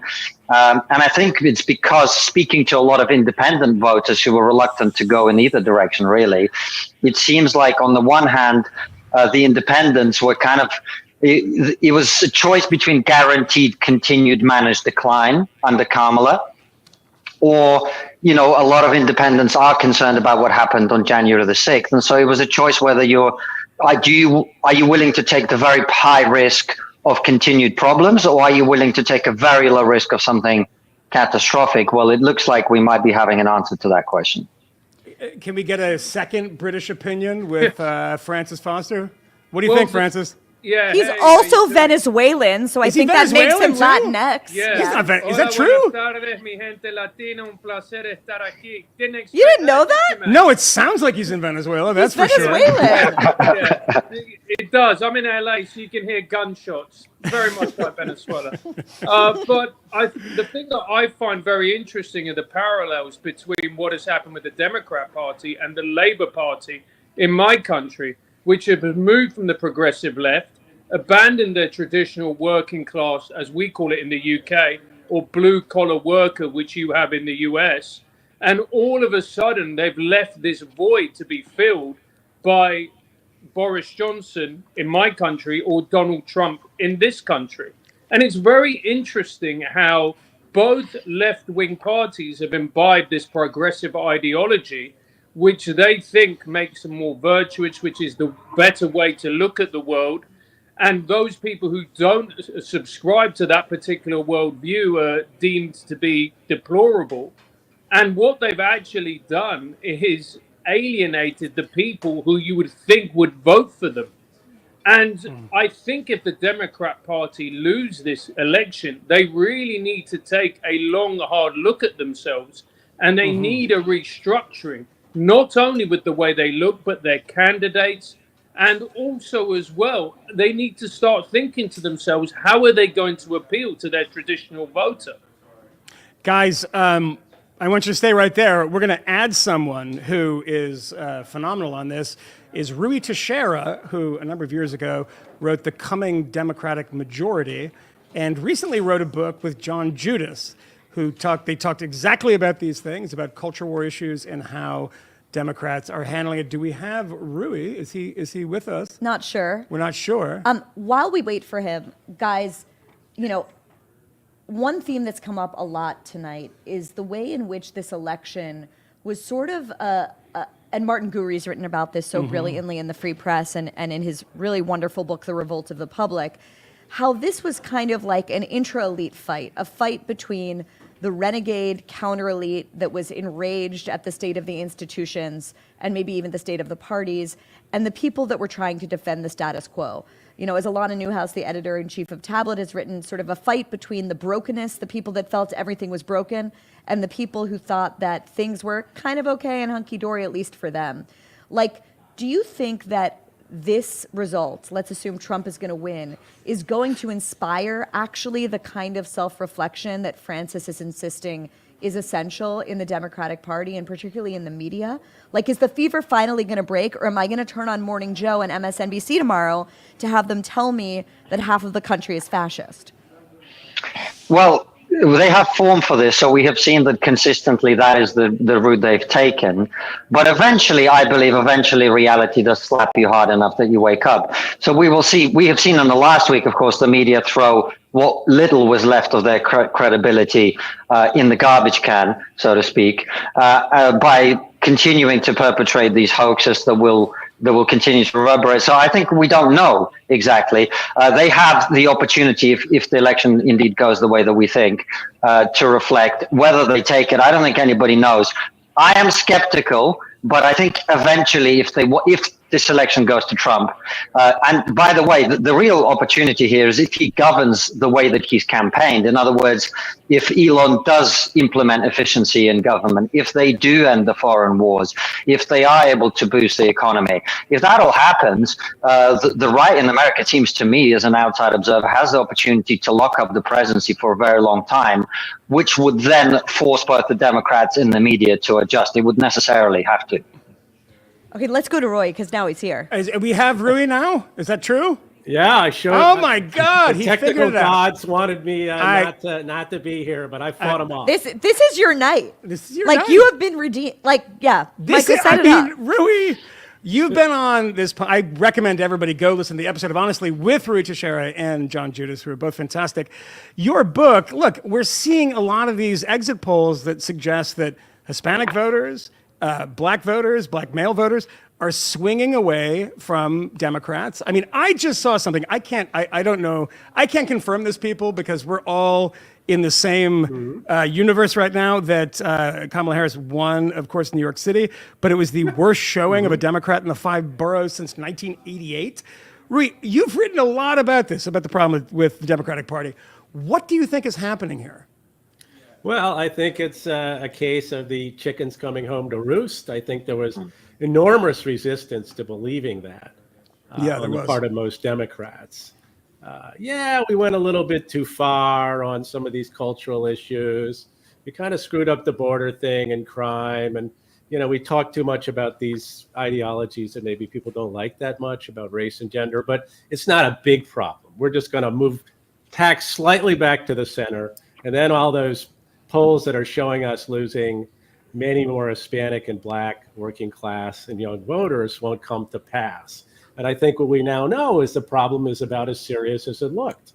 And in fact, what the polls were telling us all along, that there is a substantial portion of these traditionally favorable demographics among Blacks, Hispanics, young people, and so on, who had lost faith in the Democrats, didn't really think they delivered economically, didn't really identify with their cultural set, and were basically kind of sick of them.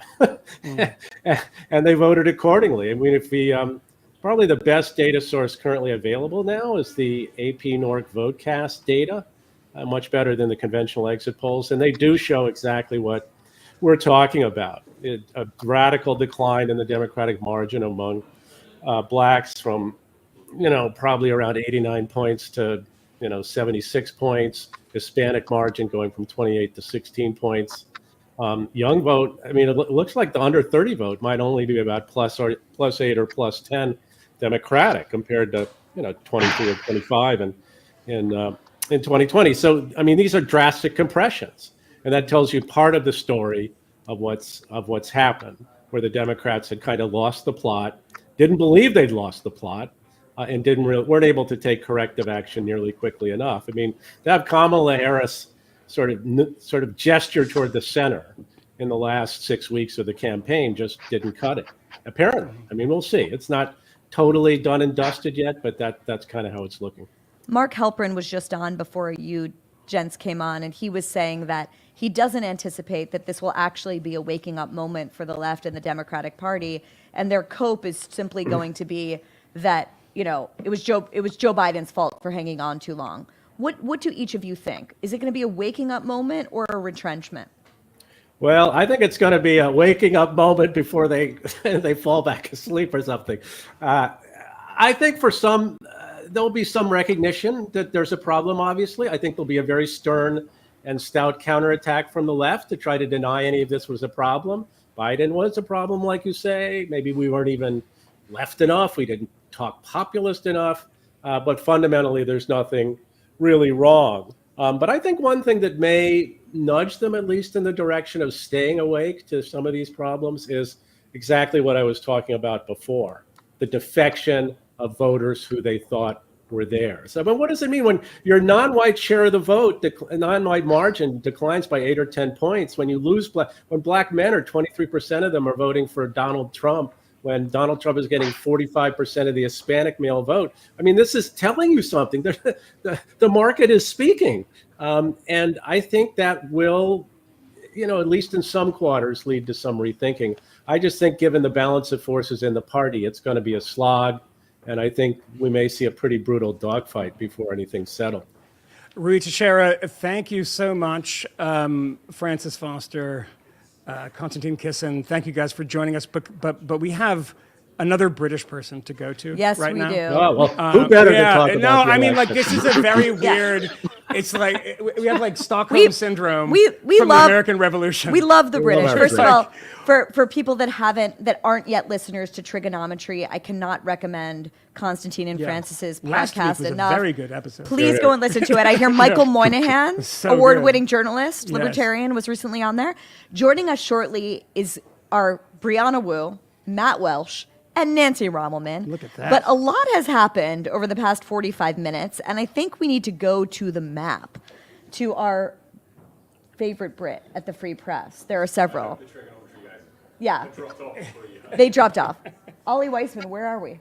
So we're in a weird place because everyone seems to have decided Trump's going to win. but actually, weirdly, no swing states have been called yet. Yeah. So if you see here, up in the blue wall, nothing's been called. Georgia has not been called yet, but it's looking like very, very, very good for Trump there. Could be called soon. The same is true in North Carolina. Another piece of really bad news for Kamala Harris is Virginia, which we thought she would win comfortably. It's like a blue state now. Still looks like she's going to win, but I think the fact that it's whatever time it is after 11 p.m. and Virginia hasn't been called yet is like kind of a red flag. And so just to remind everyone, if Trump wins in Georgia and North Carolina, then Harris has to win Pennsylvania, Michigan, Wisconsin. She has to like clean up over there to even stay alive. And when you zoom in with maps more sophisticated than ours, if you can imagine, you see. Is there such a thing? I know. But you see, there's like very little for the Harris campaign to feel good about whatsoever. I mean, it's pretty bleak. So Polymarket was right, Ollie, or has been right so far.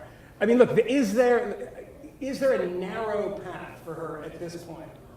I mean, looking at the returns that are coming in. I don't know how many people are returning. There's a narrow path, but like I said, if as we expect, Georgia and North Carolina get called for Trump, like she has to win pretty much all the other big states, and so the path's just getting narrower by the minute.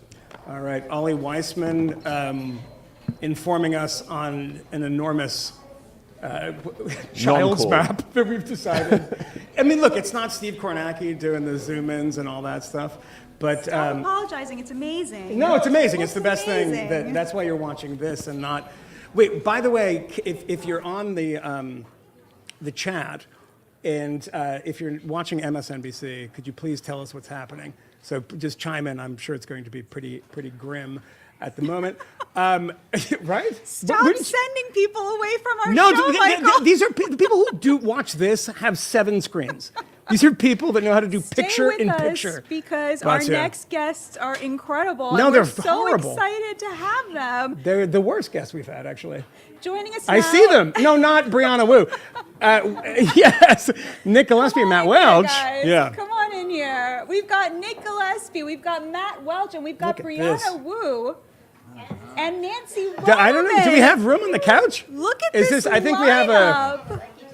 Have we really lost the plot here? This is American ABBA. Hi, Brianna. Good Lord. I can't believe I'm finally meeting you. We don't know what's happening here. Amazing.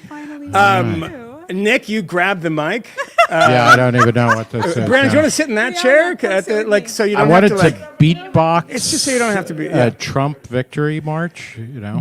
Nick, is this a Trump victory from what you've seen so far? I don't know. I have literally not watched anything. I've been talking to people on a live stream about the election. So. Oh, okay. I don't know. You have no. Oh, you're asking us, is Trump winning? Yes. I have no idea, but I wouldn't be surprised, you know. Matt Welch, what do you think? Hell if I know, man. No, like you're on TV, right? All of these people. Is this really TV? Yeah, I mean, it's no, it looks like Trump won in a big way, right? In a big way. Would you say this is like looking like a landslide?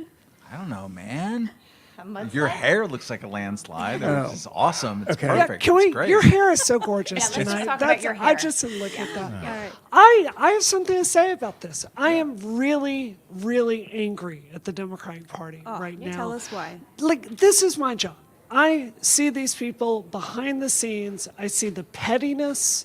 I see the equivocation. I see the lack of willpower to go on Joe Rogan and do the most basic stuff. I see the way, like something you have talked about so brilliantly, is the way the Democratic Party has become the party of elites. And guess what? I grew up in Mississippi, so I see it, even though I'm a Massachusetts liberal, but everyone else in the party is completely blind to this stuff, and we are getting our ass handed to us again. We learned nothing the last time Donald Trump won. We've changed direction on nothing, and we've doubled down on all this woke shit. Then why is he not going for his 3rd consecutive win? What do you mean? I mean, what happened in 2020 In that he lost? 2020, we were so exhausted from COVID and all the chaos for 4 years, and Americans just had enough. And something about America is we just do not have a long memory. It is just something about our country. I've forgotten what she's talking about, to be quite honest. But no, I mean, if I may just, and I'm sorry to cut you off, Nancy, because you will have the most interesting things to say of anyone, but I would, let's say Trump wins big. We don't know what happens with control of Congress, et cetera, but like the idea that this election is a huge shift now, and we're going to be going in the other direction probably or maybe for 2 years, and then it starts going back the other way because neither party has a controlling majority because they both suck and they are both out of touch with different parts of America. I'm not disagreeing with the idea that Democrats have given up on non-college educated or what we now call working class voters, but Republicans are also not tapping into many normal human reactions that are spread out throughout the country, which explains why for the past 25 years we've been ping-ponging back and forth between control Nancy, of Republican and Democrat. What did you come into this evening looking for, and has that borne out? I thought what was going to happen tonight was one of two things. I thought Kamala was going to win by a small amount, or Trump was going to win in a mudslide, I'll call it. And it is the latter. I completely agree with Brianna. The Democrats, the reason they don't change their game plan is because they're waiting for everybody that votes for Trump to just freaking wake up and realize when this is just not the way it's extremely patronizing. It is extremely disrespectful of their fellow Americans if they could go out into the country and actually talk to people, and I'm sure some of them do. This is going to continue until they stop thinking of people as deplorable or whatever it was, as garbage, as Joe Biden called it. Like, that is not the way to win an election. Brianna, they just actually deserve where they are right now, between that and between just absolutely going with the myth that, Joe Biden was on his game. This is on them. And the media was complicit, and we failed. Well, so Nancy, you didn't vote for anybody, I think, right? I did not vote for either. But Brianna, Who did you vote for, what though? would make you You didn't write in stop anybody? identifying Who'd you write in? as a Democrat? Like, For me? yeah, like what? I'm trans. I mean, I am never going to leave the Democratic Party. They would like. Why not? The Republicans have run $250 million of ads dehumanizing me. Okay. Those ads make me sick. So you're not going to become a Republican. Let me finish. I am really worried about that. But at the same time, I see this lack of an ability to connect with working class people. You see this where we will sit there and we'll say stuff as Democrats like, well, actually, inflation is better, in America than anywhere else in the world. That does not compute with someone, like I had a conversation with someone the other day while I was getting my car fixed. They couldn't afford to get their car registered and they're scraping dollars out of their glove compartment. That is how it is for normal Americans. And this woman asked me, she's like, which candidate do you think is going to make things cheaper for me? That's the way people are thinking, and we cannot talk to them like that. Brianna, let me ask you a follow-up question, and then after you respond, everyone else jump ball. And I've just been told, by the way, that per the New York Times, Trump has an 89% chance of victory. You were, many, many years ago, involved in something I have no idea what it is. It's called Gamergate, and I have no idea. But I know, but Mother of all this French is, goodbyes. Yeah, it's a French goodbye. No, don't explain it. I have no interest in it. But it's a culture war kind of thing. We just had Rui Teixeira on. That's right. A Democratic analyst, a guy of the left, who wrote a book about this with socialist John Judas, saying those things, those events in 2020, these things that pop up in the culture that create the Joe Rogans of the world, make them so popular, that this is a net negative for Democrats, and we're seeing a lot of it here. Why do you think I've changed sides so aggressively? Because I have been. Because you can't figure out Gamergate is? I have been in the middle of a very toxic culture war for 10 years. Yeah. My opinions have not changed on women's rights or trans rights or any of this stuff. Yeah. Our shit is not working. It is not getting us anywhere. Yeah. We've got to try something new. I talk to other activists in this space. They just can't see it.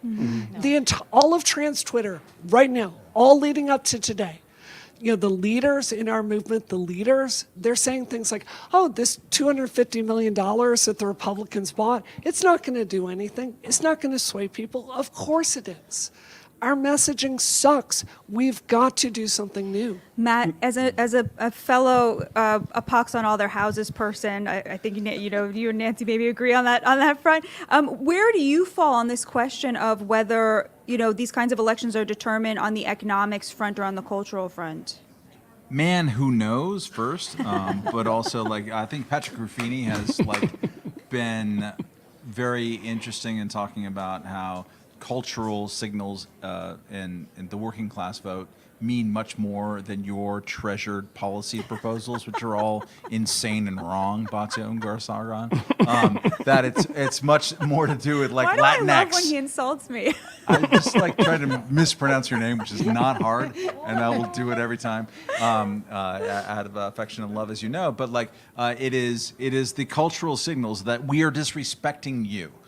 We think that you must talk in our new language. And this is such a strategic error. And I'm saying this, again, out of love to all of my people in the world who care about, stop snorting at me, I keep telling you about this, who care about major party politics. When you tell people that you're supposed to talk in a different way, that means you're getting in their house.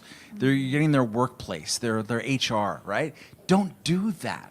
There's ways to pursue your policy aims where you don't have to make that a central goal at all. And then I will say this after extending that olive branch, that there's a lot of Republicans right now who are like, man, yes, fist pump. They're Dave Portnoing. They're eating a pizza and throwing it on the wall and doing fist pumps and punching a squirrel. I don't know. They're wrong.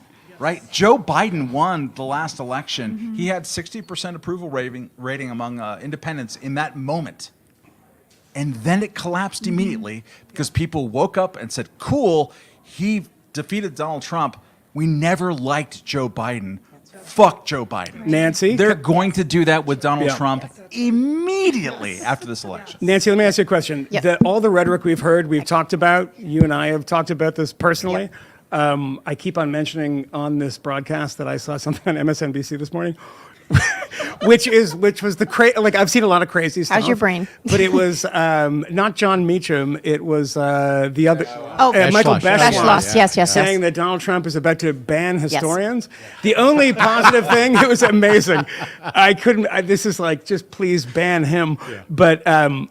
What do you make of this? This rhetoric obviously didn't resonate with people, that democracy is on the ballot, not in the sense that there's some democratic institutions that will be under threat, that we are literally going towards fascism. And I'm not a Donald Trump supporter or voter, but fascism. What do you make of this rhetoric now? From their point of view, I guess they just think we haven't said it often enough and loud enough. Yeah. And if we do that, especially at this crucial moment, finally, people are going to see that we're right. Yeah. Well, this is not the case. Nick, you want to? I agree with that. There are legitimate questions if the fabric of American society is going to hold. You look at his meddling with the judiciary. I worry about America's place in the world with NATO. That is my number one issue. I worry about America as a leader. And I really do, you look at the way he talked about the press the last time around, there are legitimate questions about our democracy. And respectfully, I'm very honored Free Press invited me here tonight.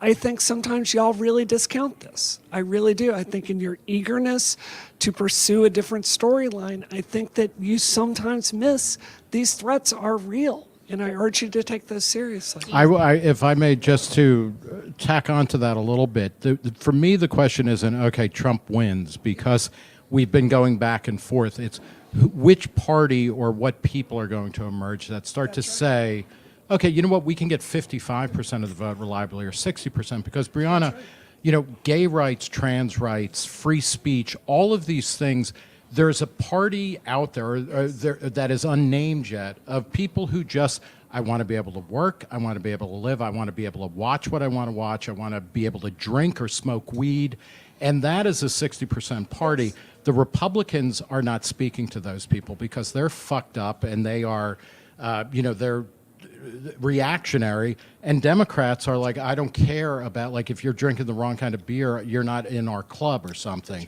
That is what's going to change this kind of back and forth that we've been witnessing for 25 years at this point.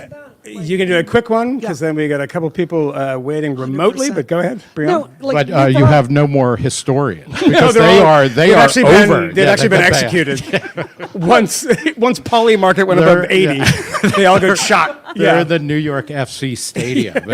Forget it. This is one of the problems that we have from the last time around when Trump won. Progressivism went absolutely unhinged. There's an argument for trans rights that's like, I need respect from you. Just let me take HRT. I'm not going to bother you. I'm married to my husband. Let me live my life. That's an argument that you will get on board with, and a lot of the country will. There's another argument that is your kids are going to be saying they are non-binary when they're in elementary school, and you need to announce your pronouns right away, and a whole bunch of stuff that requires you to come on with a culture thing. That's not a sellable argument. So if we are serious about building a true leftist party, we've got to look at the way the left behaves from everything, from Free Palestine to, just every part of it, up and down women's rights. It's just not connecting with people. So maybe we'll learn our lesson this time, but I don't think we will. Brianna Wu, Yes. Nancy Rommelman, Matt Welch, Nick Gillespie, thank you all for joining us.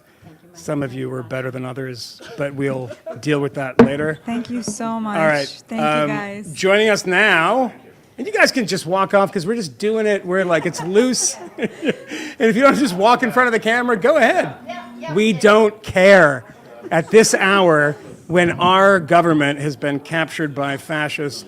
You can take it with you. Bring it to Lost and Found. All right. Joining us now, Anna Kasparian, the executive producer and co-host of The Young Turks. I watch her all the time. I think she's fantastic.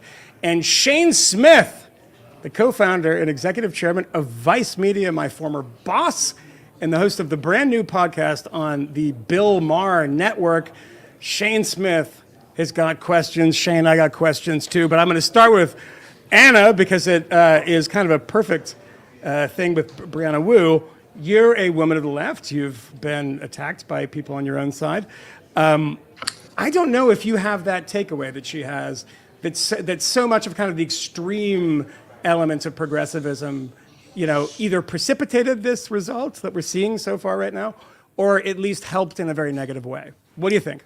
I wouldn't identify it as, the extreme ends of progressivism. I see it as the identitarianism that's kind of taken hold of the Democratic Party, which usually manifests in all sorts of behaviors that I don't think tend to be popular with the electorate. So, when the Democrats become the party of scolding, I don't think that bodes well for them. When you have, a former president, someone who ended his second term with an incredibly high approval rating, Obama, coming to the American people, like he took a break from Martha's Vineyard to scold, black men over their votes. I don't think that's going to do well for the Democratic Party. But the voters are concerned about. Why is it that Trump was able to increase his support among black male voters, Latino voters?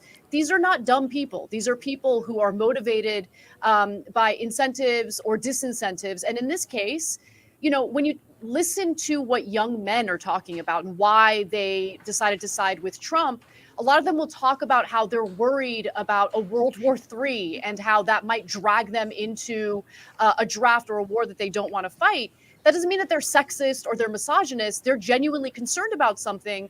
And Trump positioned himself as the so-called peace candidate with absolutely no pushback from Kamala Harris. So these are issues, or these are mistakes that could have been dealt with appropriately.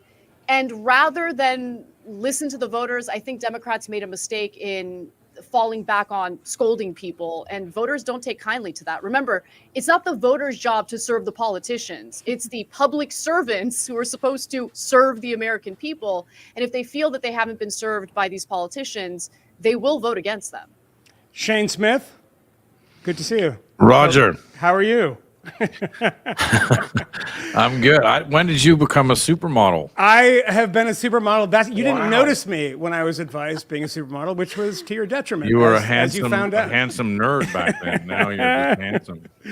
Look, the Vice News Tonight show started in 2016, right before the Trump victory, and kind of guided Vice for a number of years. The apoplexy at Trump's presidency. It looks as if we're going to get another one, right? What would you say to the media, as a head honcho of the media, that they should do differently? Because a lot of people, you go to these Trump rallies and they're like, look, the media hates us, the media holds us in contempt. Whether or not you believe that, that's how people feel. What would you do differently this time around? Well, if I was the Democratic Party, I'd do a lot of things different this time around. I mean, I was talking to somebody today about how much propaganda there is on both sides, and looking for that sort of Nixonian, great center, the silent majority. And, I watch this stuff and I'm like, look, Fox News is just, they weren't even giving, a nod at being nonpartisan. They were just, this is what our guy's going to do, and and we're going to call this day. And then the other guys were just, everyone's so bound up in their own propaganda that nobody believes it anymore. And people are moving to social media, which is dangerous because it's just misinformation and disinformation. By the way, a lot of times fueled by the Russians, fueled by the CCP, fueled by the North Koreans. And by the way, they state that openly. They're saying, yeah, we're doing that. We're trying to fuck with you. And, you say, well, to the Russians, why? Well, you have the ruble. We're still under sanctions. So you have all of these malignant actors just going into social media, and it's working. It's working magnificently well. So when your question is, what should media do? It's stop sucking so badly that people are getting their news from social media, which is just basically whoever the fuck wants to say whatever the fuck they want to say.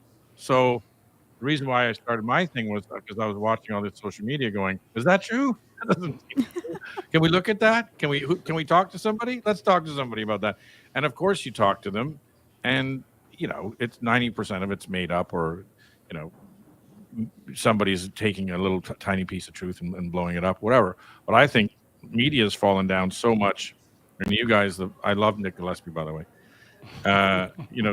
Everybody's fallen down so much on their messaging into just propaganda, basically, and we're just going to say the same shit over and over and over again. And so the young people especially have gone to social media, and that's a disaster. Anna, you've become a real hero to me because you got a lot of heat from the left for saying something very provocative, namely, I should not have to be afraid that I'm going to get sexually assaulted when I walk my dog. Mm-hmm. And for the crime of saying that, pointing out that you had been sexually assaulted while walking your dog and that crime was real, the left absolutely went berserk. And I wonder how you feel about the way that this election was so gendered. This idea that women's number one and only issue should be late-term abortions. If that sort of, registered with you as a kind of feint or kind of misinformation or something that's, forcing us to not believe our lying eyes. Well, look, I see those two issues as separate. And so when it comes to the topic of abortion, unfortunately, for someone like me, I know too much about how our politics work and how our, system of government works. So, now I feel comfortable saying it. I felt that Kamala Harris and the Democrats running on protecting reproductive rights was manipulative and specifically manipulated people's emotions, because at this point, it's over. It is up to the states. And when Kamala Harris says that she's going to take the stand back to what we had under Roe, no, you're not. You're not going to be able to codify it through Congress, especially since even before we started seeing the, electoral votes coming in, it was clear that the Republicans were poised to take control of the Senate. And even if Democrats maintained a slim majority, they would still need 60 votes in order to meet the standard of the legislative filibuster to pass a law protecting reproductive rights. So anyone who tried to like pressure me to be a vociferous supporter of Kamala Harris over abortion rights, I couldn't help but like roll my eyes, because I just knew that that wasn't a campaign promise that she could actually fulfill. When it comes to my personal experiences with the left, it's not just about me and the treatment that I received. You know, what I experienced opened up my eyes to what others were experiencing as well. And I really did see that as a problem for the Democratic Party, because you can't gaslight people into supporting you or believing that what they are experiencing day to day in their lives isn't actually happening. There's been a lot of denialism on the Democratic Party. And look, a perfect example of that was Joe Biden's cognitive decline. I mean, the fact that there was a cover-up which allowed for him to remain in the race as long as he didn't help the Democratic Party. I think it hurt the Democratic Party, but that cover-up still happened because, I don't know, there's just this weird culture among Democrats now of not wanting to accept reality and just wishing things until they somehow magically come to fruition. But that's not how the real world works. Shane, you're a bit of a bro whisperer. I'm wondering if you clocked the kind of gendering of the messaging of this election. I mean, to me, this is very much the kind of class divide mapping onto the gender divide, because of course women are 15 points more likely to have a college degree. And so you have this whole economic split happening between the genders, which is just a disaster for any society. But I'm wondering just if you experienced the election through that lens at all. I think there was, a lot of silent Trump voters that they wouldn't say it sort of publicly, but you could tell that they were going to sort of lean that way. I think the biggest, for me on sort of poor messaging was immigration, where they were just pounding and pounding and pounding the message, which was obviously resonating with their support, the sort of GOP supporters and Republican supporters, and the left or the Democratic response was sort of like, well, it's complicated, it's nuanced, there's stuff happening, and it's like they're open, the open border, and there's gates opening, and people are running through, and they're criminal, and I'm like, I've been to the border for 20 years before. There's no gate opening, and no one said that once. They said, well, it's complicated, it's different. In fact, a lot of times they didn't say anything. And I think if the election was won or lost on anything, it was immigration. It was number 3 after. I don't know what democracy is. So for me, it was number 2, because it's democracy on both sides. You're like, well, what are you talking about versus what are you talking about? But immigration for me is, let's say, number 2. That and economy. I mean, 60% of Americans believe that we're in recession, which we're not. And so I think those 2 issues are just a complete failure. And I agree with you that putting Biden up for that debate, they lost the election then. Right. Yeah, I got to jump in on how Americans are feeling about the economy. I think that politicians need to stop pointing to the GDP as the end-all be-all metric for how well our economy is doing, because while that might be true in a broader sense, for average Americans, when you consider wages remaining stagnant or rising just a little bit, but still not keeping up with inflation, they're not going to give a damn about the GDP. They're just not. They're going to care about their own personal finances and their inability to make ends meet, their inability to buy. Now, I think. Yeah, go ahead. Do we lose on it? Well, I was just going to agree with you. I mean, GDP is such a silly metric because, of course, it's not evenly distributed, right? It's concentrated in the top. Anna and Shane, thank you guys so much for joining us. What a great conversation. Thank you. Thank you. Shane, by the way, if you have Shane's Twitter, send him a DM, because I've known him for many years, and even if it was really bad information, he could make it sound great. So if you're really upset about the results tonight, send a DM to Shane and say, can you please make me feel better? And I'm sure he'll do so. Sorry, Batya, for stepping on that. I just needed to say that to Shane, who I haven't seen in many years. Thank you both so much for joining us. And now we're joined by Marianne Williamson, an author, political activist, and a 2024 presidential candidate.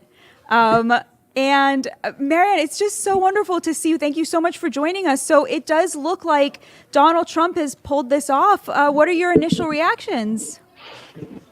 Well, obviously, I'm not happy about it, but I also feel that everything that went wrong is what I've been saying would go wrong for the last year and a half.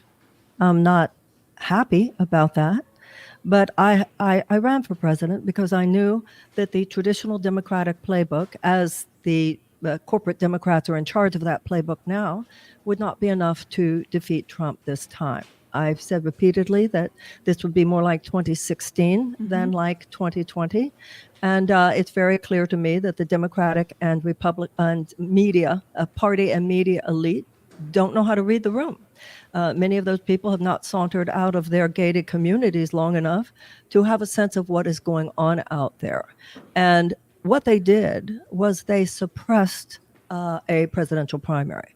If over the last year and a half we had been having a robust conversation about the fact that 46% of Americans are regularly skipping meals in order to pay their rent, about the fact that 90% million people are underinsured or uninsured, that over half of our bankruptcies are medical bankruptcies, that 1 in 4 Americans live with medical debt, that 1.3 million Americans are rationing their insulin. Over 70% of Americans say that they are living with chronic economic anxiety.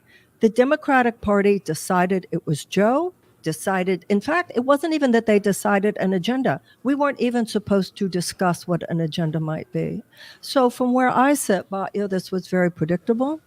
And the fact that there is this media political elite industrial complex in the Democratic Party, they should resign their positions tonight. If in fact it is called for Trump. It's leaning that way, but we're not at a final result yet. These people's position is only in their mind, but they felt in their smug arrogance such a sense of entitlement. They would choose Joe, then they would choose Kamala, and they would suppress any candidate or any conversation about the wider issues that could have provided the kind of compelling alternative, a compelling vision for the American people. People are feeling hopeless out in America. Now, in my opinion, Donald Trump offers false hope. He'll name a pain, but he will not name a policy that's going to fix it. But people will take false hope over no hope. And to me, if we lose tonight, that's what happened.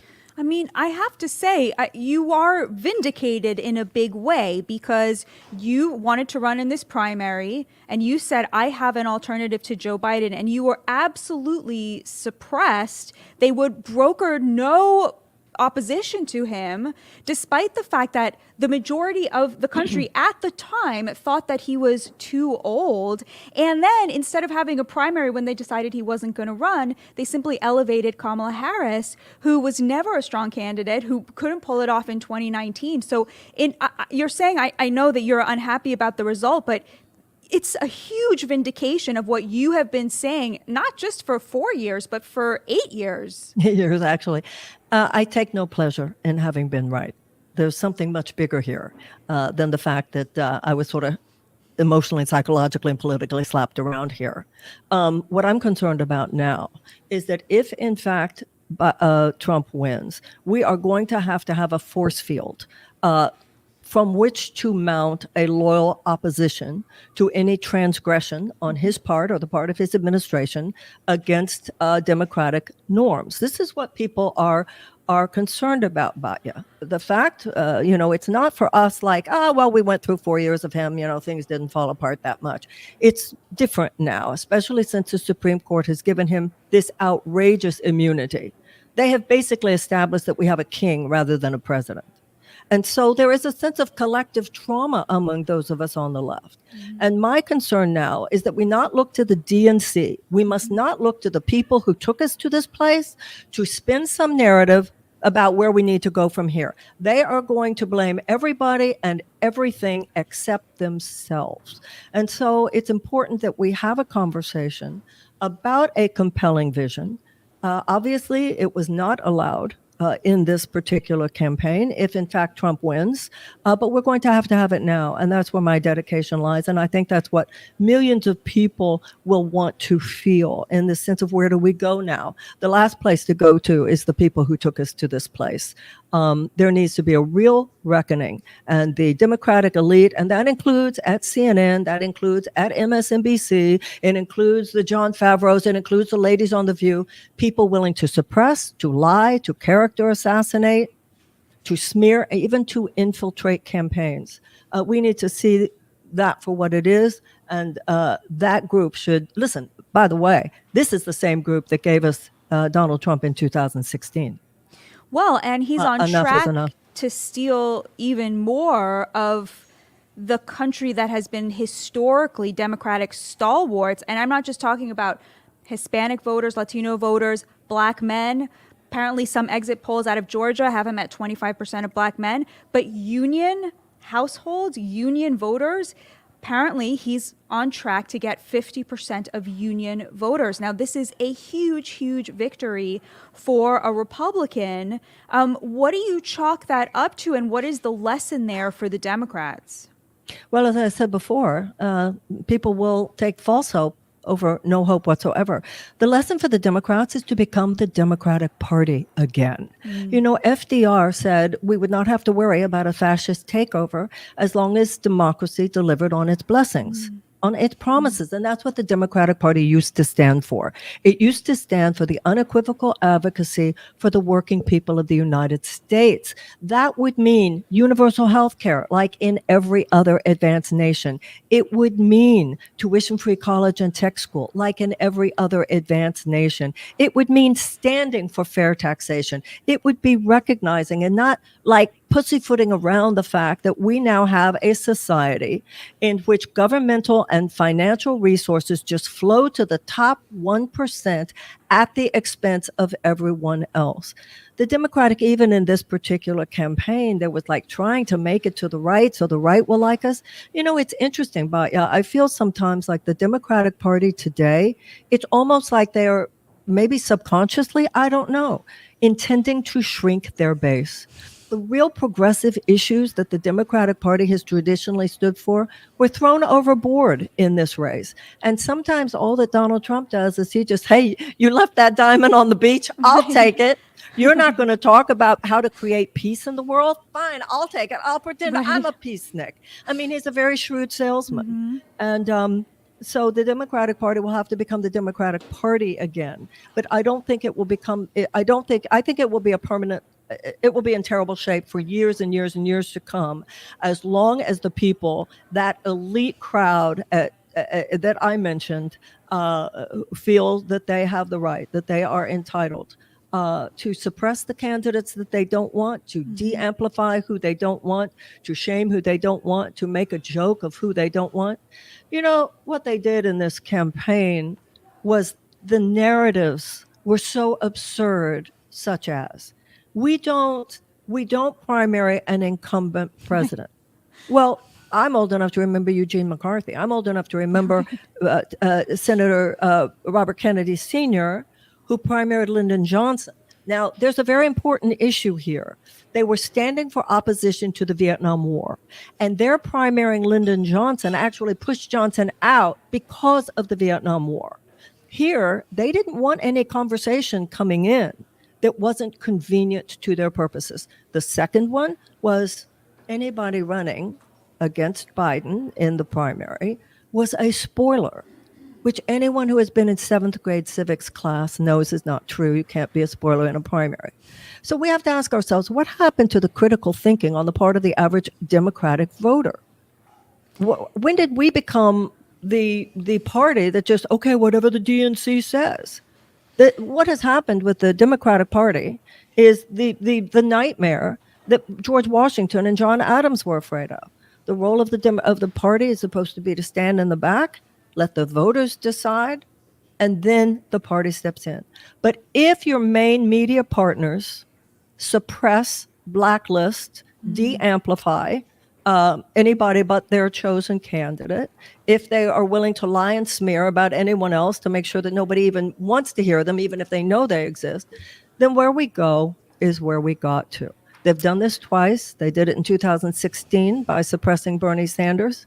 I don't know who would have won the The general election. Yeah, I don't know who would have won the primary if they had taken their fingers off the scale. But I do think Trump would never have been president either way because the Democrats would have shown up in greater happiness. So this is a real inflection point for the Democratic Party.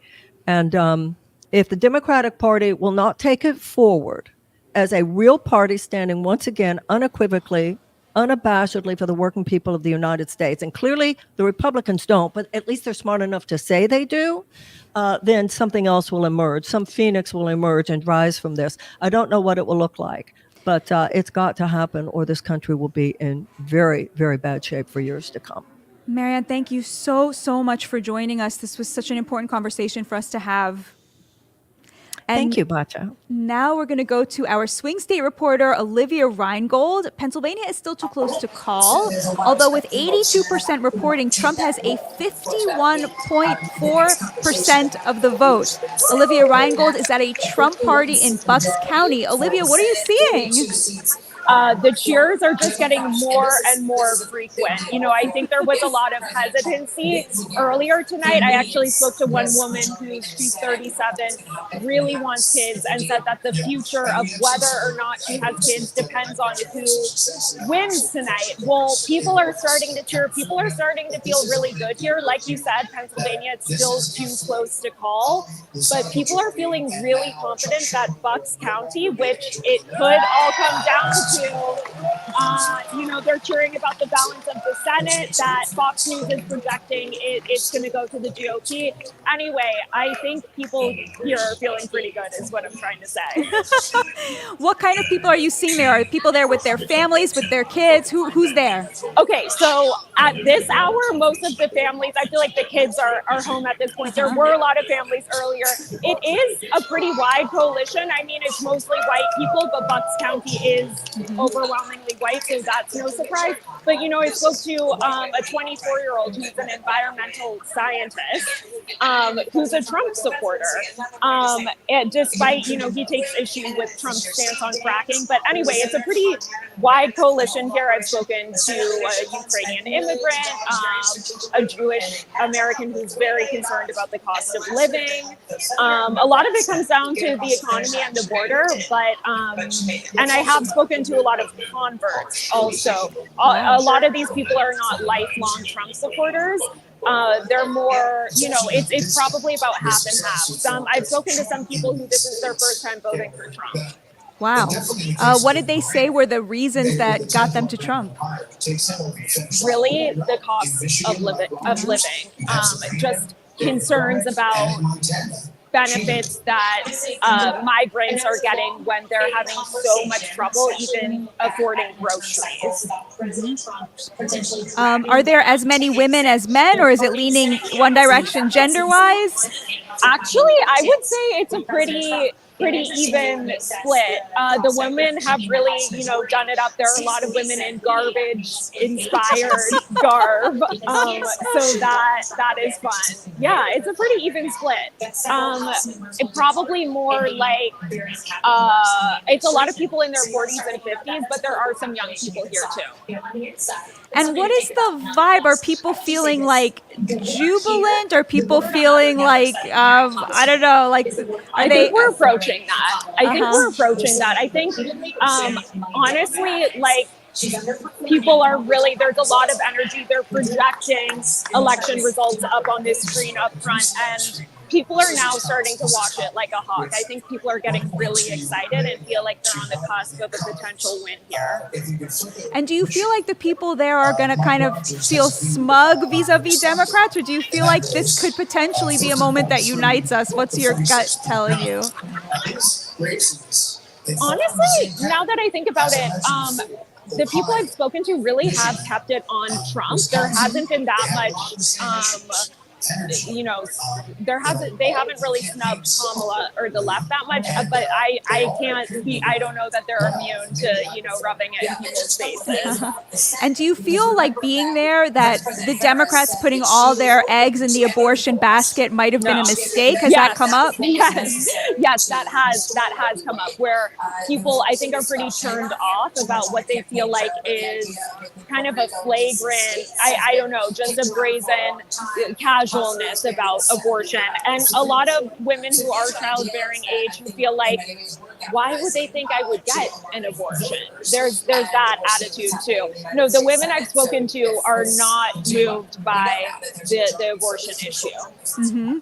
Well, thank you so much, Olivia. Keep us posted yeah, about what's going on absolutely, there. Great dispatch. We're going to have Winston Marshall and Camille Foster on in just a second. But first, check out this dispatch from Election Day in LA with our very own Ben Kowaller. Measure LL thoughts? Election Day is about more than just Trump and Kamala. So much more.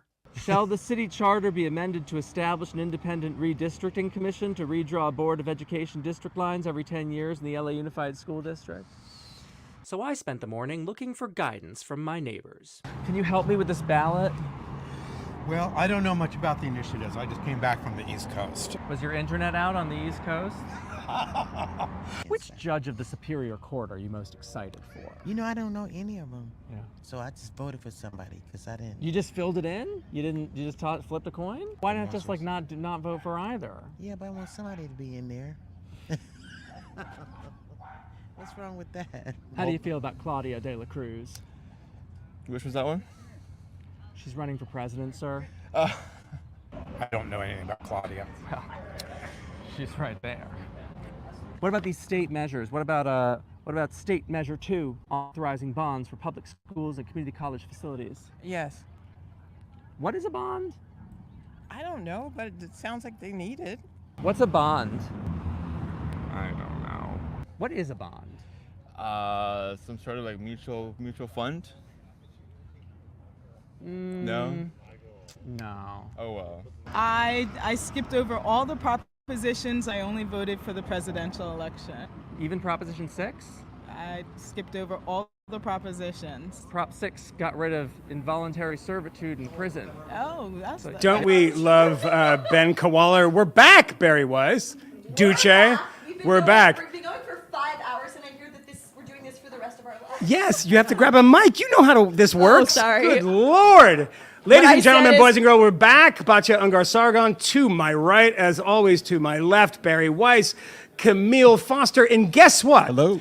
Earlier today, on this broadcast, someone was talking about these, celebrity endorsements, and someone mentioned a particular band, and can I bring this up? Why Am I not? allowed to bring this up? Well, honey, we're in hour 6. No, I know yes. we're in hour 6. You bring up anything you want at this time. Okay. Winston Winnie Marshall, I'm calling you Winnie now, but I've just decided that, yeah. We have had so many British people here tonight, and we're having another one. Let's start with Winston. And if you don't know the band, Google it, you'll figure it out. What do you make of tonight, Winston, as a foreigner, as an Auslander, as somebody who doesn't belong here? What do you make? What do you make of these results? No, I just like look. The border is so loose that you're on the couch, so we're trying to close that up. I think that if it was Trump, we wouldn't be here.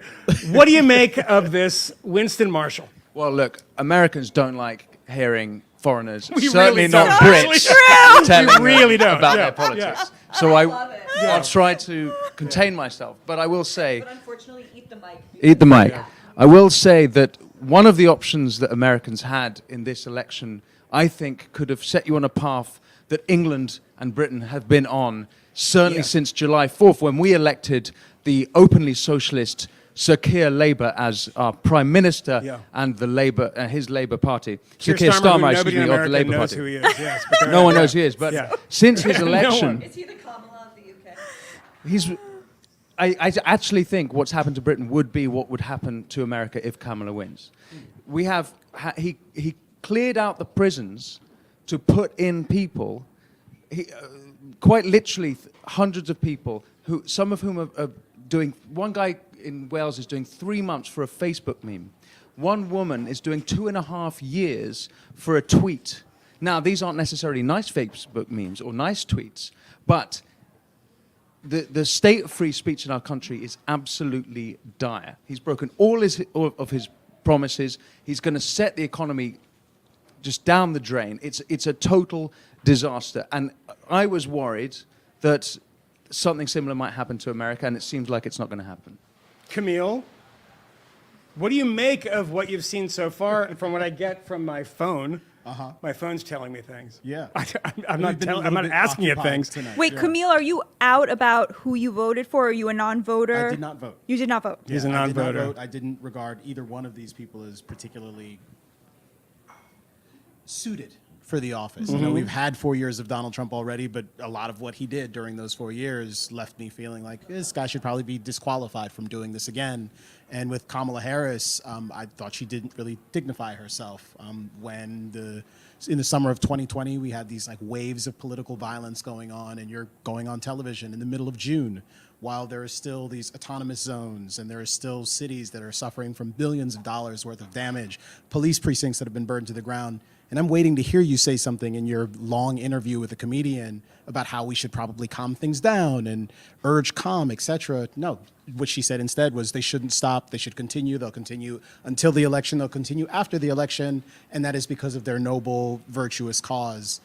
This is the same woman who informed everyone that Joe Biden was still well-suited to do this job. She has exercised really, really poor judgment in a way that just felt disqualifying as well. So neither one of them enjoyed my support. And I will say that I didn't feel like there was an existential threat posed by either of them. So What is wrong whoever with you? wins, Yes. but So you mentioned your problems with Trump 1.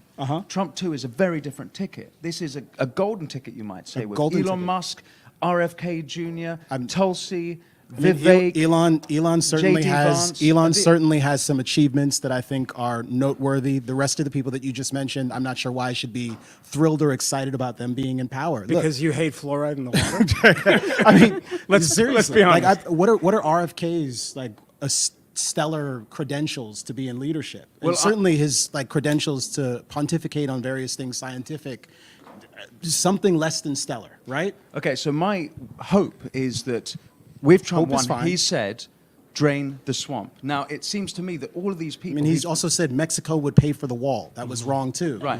But my hope is... And he did say drain the swamp before. It's still there. He's not saying drain the swamp, but these people are drain the swamp types of people. Certainly And I hope Elon is- talks about that, and now that Ron Paul is somewhat involved, but my suspicion is that Donald Trump will disappoint people in huge, profound ways. Oh, no And doubt. I simply can't imagine that he'll actually follow through with most of those things. Very quickly, actually, RFK may soon discover that the role that he was promised is not the role that he will get. You don't think so? I don't think so. Not at all, to be totally honest. I was on He's a bit FaceTime of with an him earlier, albatross. and it was...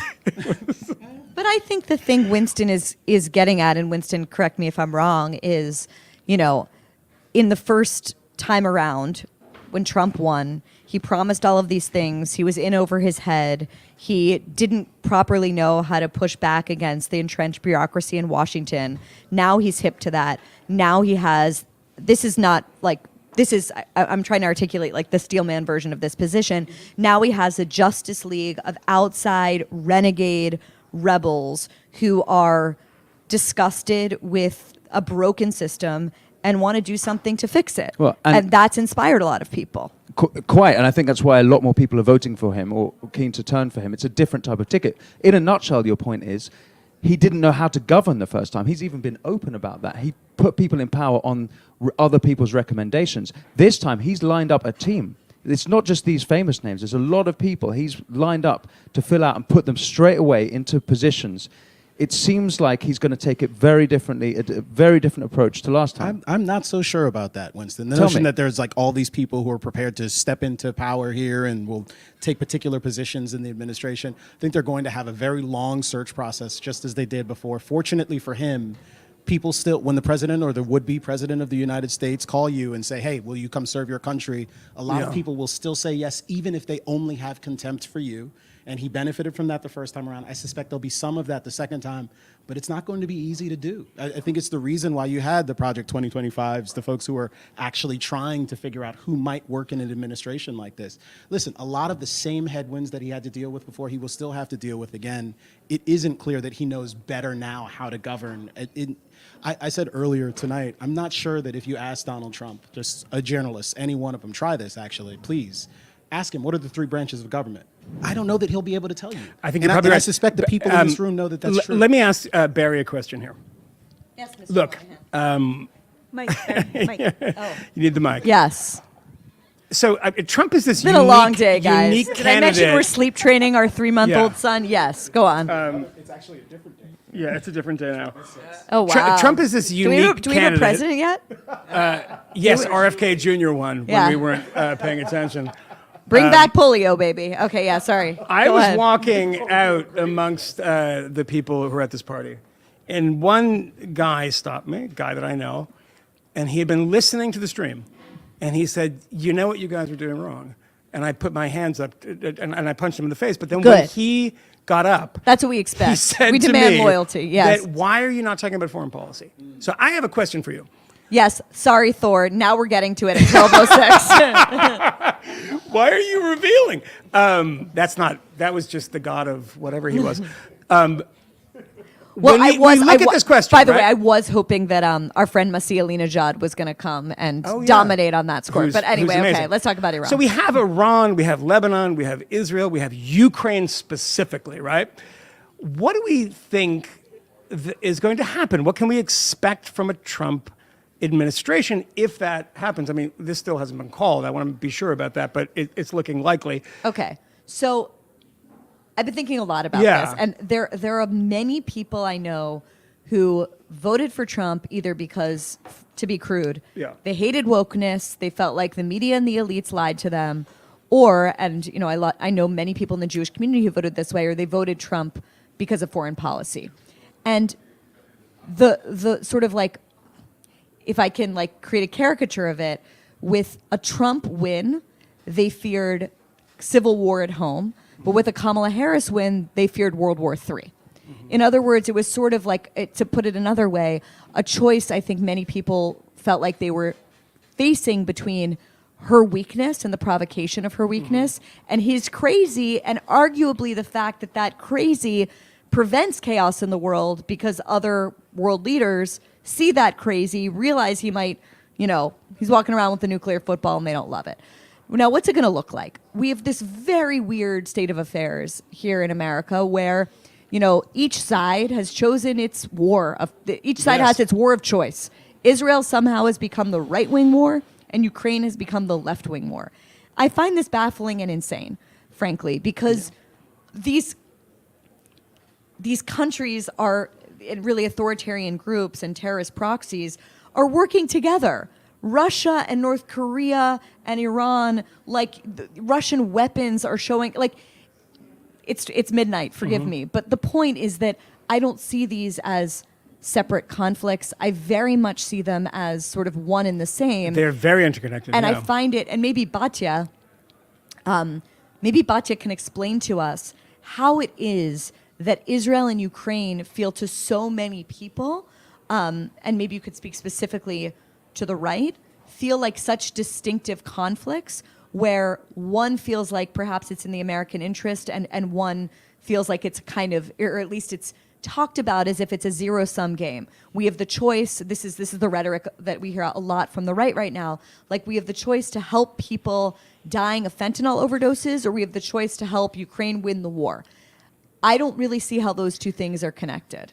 Well, I think to average Americans, the case has never been made to them why we're involved in the war in Ukraine.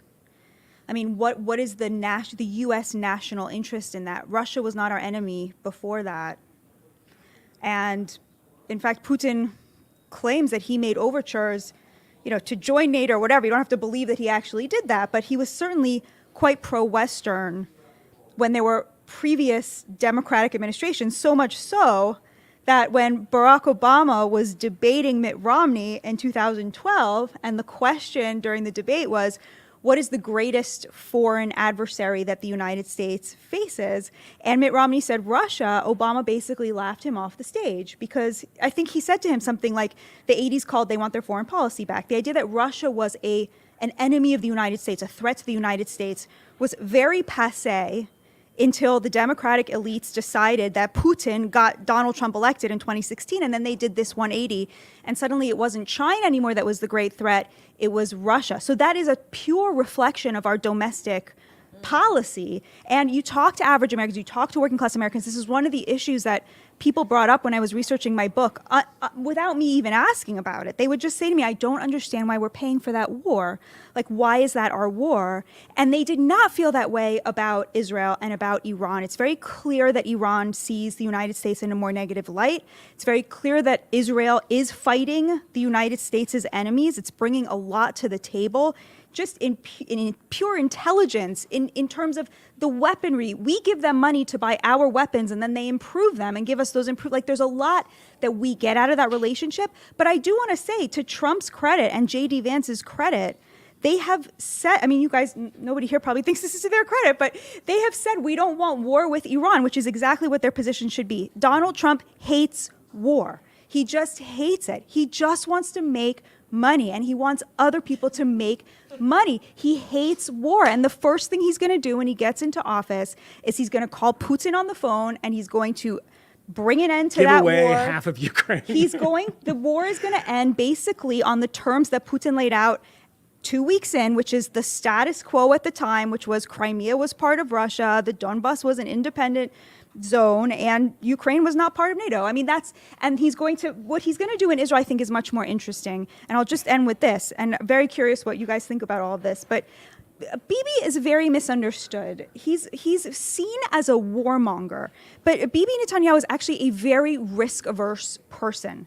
He also, like Trump, feels very strongly that, I think, soldiers are citizens. He doesn't see them as soldiers. And he has always tried and hesitated when it came to waging war. And I think what Donald Trump is going to do when it comes to Israel when he gets into office is say, Netanyahu, you have 1 month. I'm going to give you full diplomatic cover. You do whatever you need to do. You're going to get zero blowback, and then it's over.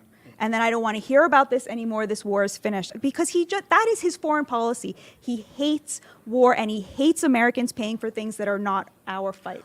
All right, well, I'm being told to cut now, which is like obvious. Oh, no, no. Hold on. Wait. I just want to say that already. I didn't mean to No, look at this. filibuster. There's a million. They keep on holding up. Fire them if you don't like it. Here's my feeling. They keep on. I just want to say the era of fake news is upon us.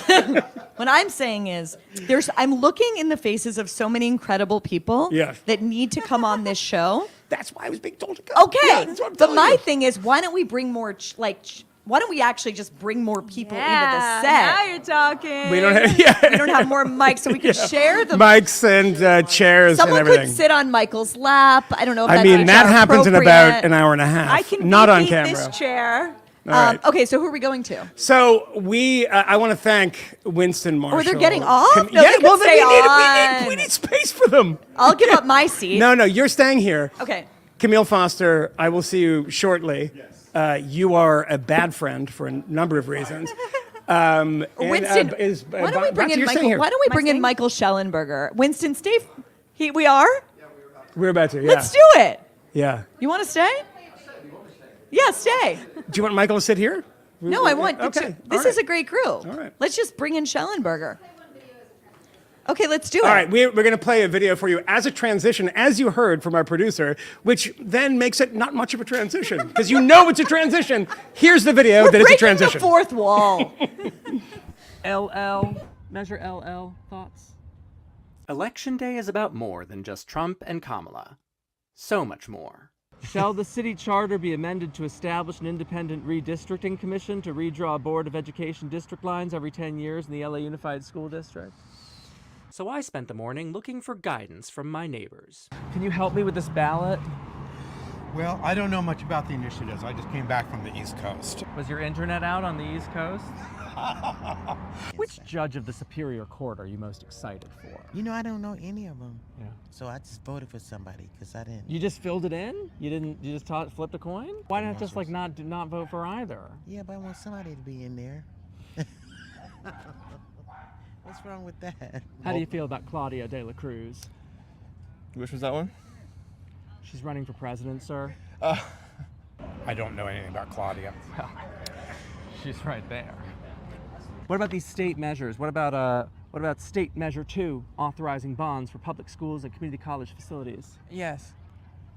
What is a bond? I don't know, but it sounds like they need it. What's a bond? I don't know. What is a bond? Some sort of like mutual fund. No. No. Oh well. I skipped over all the propositions. I only voted for the presidential election. Even Proposition 6? I skipped over all the propositions. Prop 6 got rid of involuntary servitude in prison. Oh, that's So that's you a good one. Well, it sounds like you opted not to outlaw slavery today. Yeah. What was your favorite ballot measure? I didn't really like any of them. You know, one of them was outlawing slavery. I don't know. Was there one outlawing slavery? Well, just for prisoners. Well, okay. I voted for Kamala Harris. If Trump wins, should we have an uprising? Sure. What should it look like? I don't know. I go back and forth on this. You know, it's like some days it's, you know, peaceful protests. Other days it's burn it all down. If Trump wins, should we have an uprising? A very well thought out, well planned uprising. You know. That doesn't sound like much of an uprising. Yeah, I know. Right now it's just like, do we want orange or blue?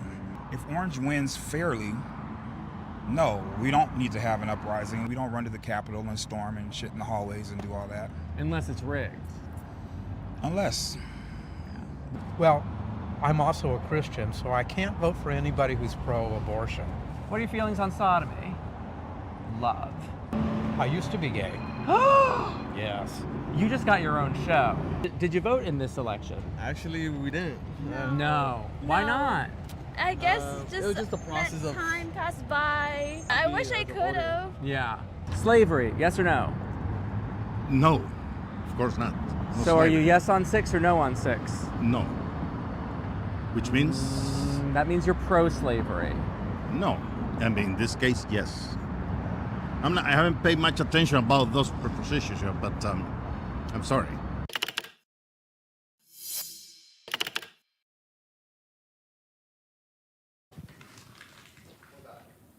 All right, we are back.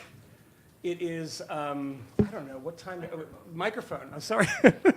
It's late, Joey, don't tell me that. It is 4 a.m., I think, and Donald Trump is now the dictator. But we are back, and joining us is the Free Press's own River Page, one of the funniest guys in our pages. Sorry for that shitty pun. But he's at a bar in Florida, and River, where are you? Yeah, Michael, I'm at the Roundup in Pensacola, Florida. This is a gay bar in Pensacola. Oh, it's a gay bar in Pensacola. Yeah, you got me dressed like a Methodist youth pastor out here. I'm at a gay bar. They're not even playing the election on the screen. They're doing karaoke. Like, people think Chick-fil-A is going to put us in death camps, and like nobody in Florida gives a shit. I'm here with Michael. River, what are the gays? You have What are the gays do you have a, think? you have a gay there? Right you have a I've gay. got a gay right here. Okay, you have a gay right there. Michael. What are the gays thinking? Sorry, I've got people in my ear, Michael. Michael, who do you think is going to win tonight?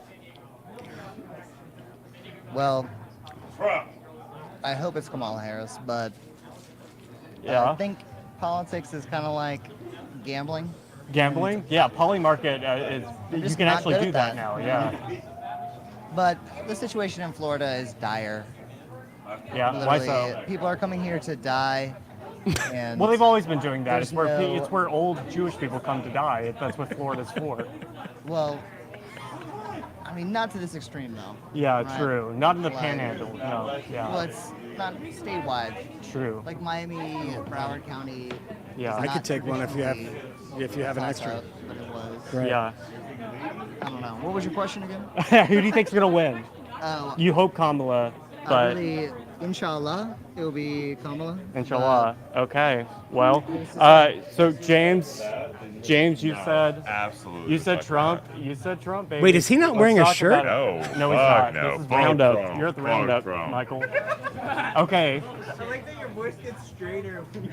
When you're on camera, right? Okay, so let's go through it. You think Trump's gonna win? I do, yeah. Yeah. Why do you think that? Because he's a cult. Because there's a that cult. he's built for 8 years. Are you part of that cult? No. No. Okay. No. My family is, but I'm not. Yeah, you're from Oklahoma, right? I am. Yeah. Well, there you go. All red, all red. Yeah. Okay. What about you, Kayla? Who do you think's gonna win? Kamala. Kamala? What about you, Joe? Probably Trump, unfortunately. Probably Trump. Okay, so we've got a hopefully Kamala, and 2 Trumps. River, those are can the you, results. amongst the shirtless men there, can you find someone who's supporting Trump? Have you talked to anyone who's supporting Trump? I can try. It might be the one with the shirts on. Ryan, you're a Navy boy. Are you supporting Trump? There you go. He is not. Okay. Jeez. Damn, tough crowd. Okay. Tough Drake, crowd. are you supporting? See how I know everybody at the gay bar? I'm not a drunk, I promise. Are you voting for Trump? No. No. Okay, there we go. See, I told you this is why I had to go to St. Petersburg to write that gay Republican piece. I voted. It's okay, babe. I'm not going to put you on. Don't worry, babe. Hey, River. Yes. Can you ask one question for me here in New York Can City? I We ask need a one question? question. What do those people think, all those shirtless gays, what do they think is going to happen in a second Trump term? Is this going to be a disaster for the gay community?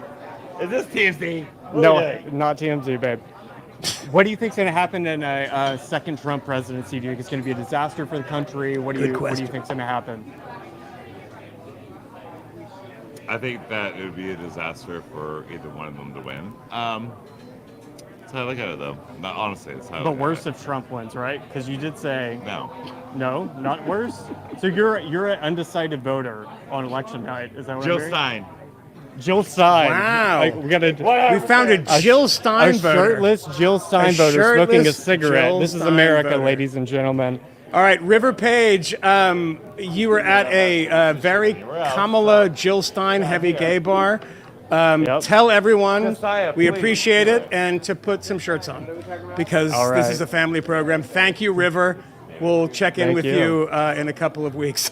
What was that thing J.D. Vance said on Rogan about the normal gays being for Yeah, him? I mean, he said the normal gays. Did he actually say the He normal said, gays? But I think that people knew what he was talking about. Well, look who's joined us. Look at that. Hi, everybody. The glorious Frannie Block. Hi. Frannie Block. Somehow it's midnight. She's looking great. Is it actually midnight? It's after midnight. I have no idea what time it is, to be honest. Frannie, you had a story up on the Free Press today that went pretty viral about Georgetown University public policy students being helped through their election trauma with Legos and milk and cookies. Yes. That's real. This is real. Tell us about that and tell us how you feel those students are going to fare tomorrow in the event of a Trump victory. I do want to emphasize this is Georgetown's public policy school. So these are the future potentially diplomats, leaders. Wait, these are adults? I mean, they're college students, Oh, if you okay. consider them Yeah, adults. yeah, Like, okay. I think so. Okay. Maybe master's students, a couple of those probably mixed in there. So, I mean, these are people that are supposed to be our future leaders, and they can't even handle the election, or so their administration thinks. And so they're putting together a self-care suite. As you said, it has Legos, it has milk and cookies, it has self-guided meditations and mindfulness hours.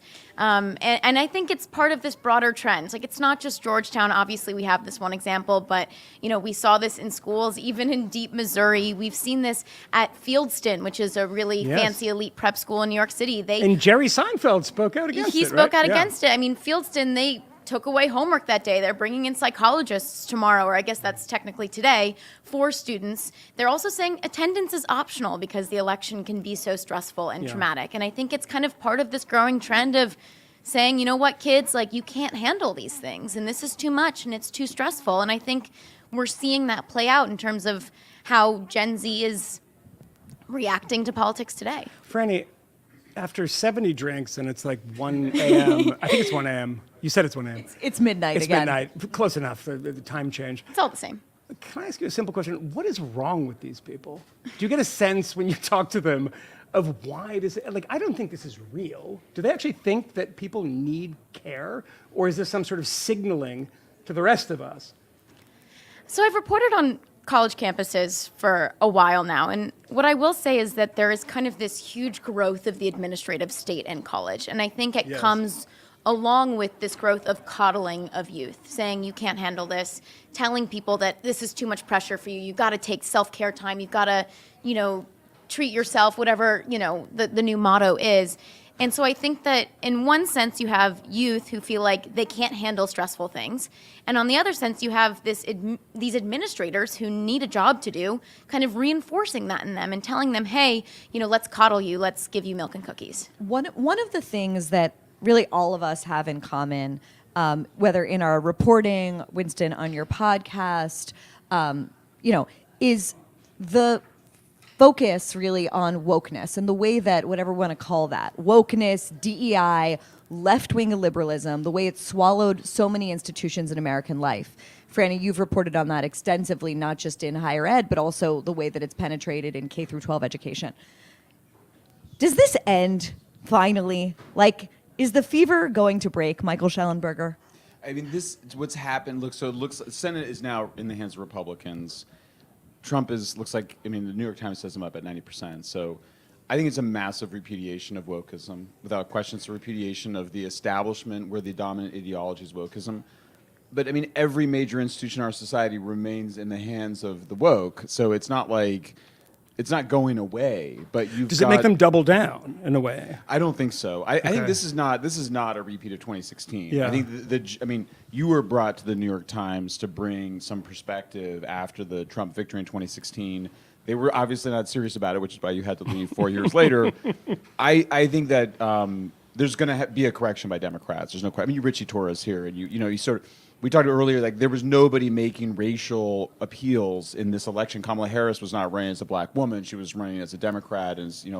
But the correction is, because politics does correct quickly. So we're going to see we're going to see Democrats in 2026 that are going to be much closer to Fetterman. I thought it was very interesting last interview with Fetterman on Rogan. The party is going to look a lot more like Fetterman than like AOC, in my view.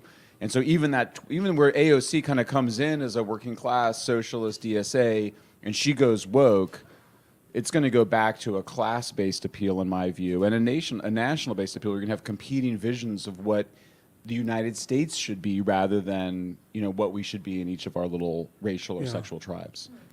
Winston, do you think that this is a repudiation? Look, Kamala Harris. I went to the DNC, walked into the building, and someone handed me a sign that said USA on it, nothing else. And there was no appeals to identity. They were trying to kind of change the game in the middle of it. I don't think people bought it, right?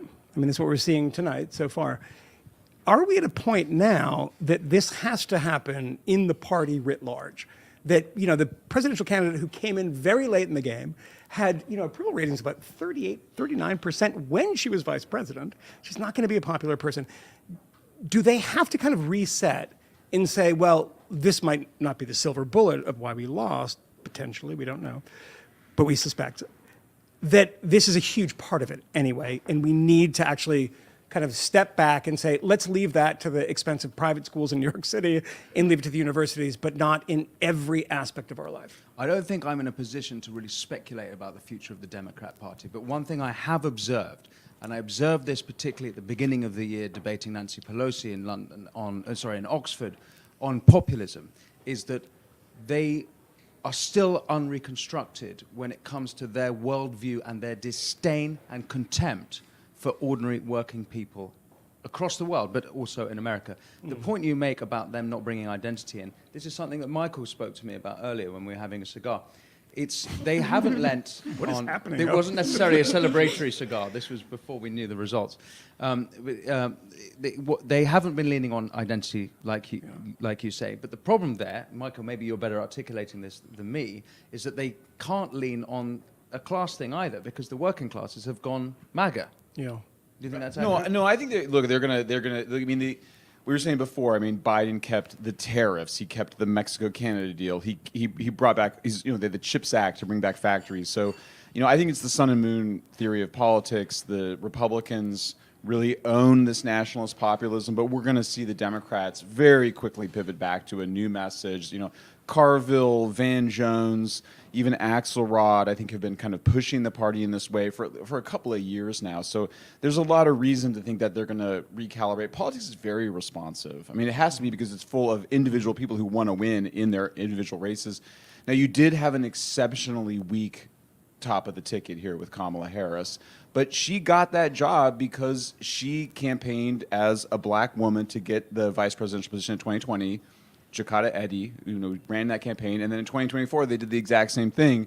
So even though they didn't run on it, they played that game in the way that that game has been played for. That's not going to work in the same way that it's been working over the last 6 to 8 years. I want to ask all of you something. Barry, if you can start. We're talking about what went wrong, right? Can we talk about what could potentially go wrong if Donald Trump wins? I mean, we published a piece that it was a pretty split vote at the Free Press. There are people that are all over the map. I mean, it's not MSNBC, but there are a lot of people that I talked to tonight that have serious concerns about the rhetoric and some of the things that Trump says he's going to do. Let's take that perspective for a second and say, what is the thing that you're either afraid of or skeptical of or think is, this is not the right thing to happen now? There's a few things that come to mind. I think the first thing that comes to mind is, on the one hand, you could see, and this is certainly how they've portrayed themselves, as a kind of Justice League of outsiders that are finally come to drain the swamp. On the other hand, you could see the fact that Donald Trump has burned through some of the most reputable, honorable people that are not just in the Republican Party, but generals. I'm thinking of Jim Mattis, H.R. McMaster, Mark Milley. Those are just the M's. We could go down the list. Like that, he has burned, harmed their reputation, fired them on Twitter, and it's like he's gone through the A list, the B list, the C list, and now who are we left with? Yeah. Mike Lindell, My Pillow guy, and Tucker. So that's one thing to be concerned about. Who are the people that are going to be in Trump's ear? One of the things we know about him is that he is extremely reactive and extremely impressionable to the last thing that he's heard. He's about 80 years old. That's not going to change. Yeah. So who are the people that are actually going to be whispering in his ears? And I think, I think Sam Harris made a very good point on the podcast he recently did. That's our map, our analog map. I thought Sam Harris made a very good point, which is the moral guardrails are institutions are just people. These were the people that were the moral guardrails. What happens when they're not there anymore? Yeah. So that's one thing that comes to mind. I mean, sorry. I hope this doesn't make me sound like a libtard or whatever I'm going to get called on the live stream right now, but I take January 6th really seriously. I take what happened in Georgia, find me 11,000 votes really seriously. I don't think we could just wave those things off. And then the other last thing that is just on my mind, and this isn't to Trump, it's more cultural, which is, I don't think that the response to wokeism from the right is simply going to be a return to normalcy. Mm-hmm. I think the response to wokeism on the right can look like something much uglier and more rancid. And I think that we're starting to see that. And, where? Give me a sense of where you're seeing it. I mean, Candace Owens, Tucker, a kind of frankly, but she did discover that Stalin was Jewish, so that was really helpful. What Konstantin Kisin, I think, has rightly called the woke right. Yeah. An obsession on identity, an obsession on a kind of, in my view, anti-American, blood and soil nationalist politics that is antithetical to America and disgusts me. And so, I think the jury is out of how much of the sort of prevailing winds are at the backs of that, portion or flank of the Republican Party. Those are just some of the things that come to mind. Guys, I want to put this to you. Same question, of course. Michael and Winston and Frannie, too, if you want to hop in here. Look, if a lot of this stuff was said by Barack Obama in 2010, there would be apoplexy on the right. I mean, some of this language is completely insane. I mean, it prevents a lot of people that I know who really don't like Kamala Harris and are not liberals from voting for Trump. I mean, it's kind of serious stuff. Yeah, no, I mean, look, I think that it's the oral sex microphone joke that Trump did a couple of days ago, or whenever that was pretty shocking. I mean, I'm a father of FDR did that once too, but it wasn't exactly. on film. Yeah, I mean, it's it's signaling that he's anti-establishment. Yeah. I mean, but it is funny because those are the kind of vulgarisms that you saw on the radical left in the 60s when they were anti-establishment. I wanted to introduce one other thing though. Am I wrong? Tell me if I'm wrong. Well, let me add a dimension to it, which is that we haven't really gotten to, which is that we are long overdue for reform of the intelligence community. We've seen significant abuses of power. Just on January 6th, we know there was at least 200 confidential human sources in the crowd. We have the Secret Service that disappears all of their text messages from January 6th. Even the Washington Post had to condemn that as ridiculous. Of course, you would have backups.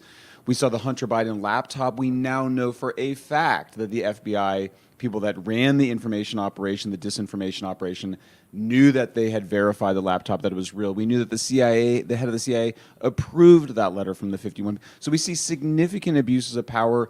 We now are going to have Senator, Rand Paul going to head up what I think has the potential to be a new church committee hearings at literally 50-year anniversary from 1975. Remember, this is when we revealed the CIA was involved in assassinations.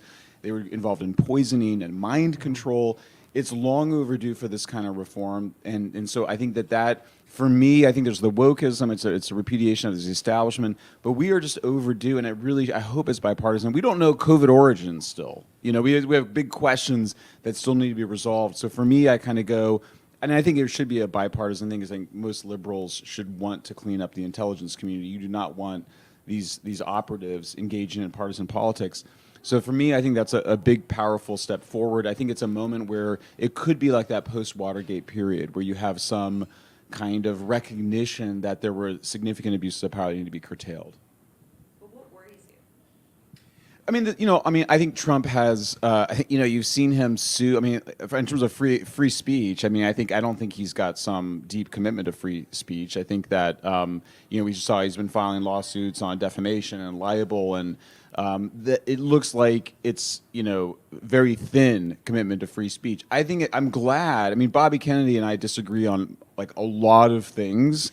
When he speaks about free speech, it's beautiful. Like, he really does talk like a true, really like a true believer. And I think it'll be. And then we saw that Tulsi Gabbard was put on a TSA watch list. It was clearly an abuse of power. We know that the Justice Department has mobilized a huge number of lawyers to go after Elon Musk on SpaceX. That clearly is just the weaponization of government. So, Jim Jordan was ridiculed a couple of years ago when they started this weaponization subcommittee, but they've revealed incredible details. So I think that for me, I like that Rand Paul is going to be there. He's a libertarian in the Senate pushing to fix these agencies. Look, I think you're absolutely right. Of course, Trump is always testing the limits of the system, but we have to remember he followed every single Supreme Court ruling.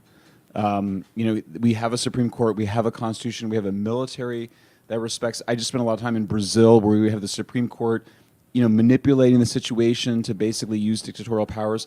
So this country has so much going for it. I mean, we've got these huge problems. The kids aren't reading.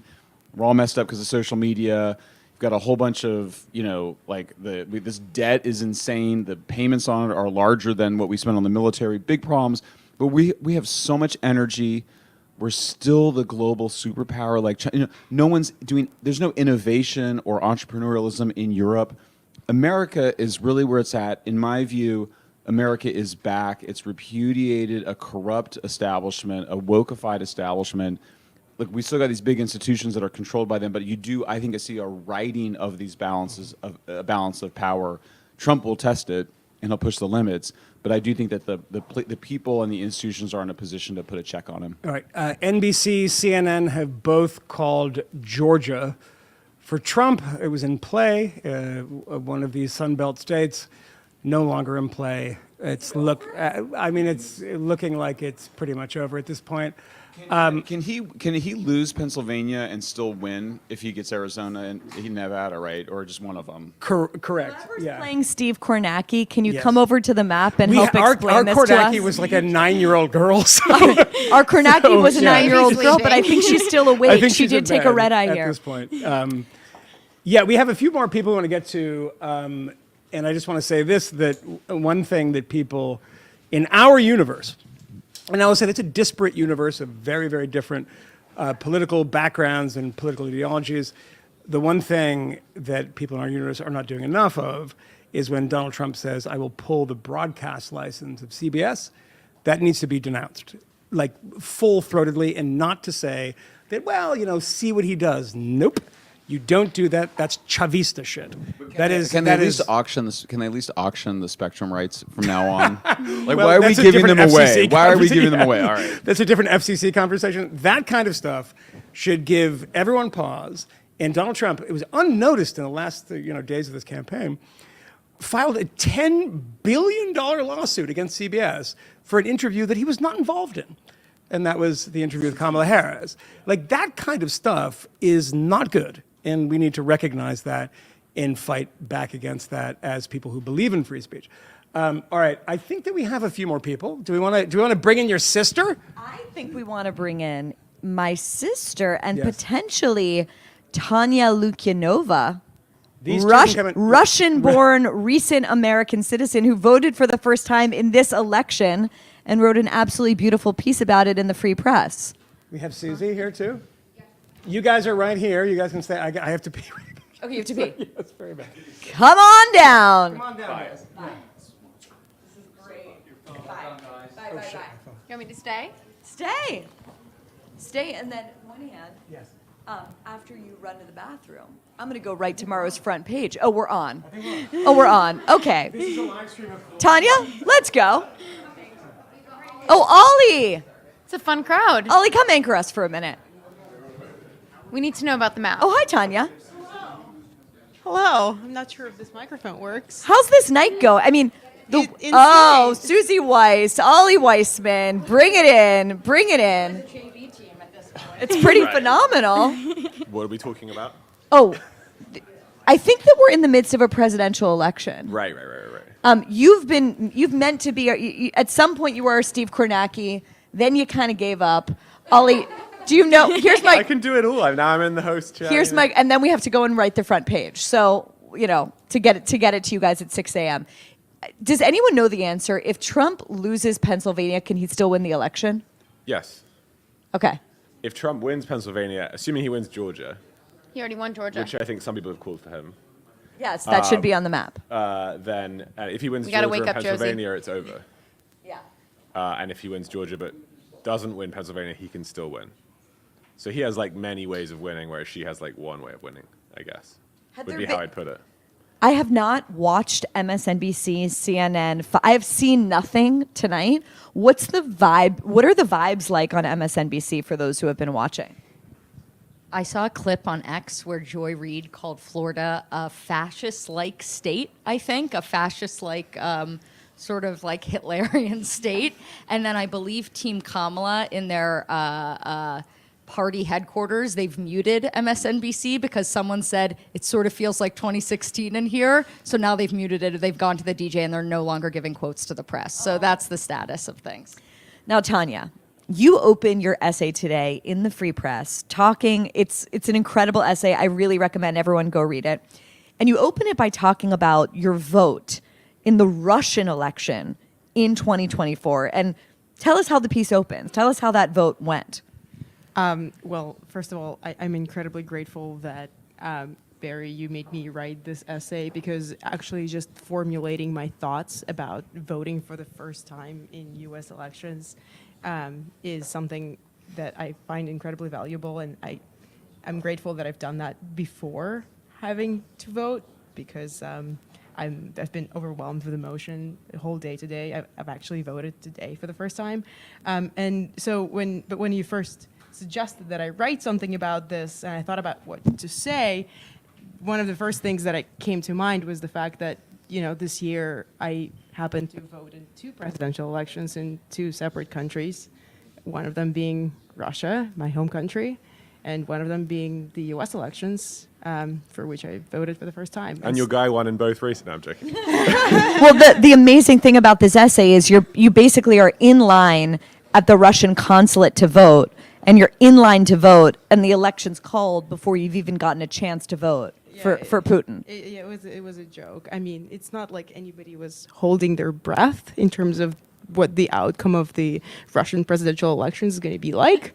But at the same time, in years before, I have managed to make it into the voting booth and cast my ballot before learning the inevitable outcome. And this year it felt, like they didn't even try to keep up the pretense anymore of having a democratic elections, and so that felt kind of like a sham.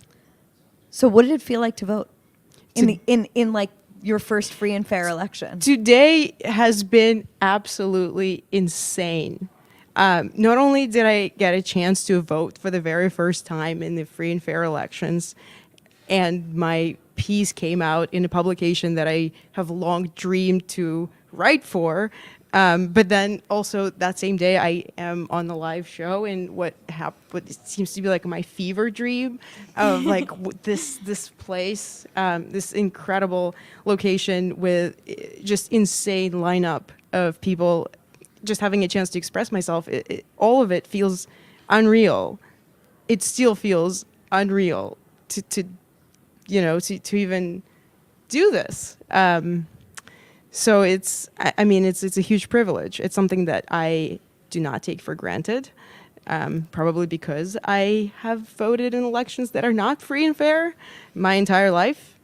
And so if anything, I would like to hope that I will continue not taking it for granted because, there are so many places where elections are decided before the ballots are counted, and the fact that we still don't know who the next occupant of the White House is, and it is almost 1 a.m., is absolutely insane and a marvel of the American system.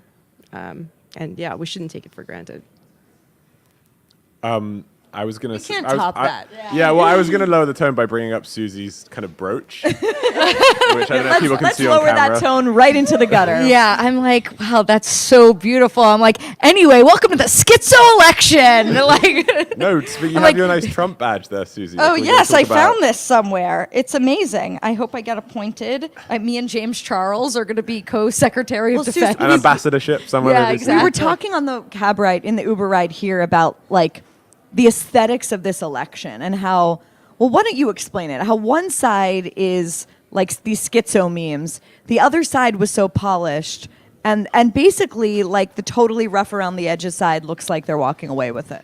Totally. You could just see it in the media hits that the nominees did or didn't participate in. On Trump's side, you have Full Send podcasts, the Jake Paul show, Rogan. I mean, all these sort of like bro-y, long-winded, Lex Friedman, all these shows. And then you have Kamala in like this like 4D IMAX camera, like doing this wave for like the abortion rally, and like Beyonce and Megan Thee Stallion and Cardi B are all going by. So you kind of have this like split screen thing. And Catherine Boyle has a really interesting thread up right now about how this election is when online and offline merged, which I think is really smart, but I sort of think it's more that online and offline are at war with each other, and tonight online won.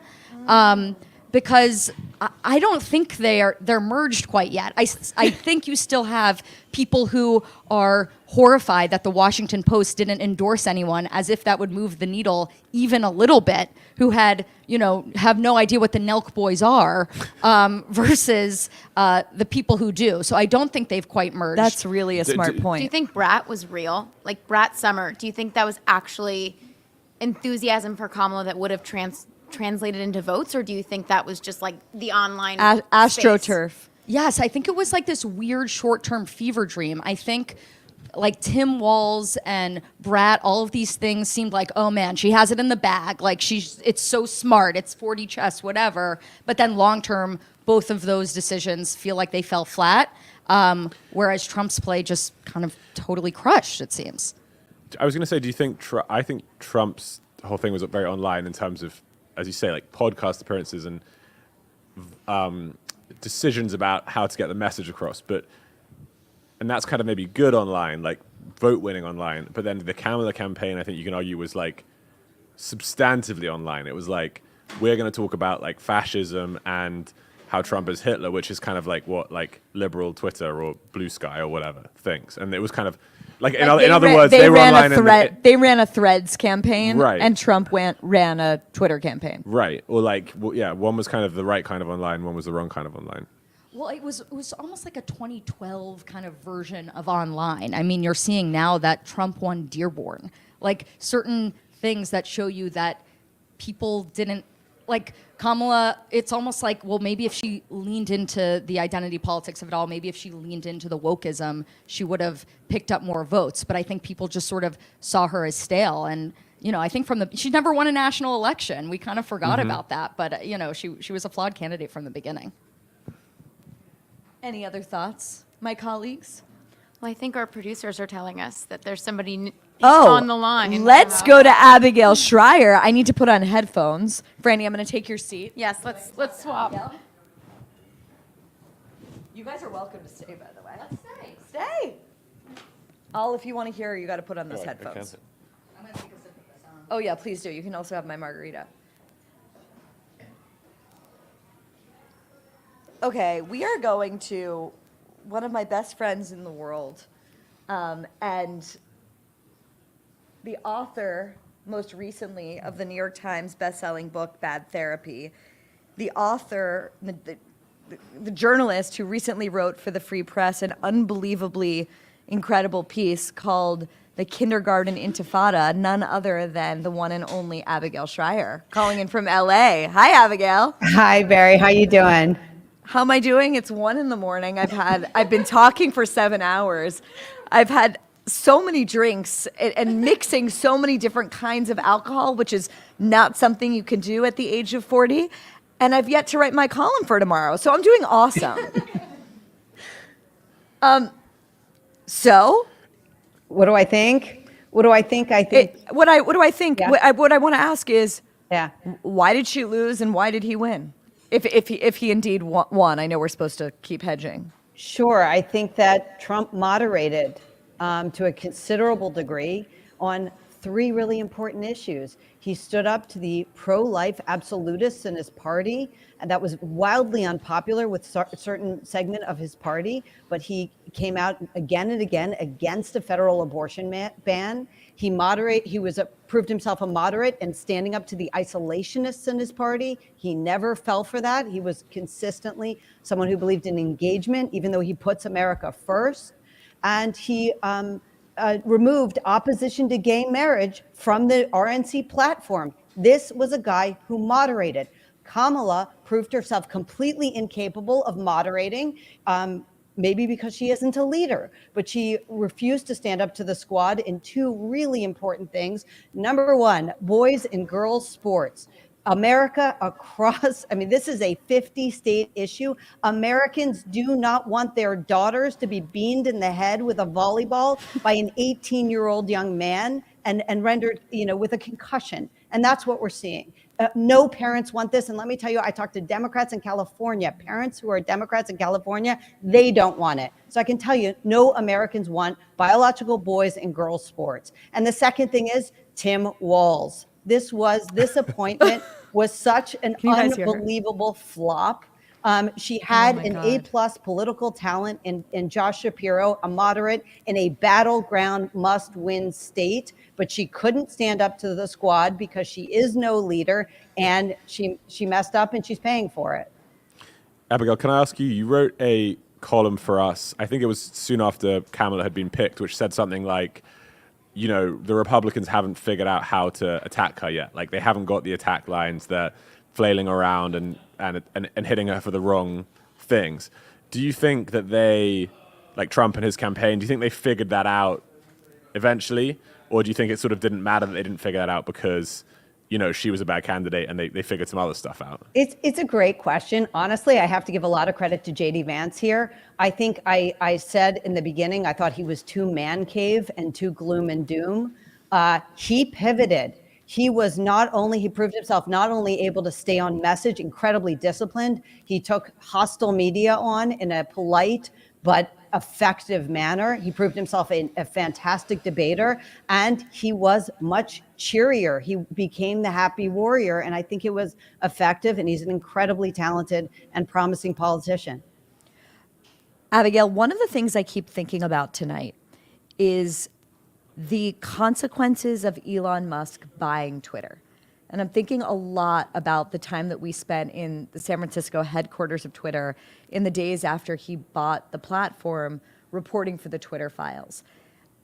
Do you think when the history of this election is written, Elon Musk's decision to buy that platform will be seen as like the hinge point or the pivot point of this election? I think it was a pivot point of so much. There's so many stories. Journalists, we were getting, our voices were getting suppressed. Our stories weren't getting out. So many, I don't even know if we can calculate how many consequences there were to that move. It was, even he said it wasn't a business decision. It was not good business, but for whatever reason, he decided it was an important move to make. And I really do think, we don't even know how much we owe him for that. In terms of this election, I think that he showed and he led the way that Silicon Valley does not have to behave in lockstep with the Democratic Party. This is something, Hollywood is completely in hock to the Democrats. Corporate media is basically a PR organ for the Democratic Party. But Silicon Valley, there are leaders in Silicon Valley who are willing to think for themselves and to depart. And that is important because we need a check on the branches and on the parties.